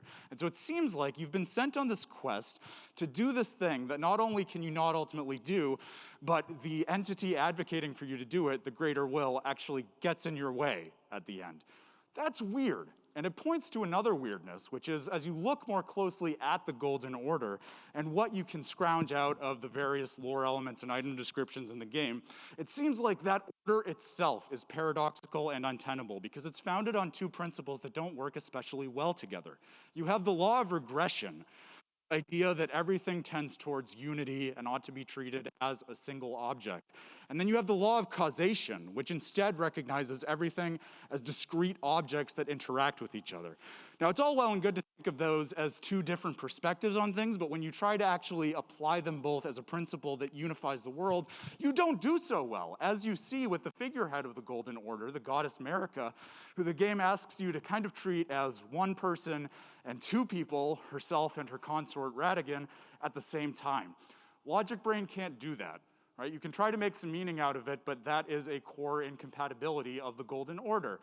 And so what I want to suggest to you is why you can't restore the Golden Order is the fact that it's not the kind of thing that can be restored or, in fact, established in a stable way in the first place, right? Because its nature is pulling against itself. And it's pulling against itself in an interesting way that's actually really consistent with what the greater will is and, in fact, what we're doing every time we sit down to play a video game, right? We have some more fingers on the screen. I hope you love all these finger shots. When we sit down to play a video game, and now I'm thinking generally, not just about Elden Ring, but whatever your favorite game might be, right? We are expecting the world of that game and hoping that it will be singular and cohesive and this kind of fictional universe separate from our world that we can engage with. But we want to be able to engage with it. We want to be able to sit outside of that world on our couch and have causal influence on it by twitching our fingers and pushing those buttons and making things happen within the world. So we want the world to be something that is totally separate and causally inert to ours and fictionally complete, but also influenced by this outside thing, namely us. That is pretty much the same paradox as exactly what we just talked about in terms of the Golden Order, which explains why the greater will is this kind of paradoxical thing imposing something that cannot be sustained, right? It also explains why characters like Gideon start to lose faith in the quest and the ability to fulfill it, because it doesn't make sense how they could. And yet, if a Tarnished were to proceed into the Air Tree with their own outer god that, like the greater will, had standing to impose a new order on the world, maybe they could get rid of the Golden Order and put in place something that was less paradoxical. I think this is a good way of understanding what's happening with the Tarnished and why it's able to overturn the Golden Order and impose something new, which is really, I think, what puts together the 6 different endings of Elden Ring. You can end this game in so many ways, but at the end of the day, I really think it's about this question of, okay, understanding that player involvement in the world is paradoxical for the reasons that we talked about with the Great Will, right? The player has the opportunity to decide, how can I impose a different order when I leave the world? When I take my agency away from it and put down the game so that I don't run into the same paradox as the greater will, what can I leave the world with, and how can I impute it with value and make meaning out of it in the way that the game has encouraged me to do? What's cool about this is not only are you deciding how to end the game, you're deciding which part of its storytelling to value. And I think this is how we can kind of schematize these endings into different buckets. Think about what a story is. This isn't how you have to describe a story, but it's one plausible way, right? You've got a storyteller who tells a plot, a sequence of events that's about a main character, the protagonist, and it's designed to elicit certain responses from the audience, right? Whether that's thinking about certain ideas or having emotional responses or what have you, right? If you break it down like this, I think we can make sense of these different endings by thinking about them as the opportunity to endorse different aspects of storytelling with the value we want to derive from it. Where the Elden Lord endings, of which there are 4, are thinking about and giving value to the plot of the game. The Frenzied Flame ending, my personal favorite, is an opportunity to give the protagonist, that is the avatar, because it's a video game, a very special kind of agency that avatars usually can't even conceive of. And the ending with Ronnie, in which you become her consort and usher in the Age of the Stars, is an opportunity to value audience responses, especially emotional responses to a story, above either of those other options. So let me walk you through those endings and how I see them all folding into this. The plot endings first, right? You know that a game is going to be self-consciously concerned with plot when it has literal lines of light pointing the way along the plot in case you get lost. And this is a place where I think it's worth shouting out the other creative mind behind Elden Ring, George R.R. Martin. I would not call myself a George R.R. Martin scholar. I've watched Game of Thrones, though. And one thing that's worth noting here that I think is interesting, without spoilers for Game of Thrones, is that this feels to me very similar to the notion of the Lord of Light from Game of Thrones, for those of you who are familiar with the series. The Lord of Light is this godlike entity that's able to guide events in the world towards a desired conclusion, and so things that usually don't have a narrative explanation, like plot armor, suddenly get one within the fiction. Oh, this character didn't die because the Lord of Light has plans for them later on in the plot. You have something similar going on with the notion of grace in this world, where the 2 fingers and the greater will are pointing you towards that path of becoming Elden Lord that they want, even if it's a paradoxical thing, right? And so you have the opportunity, if that plot is what you value and where you, as an outer god, locate the storytelling of Elden Ring, to follow along that plot and reach the conclusion where your Tarnished does, in fact, become Elden Lord, consistent with the narrative and consistent with the narrator. The opening scene of Elden Ring has a narrative voice that only comes back in these 4 endings to tell the story of how your Tarnished did, in fact, become Elden Lord. And it's interesting because while the other 2 endings we'll talk about are totally different cinematics with rich stories of their own, these 4 all kind of feel like skins. The narrator is saying basically the same thing, almost word for word, about how your Tarnished became Elden Lord, only deviating at the end, talking about which particular order you ushered in, whether it's the Age of Fracture or one of these mending rune options to create a new order for the world. And the cinematography is basically identical as well, right? I think one way of understanding that, and also why there's only one achievement or trophy associated with these 4 endings, that of becoming Elden Lord, is the idea that what you're doing as a player in these endings is fundamentally the same. You're deciding that you want to vest the story with value in its plot, and you're resolving the paradox of the greater will by allowing the characters within that plot to take control of the story for themselves and decide what to do with their lives and how to make meaning out of the world. Whether that's the typical Age of Fracture, where you're just recognizing there are all these different cultures in the land between, let's take the unifying principle of the Golden Order away and let them be themselves, or if you choose one of the mending runes to decide, hey, this particular character can take this aspect of the Golden Order and the fractured lands between, and basically spin out a whole new world philosophy from it, whether that's a blessed curse or a new kind of Golden Order or death being brought back into life.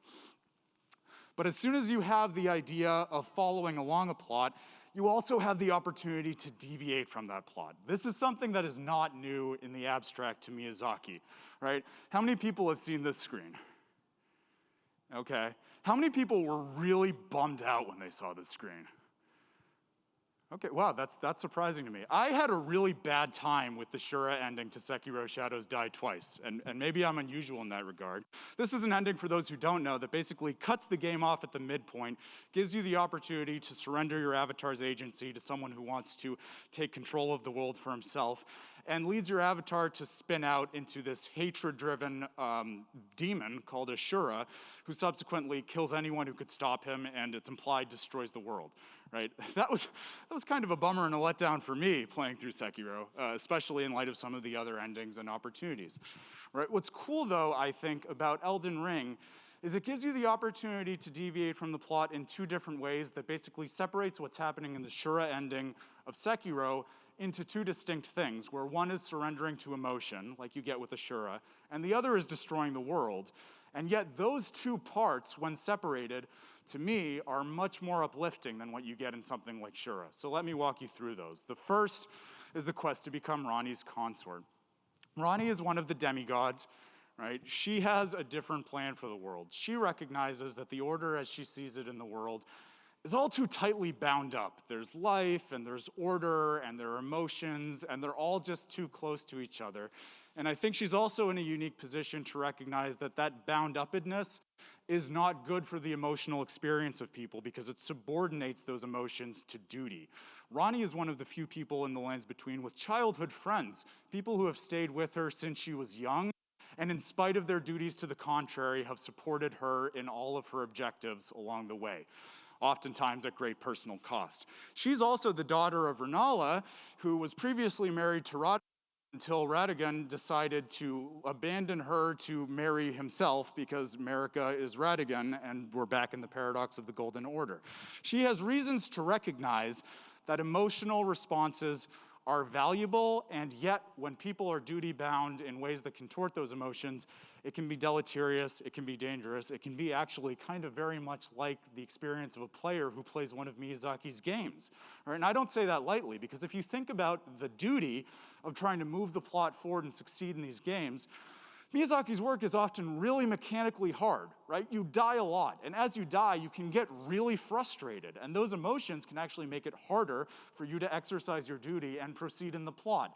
It seems like bound up in exactly the way that Ranni is talking about. If you recognize that and think that maybe there's some value to emotion if we can just have it at a distance from everything else, as she describes, and have an opportunity to usher in a new age where things like doubt and loneliness and fear are at great remove from the rest of the world and you're contemplating those, then you can undertake an entirely optional marriage plot embedded within Elden Ring, where you too deviate from the duty of the game, walk away from the plot as described by these lines of grace, and instead say yes, not out of duty, but purely out of emotional investment in this storyline, I'm going to choose something different.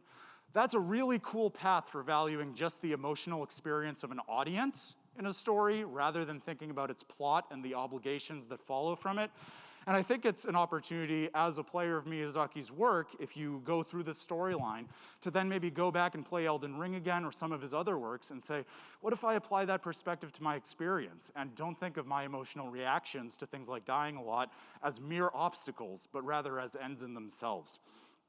Or, if you're not interested in emotions and instead just want to give all the power in the world to your avatar, you can do that too.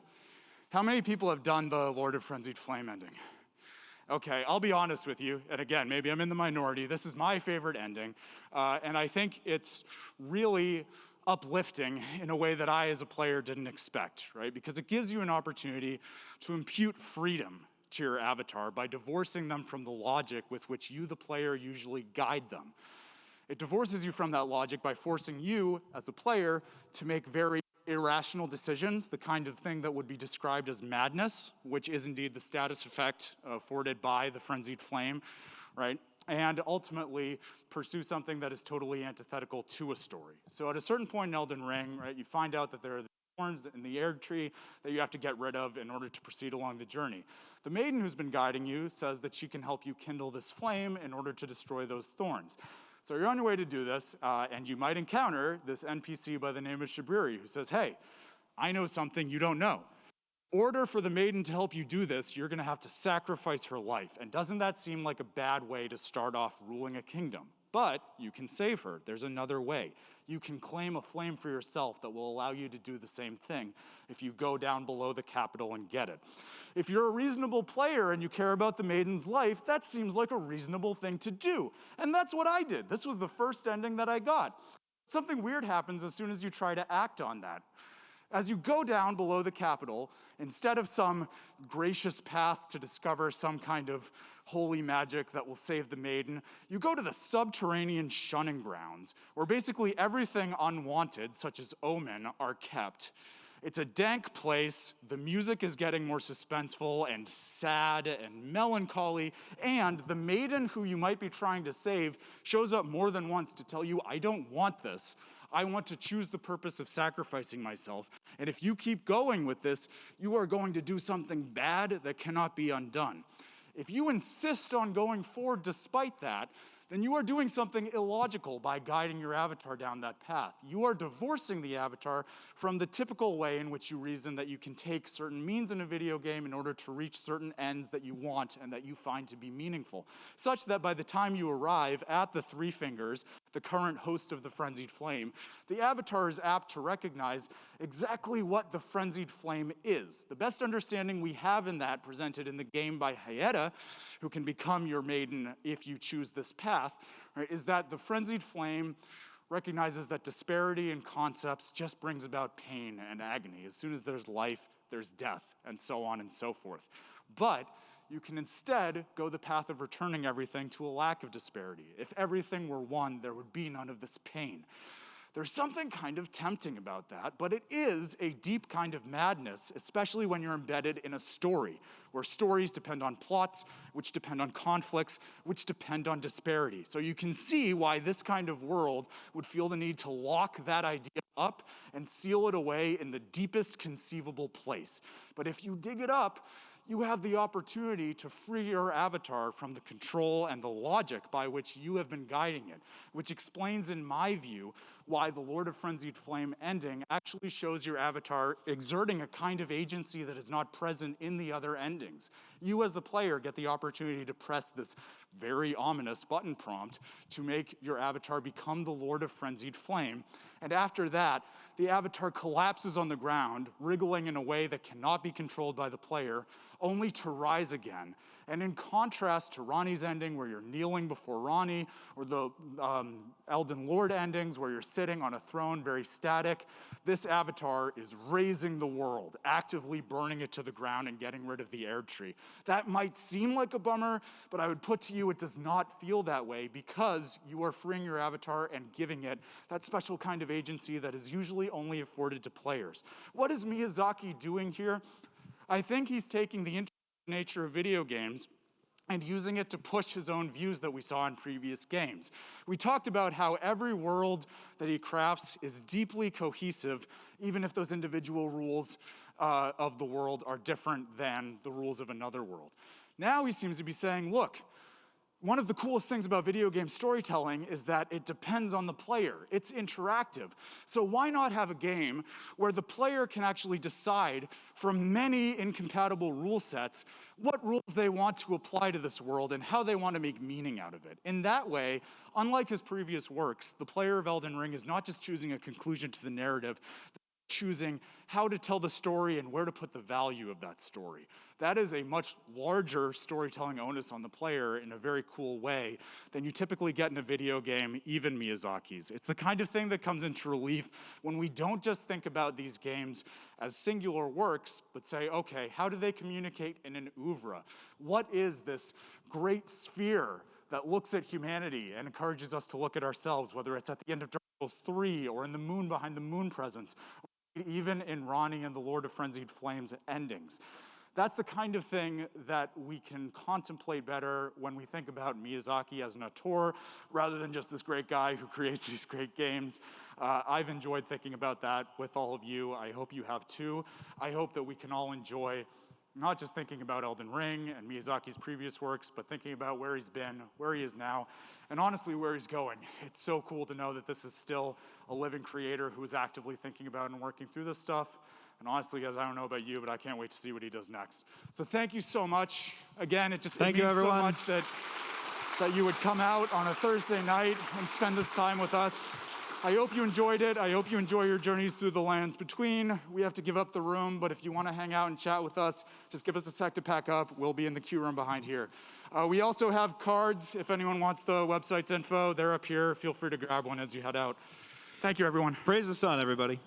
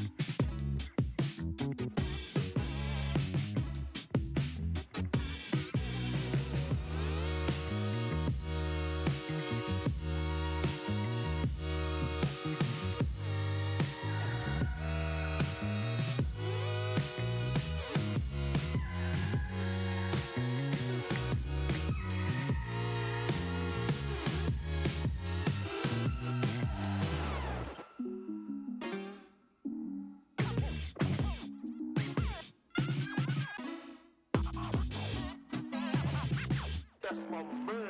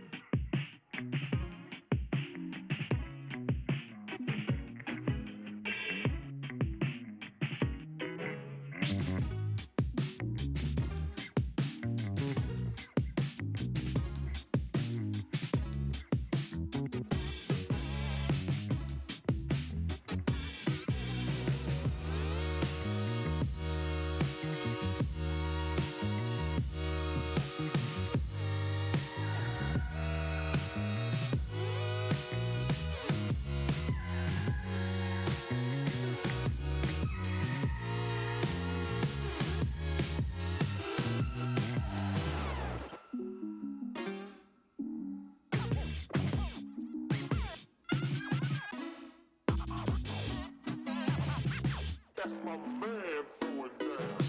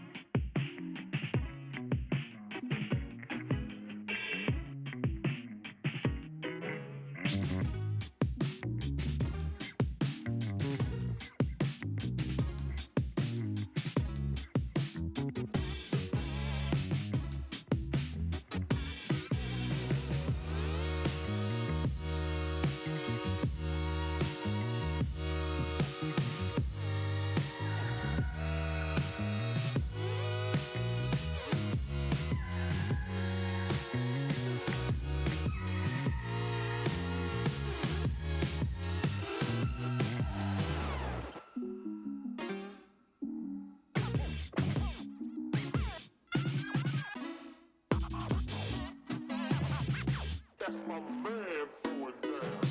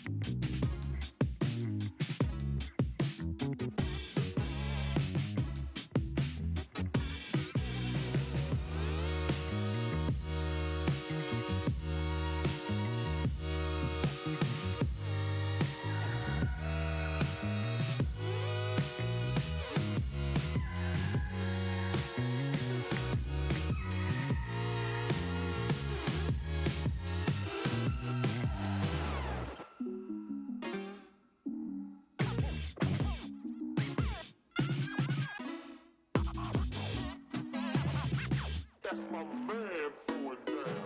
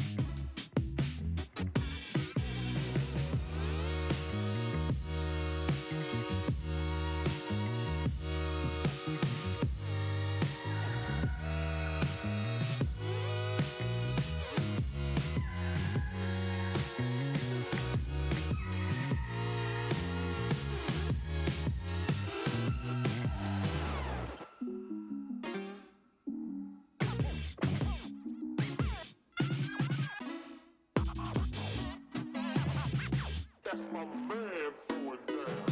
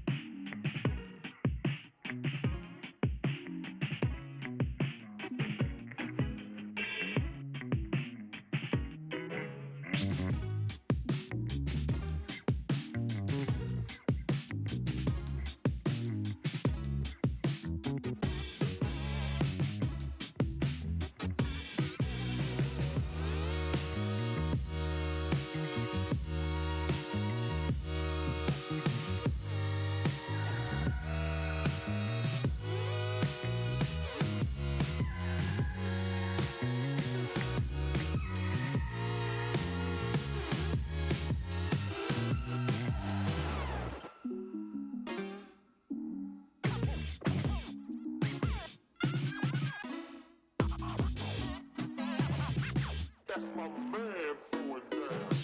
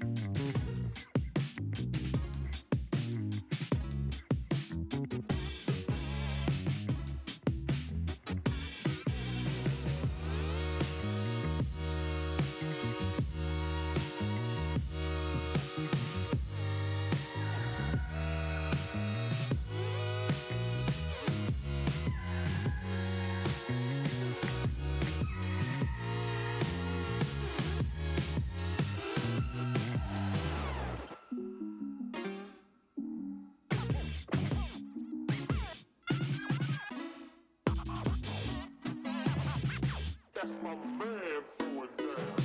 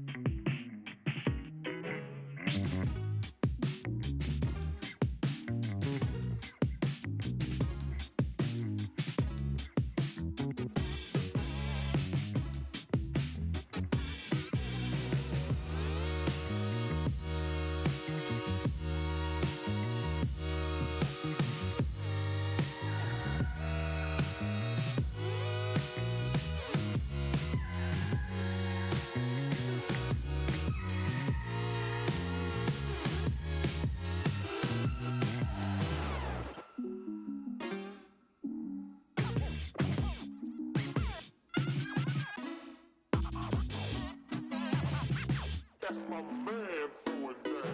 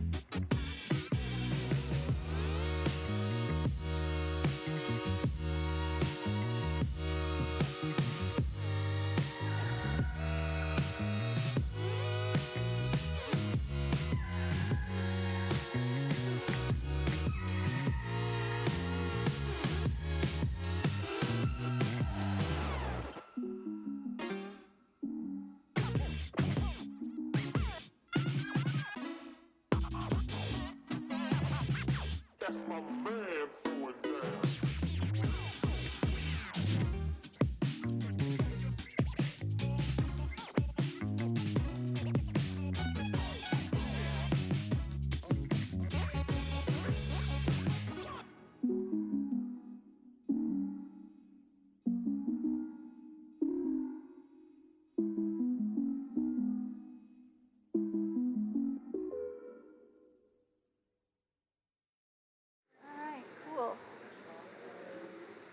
Everybody ready?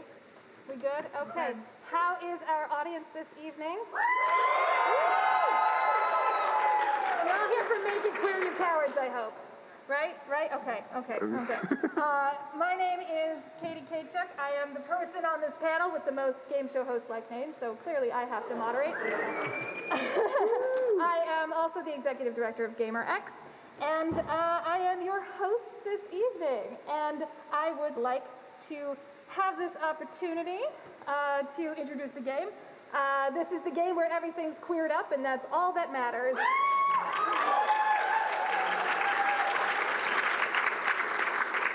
As I mentioned, I am Katie Kachuk. I am assisted in the audience here by Dash. Dash is my scorekeeper this evening and will be making snarky comments. Dash, would you like to introduce yourself? Hello, I am Dash. I also go by Harris. I also have a million other names, so, you know, just call me whatever, just don't ask me to pay the bill. I'm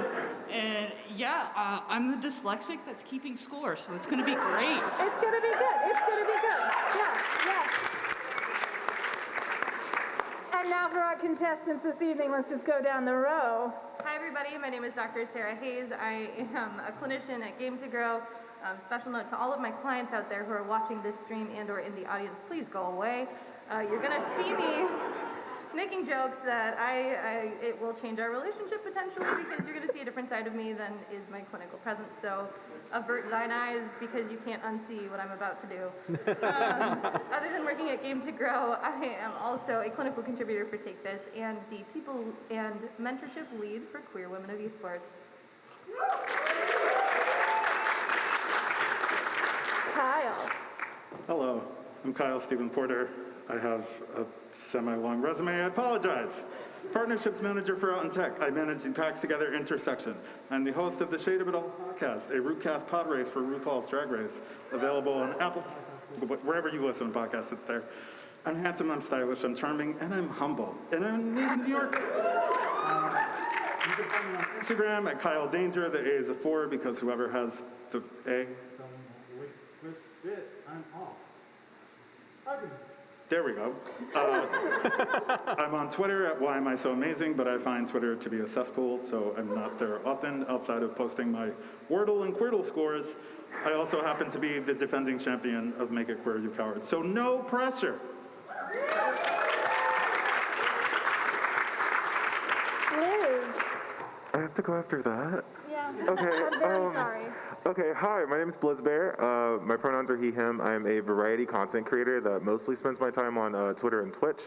I focus on creating a safe space on Twitch for queer individuals and BIPOC, and as the bio says, Blizzbear is a vibe, I am a vibe. So I'm also a Pisces and a Virgo moon and Aries rising, okay. And Steve. Hi, everybody. I'm Steve. I go by he, him. I am on the board of directors of a national queer nonprofit called Geeks Out, where we rally, promote, and empower the queer geek community. You may have also heard of our con called FlameCon. I've produced FlameCon with a team since its inception, and I've chaired the last 3 in person. We will be back in person this summer, so get your tickets. And outside of that, I am a professional graphic designer. A round of applause for all of our contestants this evening. Yay! Okay. All right, let's get this party started with round 1. Round 1 is what I like to call, oh dear, I've done something terrible. That's not what I like to call it, I've just done something terrible. This There is we go. negative points, by the way. Just all the negative points. It's fine, it's fine. Yeah, no, are you scoring me? Yes. That's rude. Wait, we're getting graded for this? Yes. I did not graduate college for this. So, here's how this game works.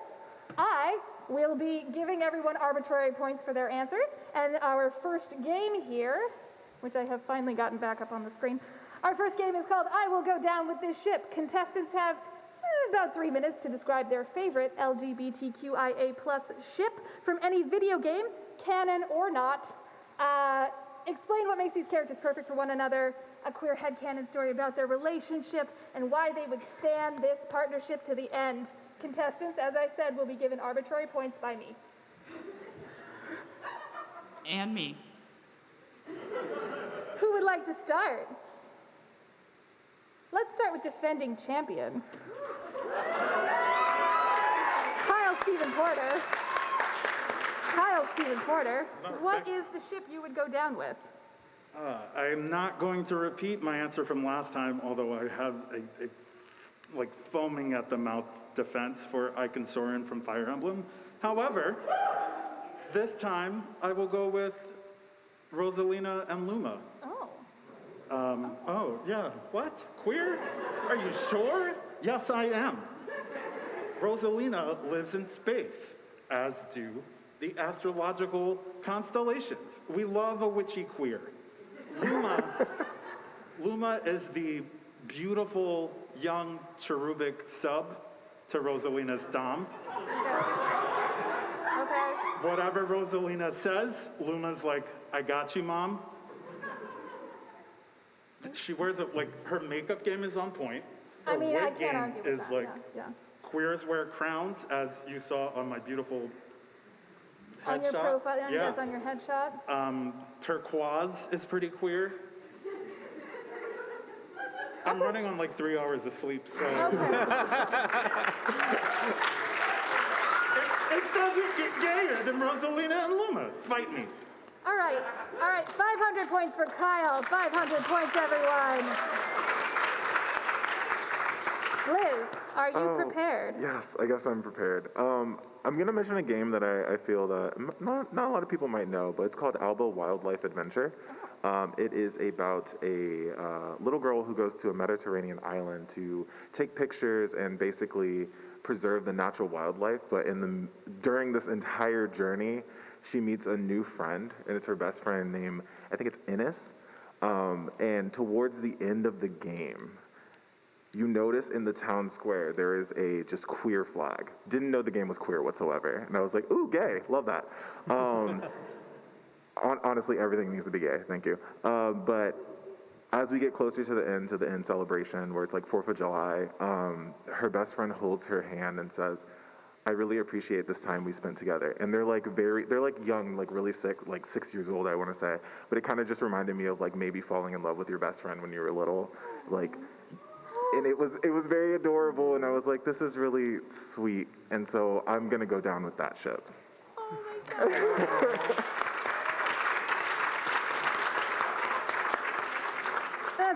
That's 700 points. That's 700 points. Yeah, I think so. Steve, are you prepared? Sure, why not? Okay, picture it. Ishgard, Dragon Song War. You are the Warrior of Light from Final Fantasy XIV. You are kicked out of your home in Eorzea, a refugee, in this new city. You're stuck in House Fortom, and you start doing heroic duties, and then after a while, you meet the political head, Aymeric de Borel. He is this smooth-talking, dreamy Elysian man, not cold, but always professional towards you, until you start helping him more. And my Warrior of Light is male. And after a while, he starts getting to damsel in distress situations where you save him, and that coldness starts to become a little warmer. Until you get to the point where he is taking you on dinner dates to his manse. And while he may be the bastard son of the Archbishop of Ishgard and the ersatz political figurehead, he tends to shirk all of his duties to make sure you are taken care of and looked after. You save him from dragons, you save his country, and eventually down the line, you get injured in the field in the next expansion in Stormblood. And even though you are countries away, Aymeric de Borel whisks you off to his personal bedchambers to nurse you back to health. That was lovely in my little headcanon, and since the lovely developers in Square Enix don't change the scenarios depending on male or female for how you pick your character there, it's pseudo-canon that you and Aymeric have a will they, won't they kind of relationship, the Ross and Rachel of JRPGs, if you will. So yeah, my character, the Warrior of Light, and Aymeric de Borel. I'm gonna go a good 700 points for that. That was very good. I like that a lot. Sarah, you're up. I brought notes. Okay. That's allowed. I would like to review a couple of characters from a game called Portal. For those of you who are... Some of you know where I'm going. Portal is one of my favorite games, so... I did not know this before the 200 bonus points. Thank you. I would like to make the case that GLaDOS and Shell are meant to be. First of all, Portal is a game, if you are unaware of the story of Shell, where she is this, she's the player character, and you have to go through and try to solve these puzzles that are very deadly, that are theoretically, towards the end, aiming at a gift of cake and exit. But, as we know, things go awry. So, I really think that they are in love because even though Shell knows that she is in dire risk of death, she continues to participate, and she wants to get over to GLaDOS. That's what I think. And this is because GLaDOS lures her with the promise of cake, which, if you know the game, you know the cake is a lie. Hopefully that's not a spoiler for anyone if you go play it. It's over 10 years old, come on. But yeah, you should really spoiler alert, negative 50 points for the lack of the spoiler alert. Damn it! But listen, the cake isn't a lie because it's just GLaDOS serving the cake. So, she is the cake. I'm scandalized. Thank you. Also, I want to say that there is some lore in the game because if you go exploring, the game rewards you with some little side rooms, and it shows that Shell is trying to break out, but she's not trying to break out. She's just really nervous to see GLaDOS, and she's taking notes, making plans, making sure she knows what she's going to do when they finally unite. I also want to point out that GLaDOS never actually kills Shell, ever. It's true. So, there's that. But one of my favorite parts of it is that the droids do this check-in. And you'll hear them, if you hide, they'll be like, "Are you still there?" She does tons of check-ins with her, which leads me to believe that this is a new and revolutionary kind of BDSM relationship where GLaDOS is the dom and Shell is the sub, and they finally unite at the end with love. Aww. Aww. That's 1,000 points. That's 1,000 points. Let's hear it. Let's hear it for I Will Go Down with This Ship. All right. Thank you, contestants. Are you ready for round 2? Are you ready for round 2? Yes. Yeah. Which is what I like to call Make It Queer. Make It Queer. In Make It Queer, I will name a video, I will name a challenge, and then I will allow my contestants to pull from the hat of magic, which is very fun. It's very fun. In here we have about, I'd say 70 or 80 different video game titles. And then, according to the challenge, they will make that game queer. And they may be games with queer content or without. So, it could be fun. Sarah, since you went last, you get to go first. Okay. So the challenge in this round will be describe a first date. Okay. Hope it's a game I know. Oh God, Bloodborne.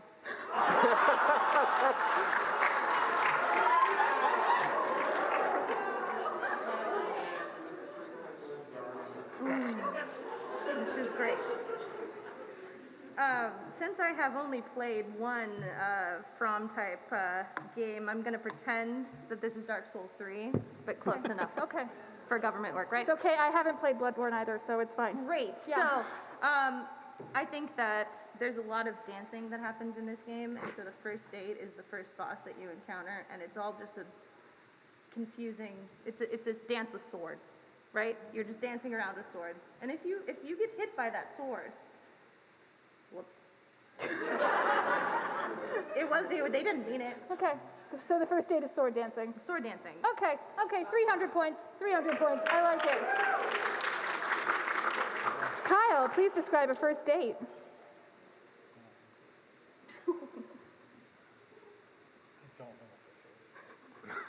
Do you want to skip? I will allow a skip. I'm doing one swap, but otherwise I will Google. I'm putting this Oh. Okay. Okay. Stardew Valley. So shame. And I mean, I think just as the starry-eyed or star-dewy-eyed newcomer to the valley, you get to lean into the show me the ropes of the first date of it all. And there's no shortage of suitors, suitresses, whatever the gender-neutral term for these words is. So who am I going on a date with? Shane. Oh. Because you like a challenge, and I inadvertently hit the boyoing, but also. Look, just because you know me does not mean. I'm just saying. Okay. Yeah, Shane, you cannot fix them. Out of all of the suitors and suitresses, seems to be the most understood, and the one that your wide, caring heart has the capacity to bring around to addressing all of his woes, Okay. all of his troubles, Yep. starting to crack that slightly alcoholic exterior. Maybe over drinks, probably over drinks, let's be honest. But at the end, you stare into each other's eyes, and he's like, you know what? I like you. And everyone in town is like, I'm sorry, did you get words out of Shane? And you're like, I don't know, but I do have a second date, because why wouldn't you? That's 1,000 points. That's 1,000 points. Blizz, I'm describe so a first date. Scared. I'm so scared. I believe in you. Okay. Oh God. Okay, I should know this. So I got Fire Emblem. That one's easy. That one's easy, right? There's like fire and there's gems. Okay. So Steven Universe, no. That's fine. That's fine. We can do Steven Universe instead. No, so I think with Fire Emblem, I'm gonna go with like my Super Smash Bros. Knowledge. I'm gonna hit it up with some Marth and Roy knowledge, real quick. Roy's a little bit scared to jump into the brawling scene, and Marth, he's been there. He's done it before, and he's like, I can show you the ropes. I know the way of the sword. Just let me guide your hand a little bit. So they practice together. Whoa, what are you thinking? We are talking about sword play and not whoa. Perhaps a little sword fighting. Gosh. Yeah, we haven't even gotten to Boyfriend Dungeon yet. This is a Christian Minecraft server. Thank you. So Martha's like, I can show you the ropes. Just follow me. And then they train a lot. They're getting a little bit sweaty. Then they go to the locker rooms, because apparently locker rooms exist in Super Smash Brothers now and Fire Emblem. And they're just like, hey, you did great out there. I'm proud of you. You really knew how to attack some training things. So he's just like, yeah, I did great. Show me how great I did. Woo. And the rest is history. That's 1,500 points. That's spicy. Ooh. All right, Steve. Oh my. Oh, I got two. Sorry. I put back the one I saw, so Okay, Star Wars Knights of the Old Republic. I'm probably going to immediately lose because I never played it. Oh, I know. Do you want to take a pass? I'll let you take one. There is a lot of lightsaber and using the Force jokes I could use. It's true. I think you can manage it. Okay, so if I recall, this is a somewhat open world Star Wars game where you are the ingenue young Force sensitive on the block, getting taught the ropes by people who are a little more experienced than you in this area. Your character has to learn the ways of using a saber and getting a few lessons on what is and is not natural with your saber and the Force. Yep. Along the way, some Sith Lord teaches him something very specific, a Force choke. And for some reason, your character, with that lightsaber, it just turned on the first time it happened with him. And he learned something new about himself that day, and that is important to embrace things about yourself. So I find Knights of the Old Republic a kink-positive self-affirmation of the queer community. Yeah, that's 1,000 points. That's 1,000 points right there. Next challenge, we're gonna have what is the coming out story? What is the coming out story? Let's start with Blizz.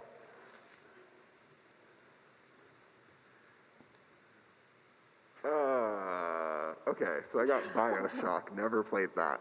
But Daddy's in there, Big Daddy's in there. Daddy, Big Daddy. Love a good Big Daddy. Okay, so the coming out story for this one is going to be, it's kind of sweet. He's an older guy, recently divorced from his wife, but truly understanding like what it means to be a queer individual. He's new out on the block. He's going out. He's learning how to be a queer individual. So he's like going on dates, meeting up with guys. They're calling him Big Daddy for some reason. It might be because of his drill, but we'll see. But it's kind of a heartwarming story of a man living his life again, not restarting, but just doing something new and falling in love and becoming the new daddy on the block. Yeah. You know, for not playing the game, that was impressive. Thank you so much. I am sweating. Yeah, that's a gold star. That's a gold star is what that is. Yeah, that's a gold star. Steve, Oh my.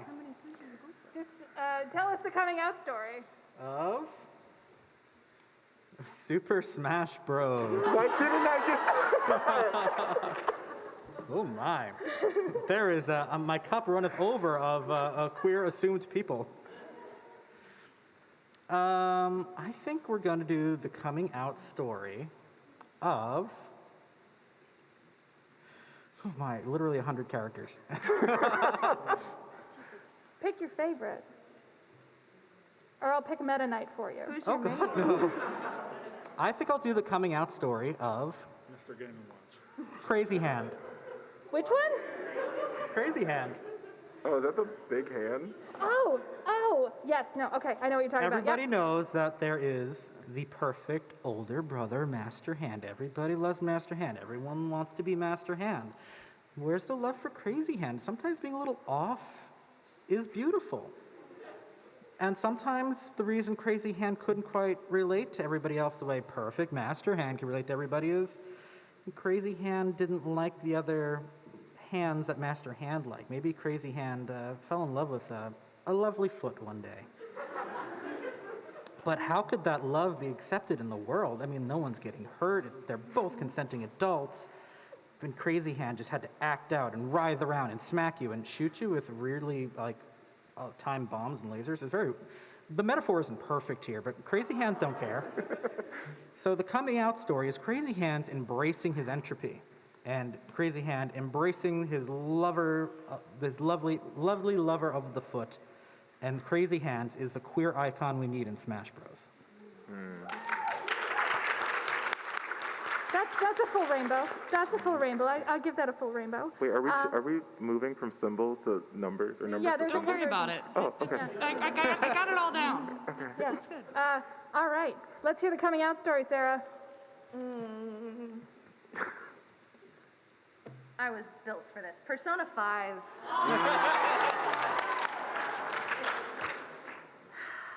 Thank you. You're welcome. I put that in just today. Joker, our dear friend Joker, the protagonist, the player character, is on an adventure not of the deep psychological ties of Persona 5, because trust me, I literally wrote a study on it. Yes, Did you really? I did. Oh my God. Yeah, about the deeppening relationships. It's a whole, yeah. Anyway. Okay, I'm gonna read that later anyway. Sorry. That's 250 bonus clovers. Yeah. Clovers, yes. Yeah. Joker is a young teen, as we know, facing a lot of difficult things in school, as many teens do. But it is not a dating sim with massive amounts of homophobia like we know and love it. It is secretly a dating sim of friendship. You know, the kind of friendship where, like, I'll have my partner over to my family's house and my mom was like, oh, have you met Sarah's friend? Friendship. Because if you go to the park, you gotta play it cool. It's just your friend. It's just your friend, it's fine. Just your friend. Just your friend. But honestly, if you look at the dialogue that he has with the I can't call them women, the girl characters, and the dialogue that he has with the guy characters, there is so much more connection that he builds with those guy friends. Because they're friends. They fight together, they save each other's life, and he feels so connected and friendly with his friends. But the unfortunate part about Joker is in his coming out, as he is facing all of his friends and he tells them how much he appreciates them and he has this emotional development, they turn him down and he gets friend zoned. And so Joker gets to live the life of those of us who are hetero presenting, but forever seeking love. That's a full herd of unicorns. That's a full herd of unicorns. Wait, what's the collective Coming name out for story. I don't know. I believe in you. What's the point system? I just want a 4.0 at the end of this. What'd you get, Kyle? Something that I've only played in passing. Would you like a different one? No, I'm Okay. So I got Soul Calibur. Okay, that makes me feel a little better, thank you.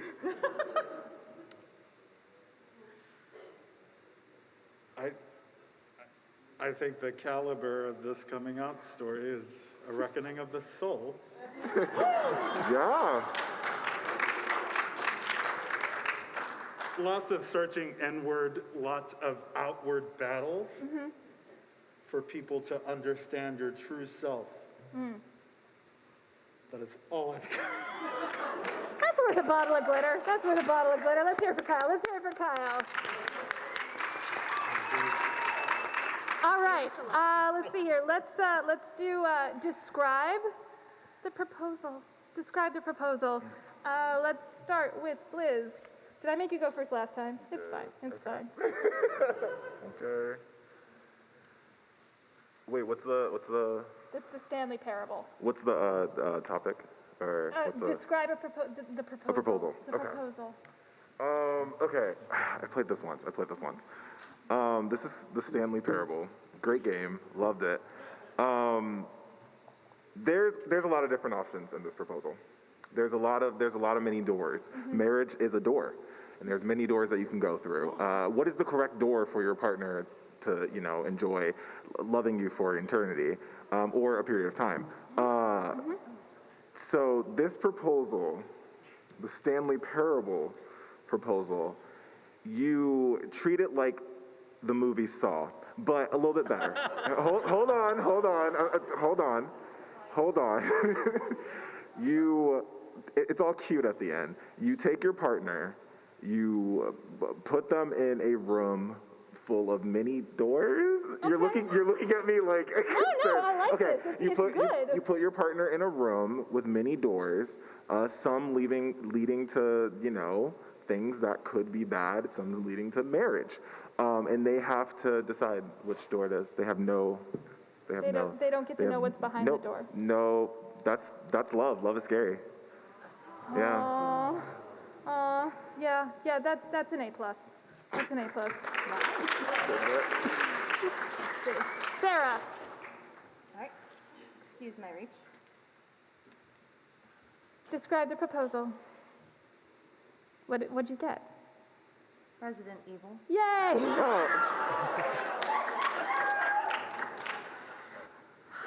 I'm gonna need a minute.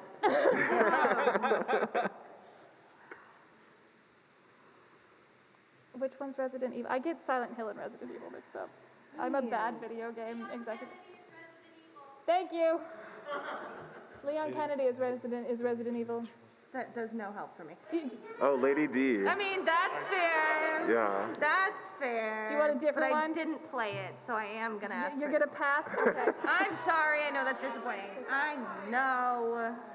Yeah, Lady D. This is even worse. Okay, here I come. Wait, How is that worse? I haven't played any of them. She meant Final Fantasy. I'll take that one. Wait, no, go with the vampire. Go with the vampires. Go with the vampires. That's some negative points. Yeah, deduct some points. It's arbitrary. I'll have to keep whatever this is. It's fine. It's Resident Evil again. It's meant to be.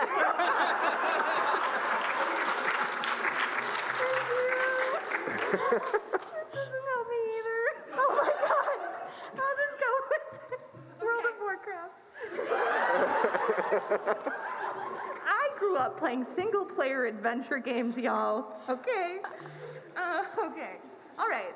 I know there's a horde. There is the horde, yes. What did you call me? And what's the other group? Alliance. The Alliance. Thank you. Yes. So you are a wizard. Okay. Sure. Is that a thing? Okay, Sure. Hagrid. Okay, thank you. You are fighting for the horde, and is that a thing? Sure. Yeah. Should I be embarrassed that you're my partner right now? Yes. Yeah, I know Bioshock, okay? I don't.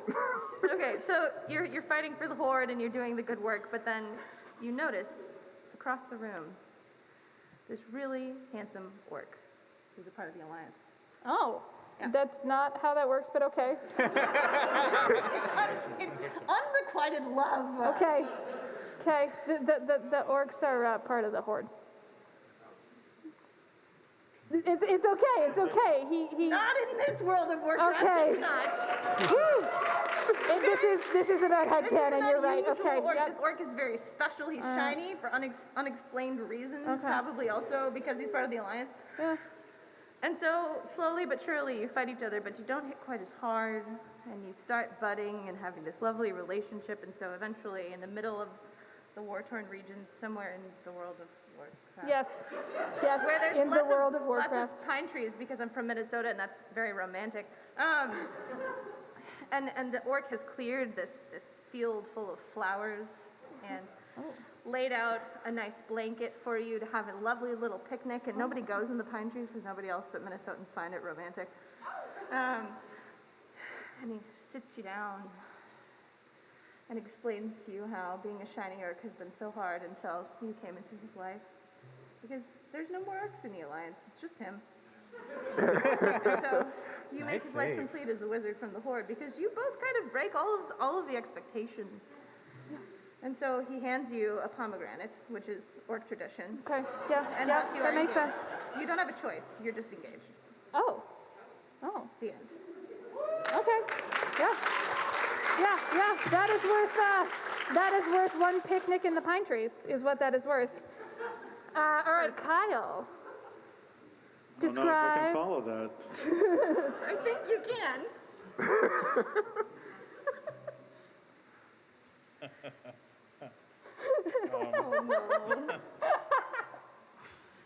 Oh my. So I got the Marvel Avengers. I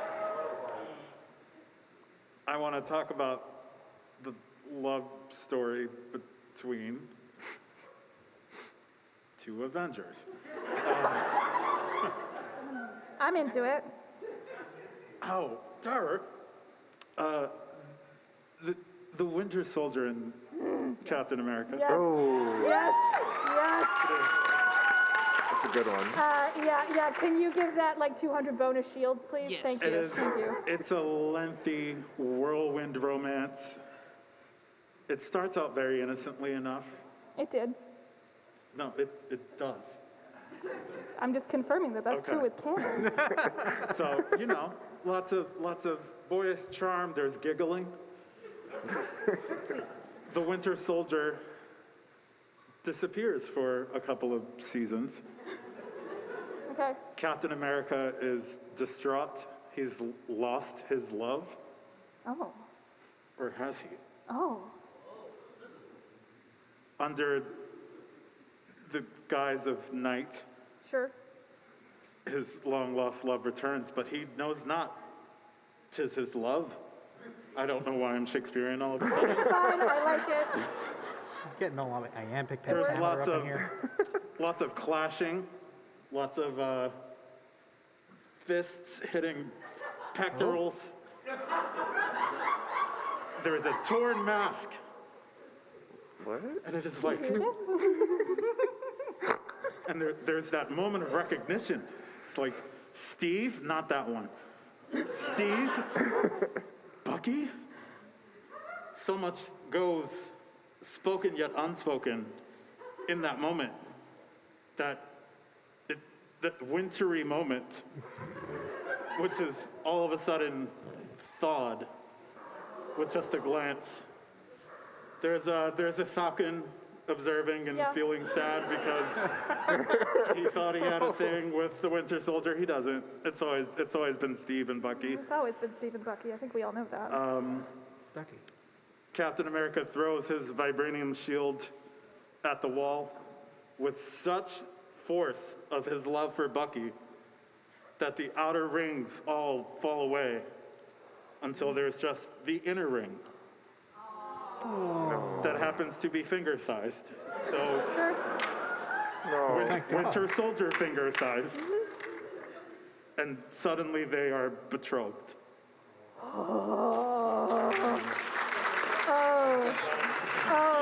that That is worth all of Stark Industries is what that is worth. That is all of Stark Industries. As a former civil servant, I will remind you that that shield was government property. You're getting Which is why it's not that Steve. Steve, please describe the proposal. Untitled Goose Game.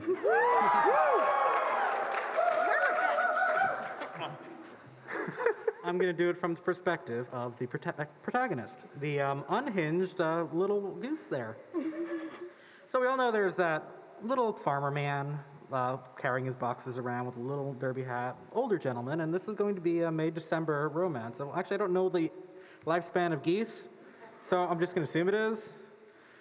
You terrorize this man for so long, stealing his stuff, making him fall over, adorably throwing little fits of rage.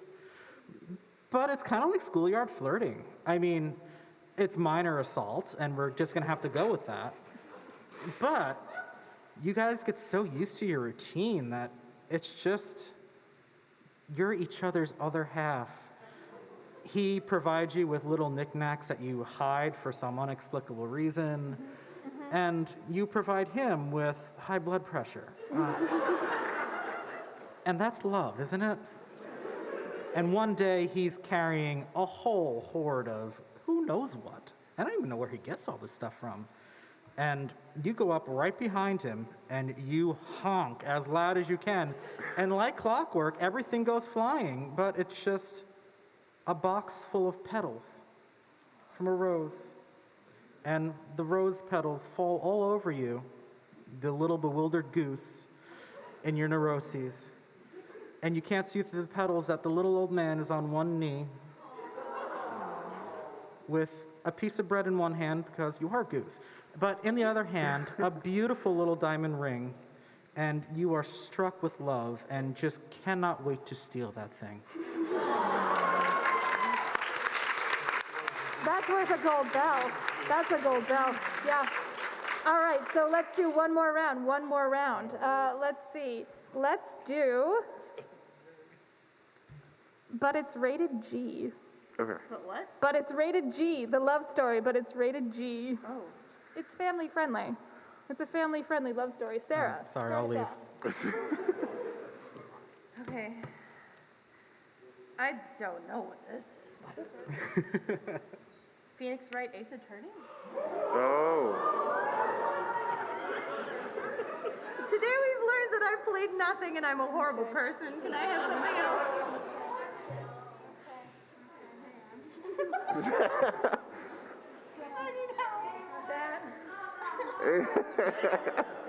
You know what? Okay, we'll do that one. I don't know. There's only one person. Okay. We believe in you. Goldeneye. Finally, a game I know because I'm old. It's rated G. It's rated G. The love story, but it's rated G. Okay. It was the Pierce Brosnan movie, if that helps you. Movie. Yeah, it was a movie tie-in. But it's a game. Yes. Okay. All right.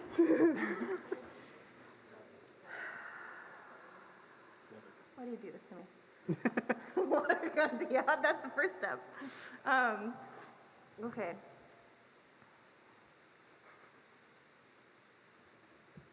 Why? I mean, you could describe the relationship between the player in the upper right corner and the player in the lower left corner. That's true. Yeah. I was thinking more Pierce and his gun, but that's probably not G-rated. So, Well- let's go with that. Okay. No, I can't do it. I got nothing, and now you inspired me, and that's not fair, dang it. Okay.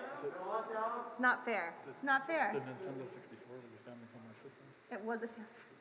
What a console. I'm trying to I'm help. terrible at this, and I'm gonna lose. It's fine. Okay, Animal Crossing. Yes. This I can do. This is a gimme. Can I? I don't think I can. But it's already rated NC-17. It is, well, have you ever seen? Animal Crossing. But it's a G-rated love story. G-rated love story. Okay. I'm trying to think of my favorite villagers. I think between... Who do I even want to do?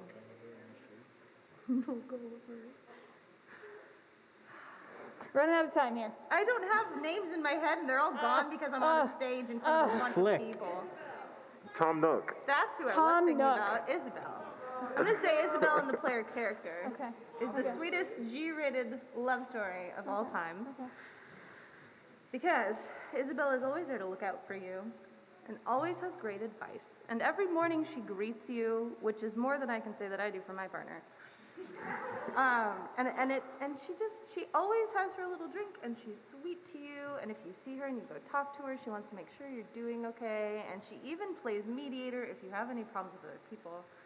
And so she's just always so supportive, and she never bothers you in your house, because I'm guessing that this is actually like a poly situation. Okay. And so she lives her life, you live your life, but you have your connection, and she checks in with you every day, so she's really great at hierarchical communication. And so she lets you have your house and live your life and do the most, and she bigs you up, and it's great. It's beautiful. And we never hear about sex because it's Animal Crossing. Exactly. That's worth 2,000 bells. That's 2,000 bells. All right, a rated G romance. Steve. Okay. Oh my. I've never played this one, but I'm gonna try. Life is Strange, True Colors. It is so Square Enix, and it is so all explicitly gay, and I've never played it. That is a little enigma for myself to puzzle out later. It's currently my favorite game. Like, You have Oh, so homework. my judgment will be yeah, very harsh. Yes, your judgment will be very harsh. Okay, I asked one question. Okay. What is the main character's name? I don't remember. I don't remember. Don't look at me, I'm I the don't one who never remember plays the main any character. Currently my favorite game. It's. Hang on. I shouldn't antagonize my judge. You really shouldn't. Negative 1,000 points. Worth it. Okay, that's not nice. That's negative 200 Is it points. Rachel? Okay. Life is Strange, True Colors. The main character's name is not on the first page. Okay, so little not on the first page is going. Steph. Steph. No, it is Alex. Yes, Alex. Yes. Okay. Alex. Oh, sorry. Oh, God. Okay, yes. Alex has a very strange life. Alex does not necessarily experience time linearly, I think, right? That would be the other one, but go on. All right, so we're doing that Life is Strange game. Alex fell in love with someone and didn't know it. Alex's partner meets them and greets them like any other day with love and affection and attention. And Alex has never met this person before. Think in the library episode of Doctor Who, River knows the Doctor, Doctor don't know River. And it is a beautiful love story of two individuals experiencing the relationship in reverse. One person having experienced the breadth and wonder of their relationship, one person entering it like everyone else would, not knowing the other person and sussing out their idiosyncrasies, their little special tidbits that make them wonderful. And at some point they meet in the middle and they're on even keel. And at some point the inverse effect starts happening, and it is an entire relationship played in reverse, and it's still beautiful and loved and finite. And it's just a little glorious love story, Benjamin Buttoned, in a world where life is strange and time is reversed.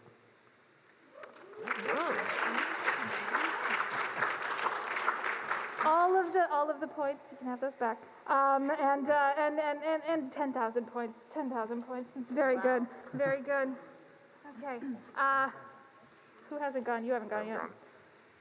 Rated G. Wait, so like, what? How do you calculate the points? That's my job. Okay. Are you questioning Dash's ability? I am very ready for this. I have Among Us. Okay.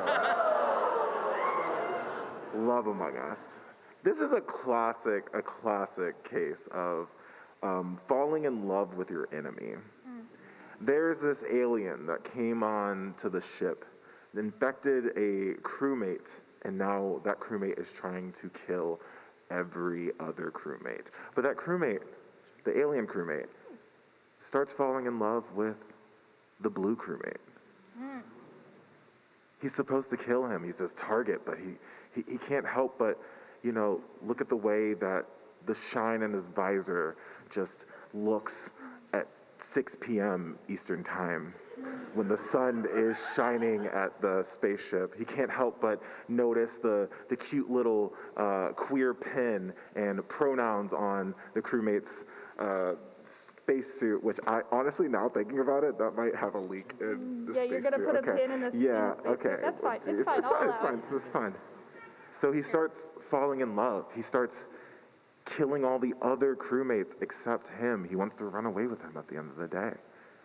He's making an exception. He knows he's supposed to destroy everyone, but he's his only one.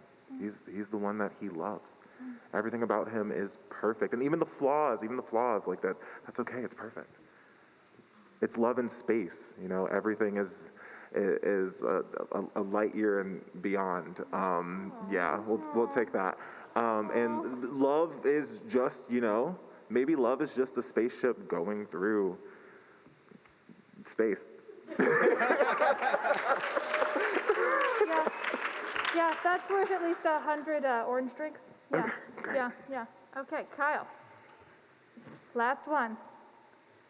Then we get to move on to the final game. I got Tetris. G-rated, Kyle. It's all about the proper alignment. Ooh. It's finding where you fit in amongst your oblong-shaped family. It's coming together to form magical reactions, such as a double, a triple, or dare I say, a Tetris. Ooh. Rated G. It's a Tetris. I didn't go to Tetris 99. Okay. That's my story. I'm sticking with it. Okay. Yeah, that's worth a couple Tetrises. Yeah.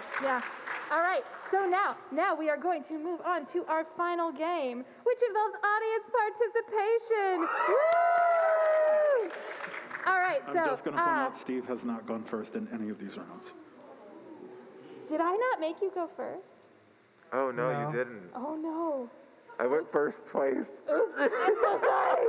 Okay, audience members will suggest a video game character. Suggest a video game and a character from that game. Contestants, this is where we use our buzzers, will have 10 seconds to buzz in with the best LGBTQIA+ match or matches from any other game and tell us why. If another contestant can think of something that can top it, they have 10 seconds to buzz in and give their answer. Now, when you say top it. You heard me.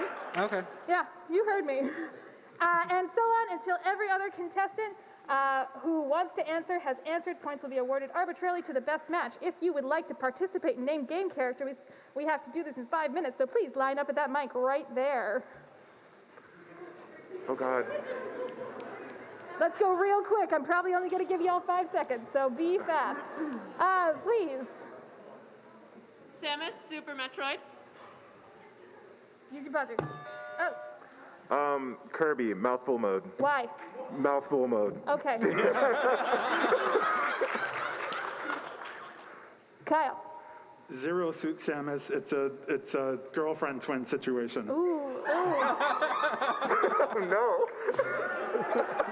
Sarah. Zelda, because powerful women. Yes! Yes! I'm gonna give that like 600 rupees. Yeah. Nice. All right, please. Borderlands, Handsome Jack. Oh. Sarah. Claptrap, because it's unexpected. All right.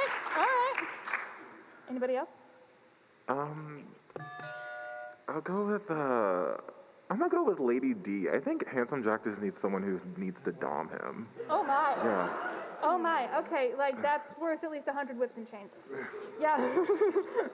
Oh, Kyle. Jill Valentine, because Jack and Jill.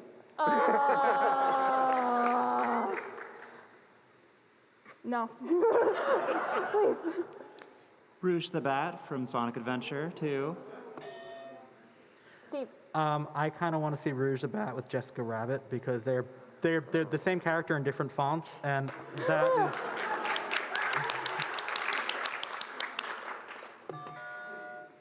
odd reason, I just want to add in poison ivy to that Oh. answer because they're all just baddies. I'm here for that thruple. Yeah. No, we're gonna put those two answers that's- together. We're gonna give them each like 100 gold stars. 100 gold stars is good.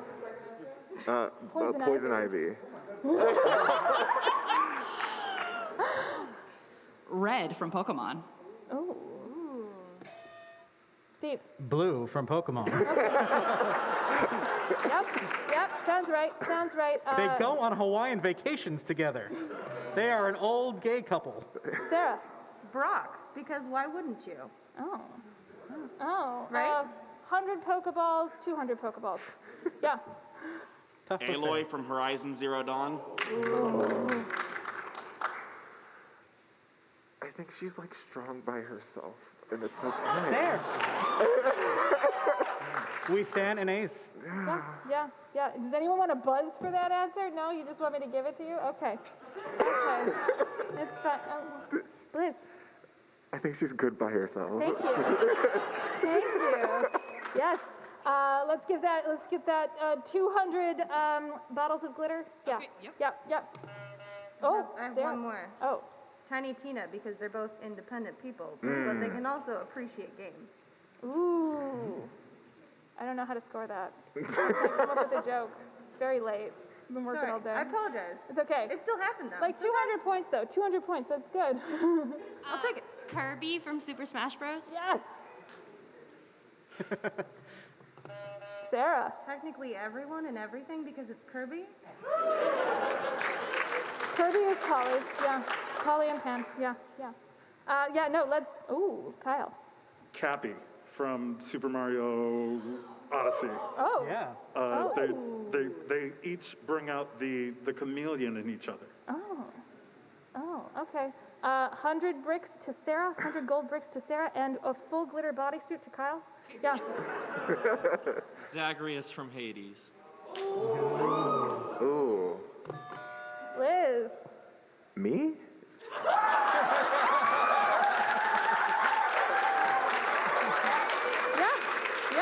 I'll take it. Yeah, that's like 50 orange beanies. Yeah, And last one. Oh, that's a lot of pressure. It's okay. The beheaded from Dead Cells. I don't know. Max, Sam and Max. Oh. Both of them? Okay. No, Sorry. obscure. It's okay. Simon Belmont from Castlevania. Oh, Castlevania. Ooh. Anyone? just Anyone? immediately- Okay, one more. We can do this. Oh, I had wait. one for Simon Belmont for Yoshi from Super Mario Brothers I want 64. that one. Yeah. Oh. Okay. Oh, I'm going to do Castlevania. I'm going to say it's going to be Dracula because I feel Simon thinks he could fix him. Yeah, that's worth 100 fangs. Yes. Sorry, what did you say? I'm sorry. No, it's okay. Yoshi from Super Mario 64. Okay, this is a good last one. Yoshi from Super Mario 64. Who's gonna do it? Go ahead. Blitz. I'm gonna go. I want to stick with Mario for this one because Yoshi's just looking for a good ride at this point.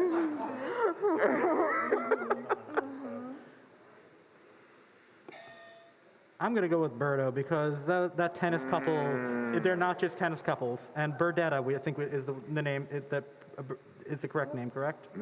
Yes. Okay. Sarah. The dinosaur from Super Mario Odyssey, because wouldn't that be a cute right nephew? Oh. That's worth like a one-up mushroom is what that is. Yeah. And with that concludes our game. Let's have a round of applause for our contestants. Now, Harris,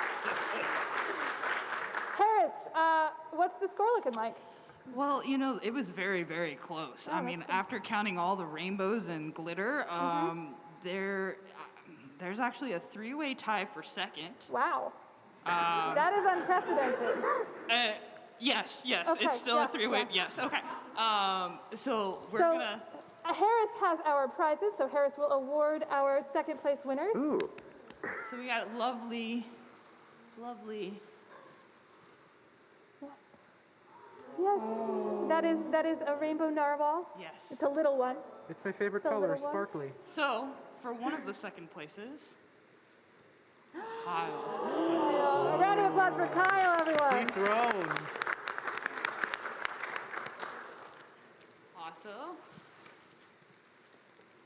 over here. Round of applause for Steve. It matches my beard. All right, we got two more. We're gonna go the other second place with Blizzbear. Wow. And that leaves our champion Which for this leaves evening. our champion with Dr. Sarah. Dr. Sarah, everyone.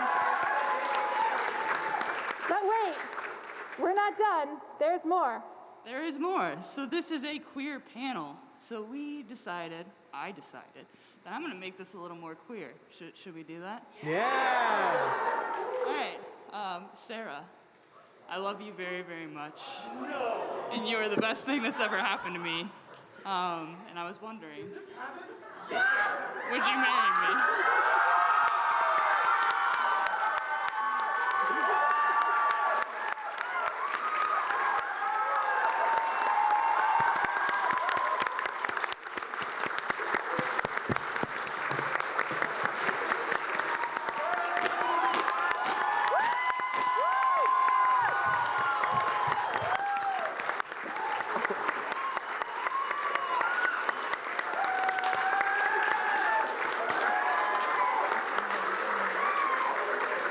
All right, that is our panel, everyone. Thank you so much for coming. I hope you had a good time.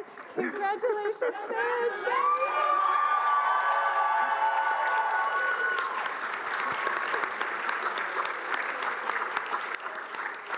Thank you. Thank you for letting me crash the party. You're welcome.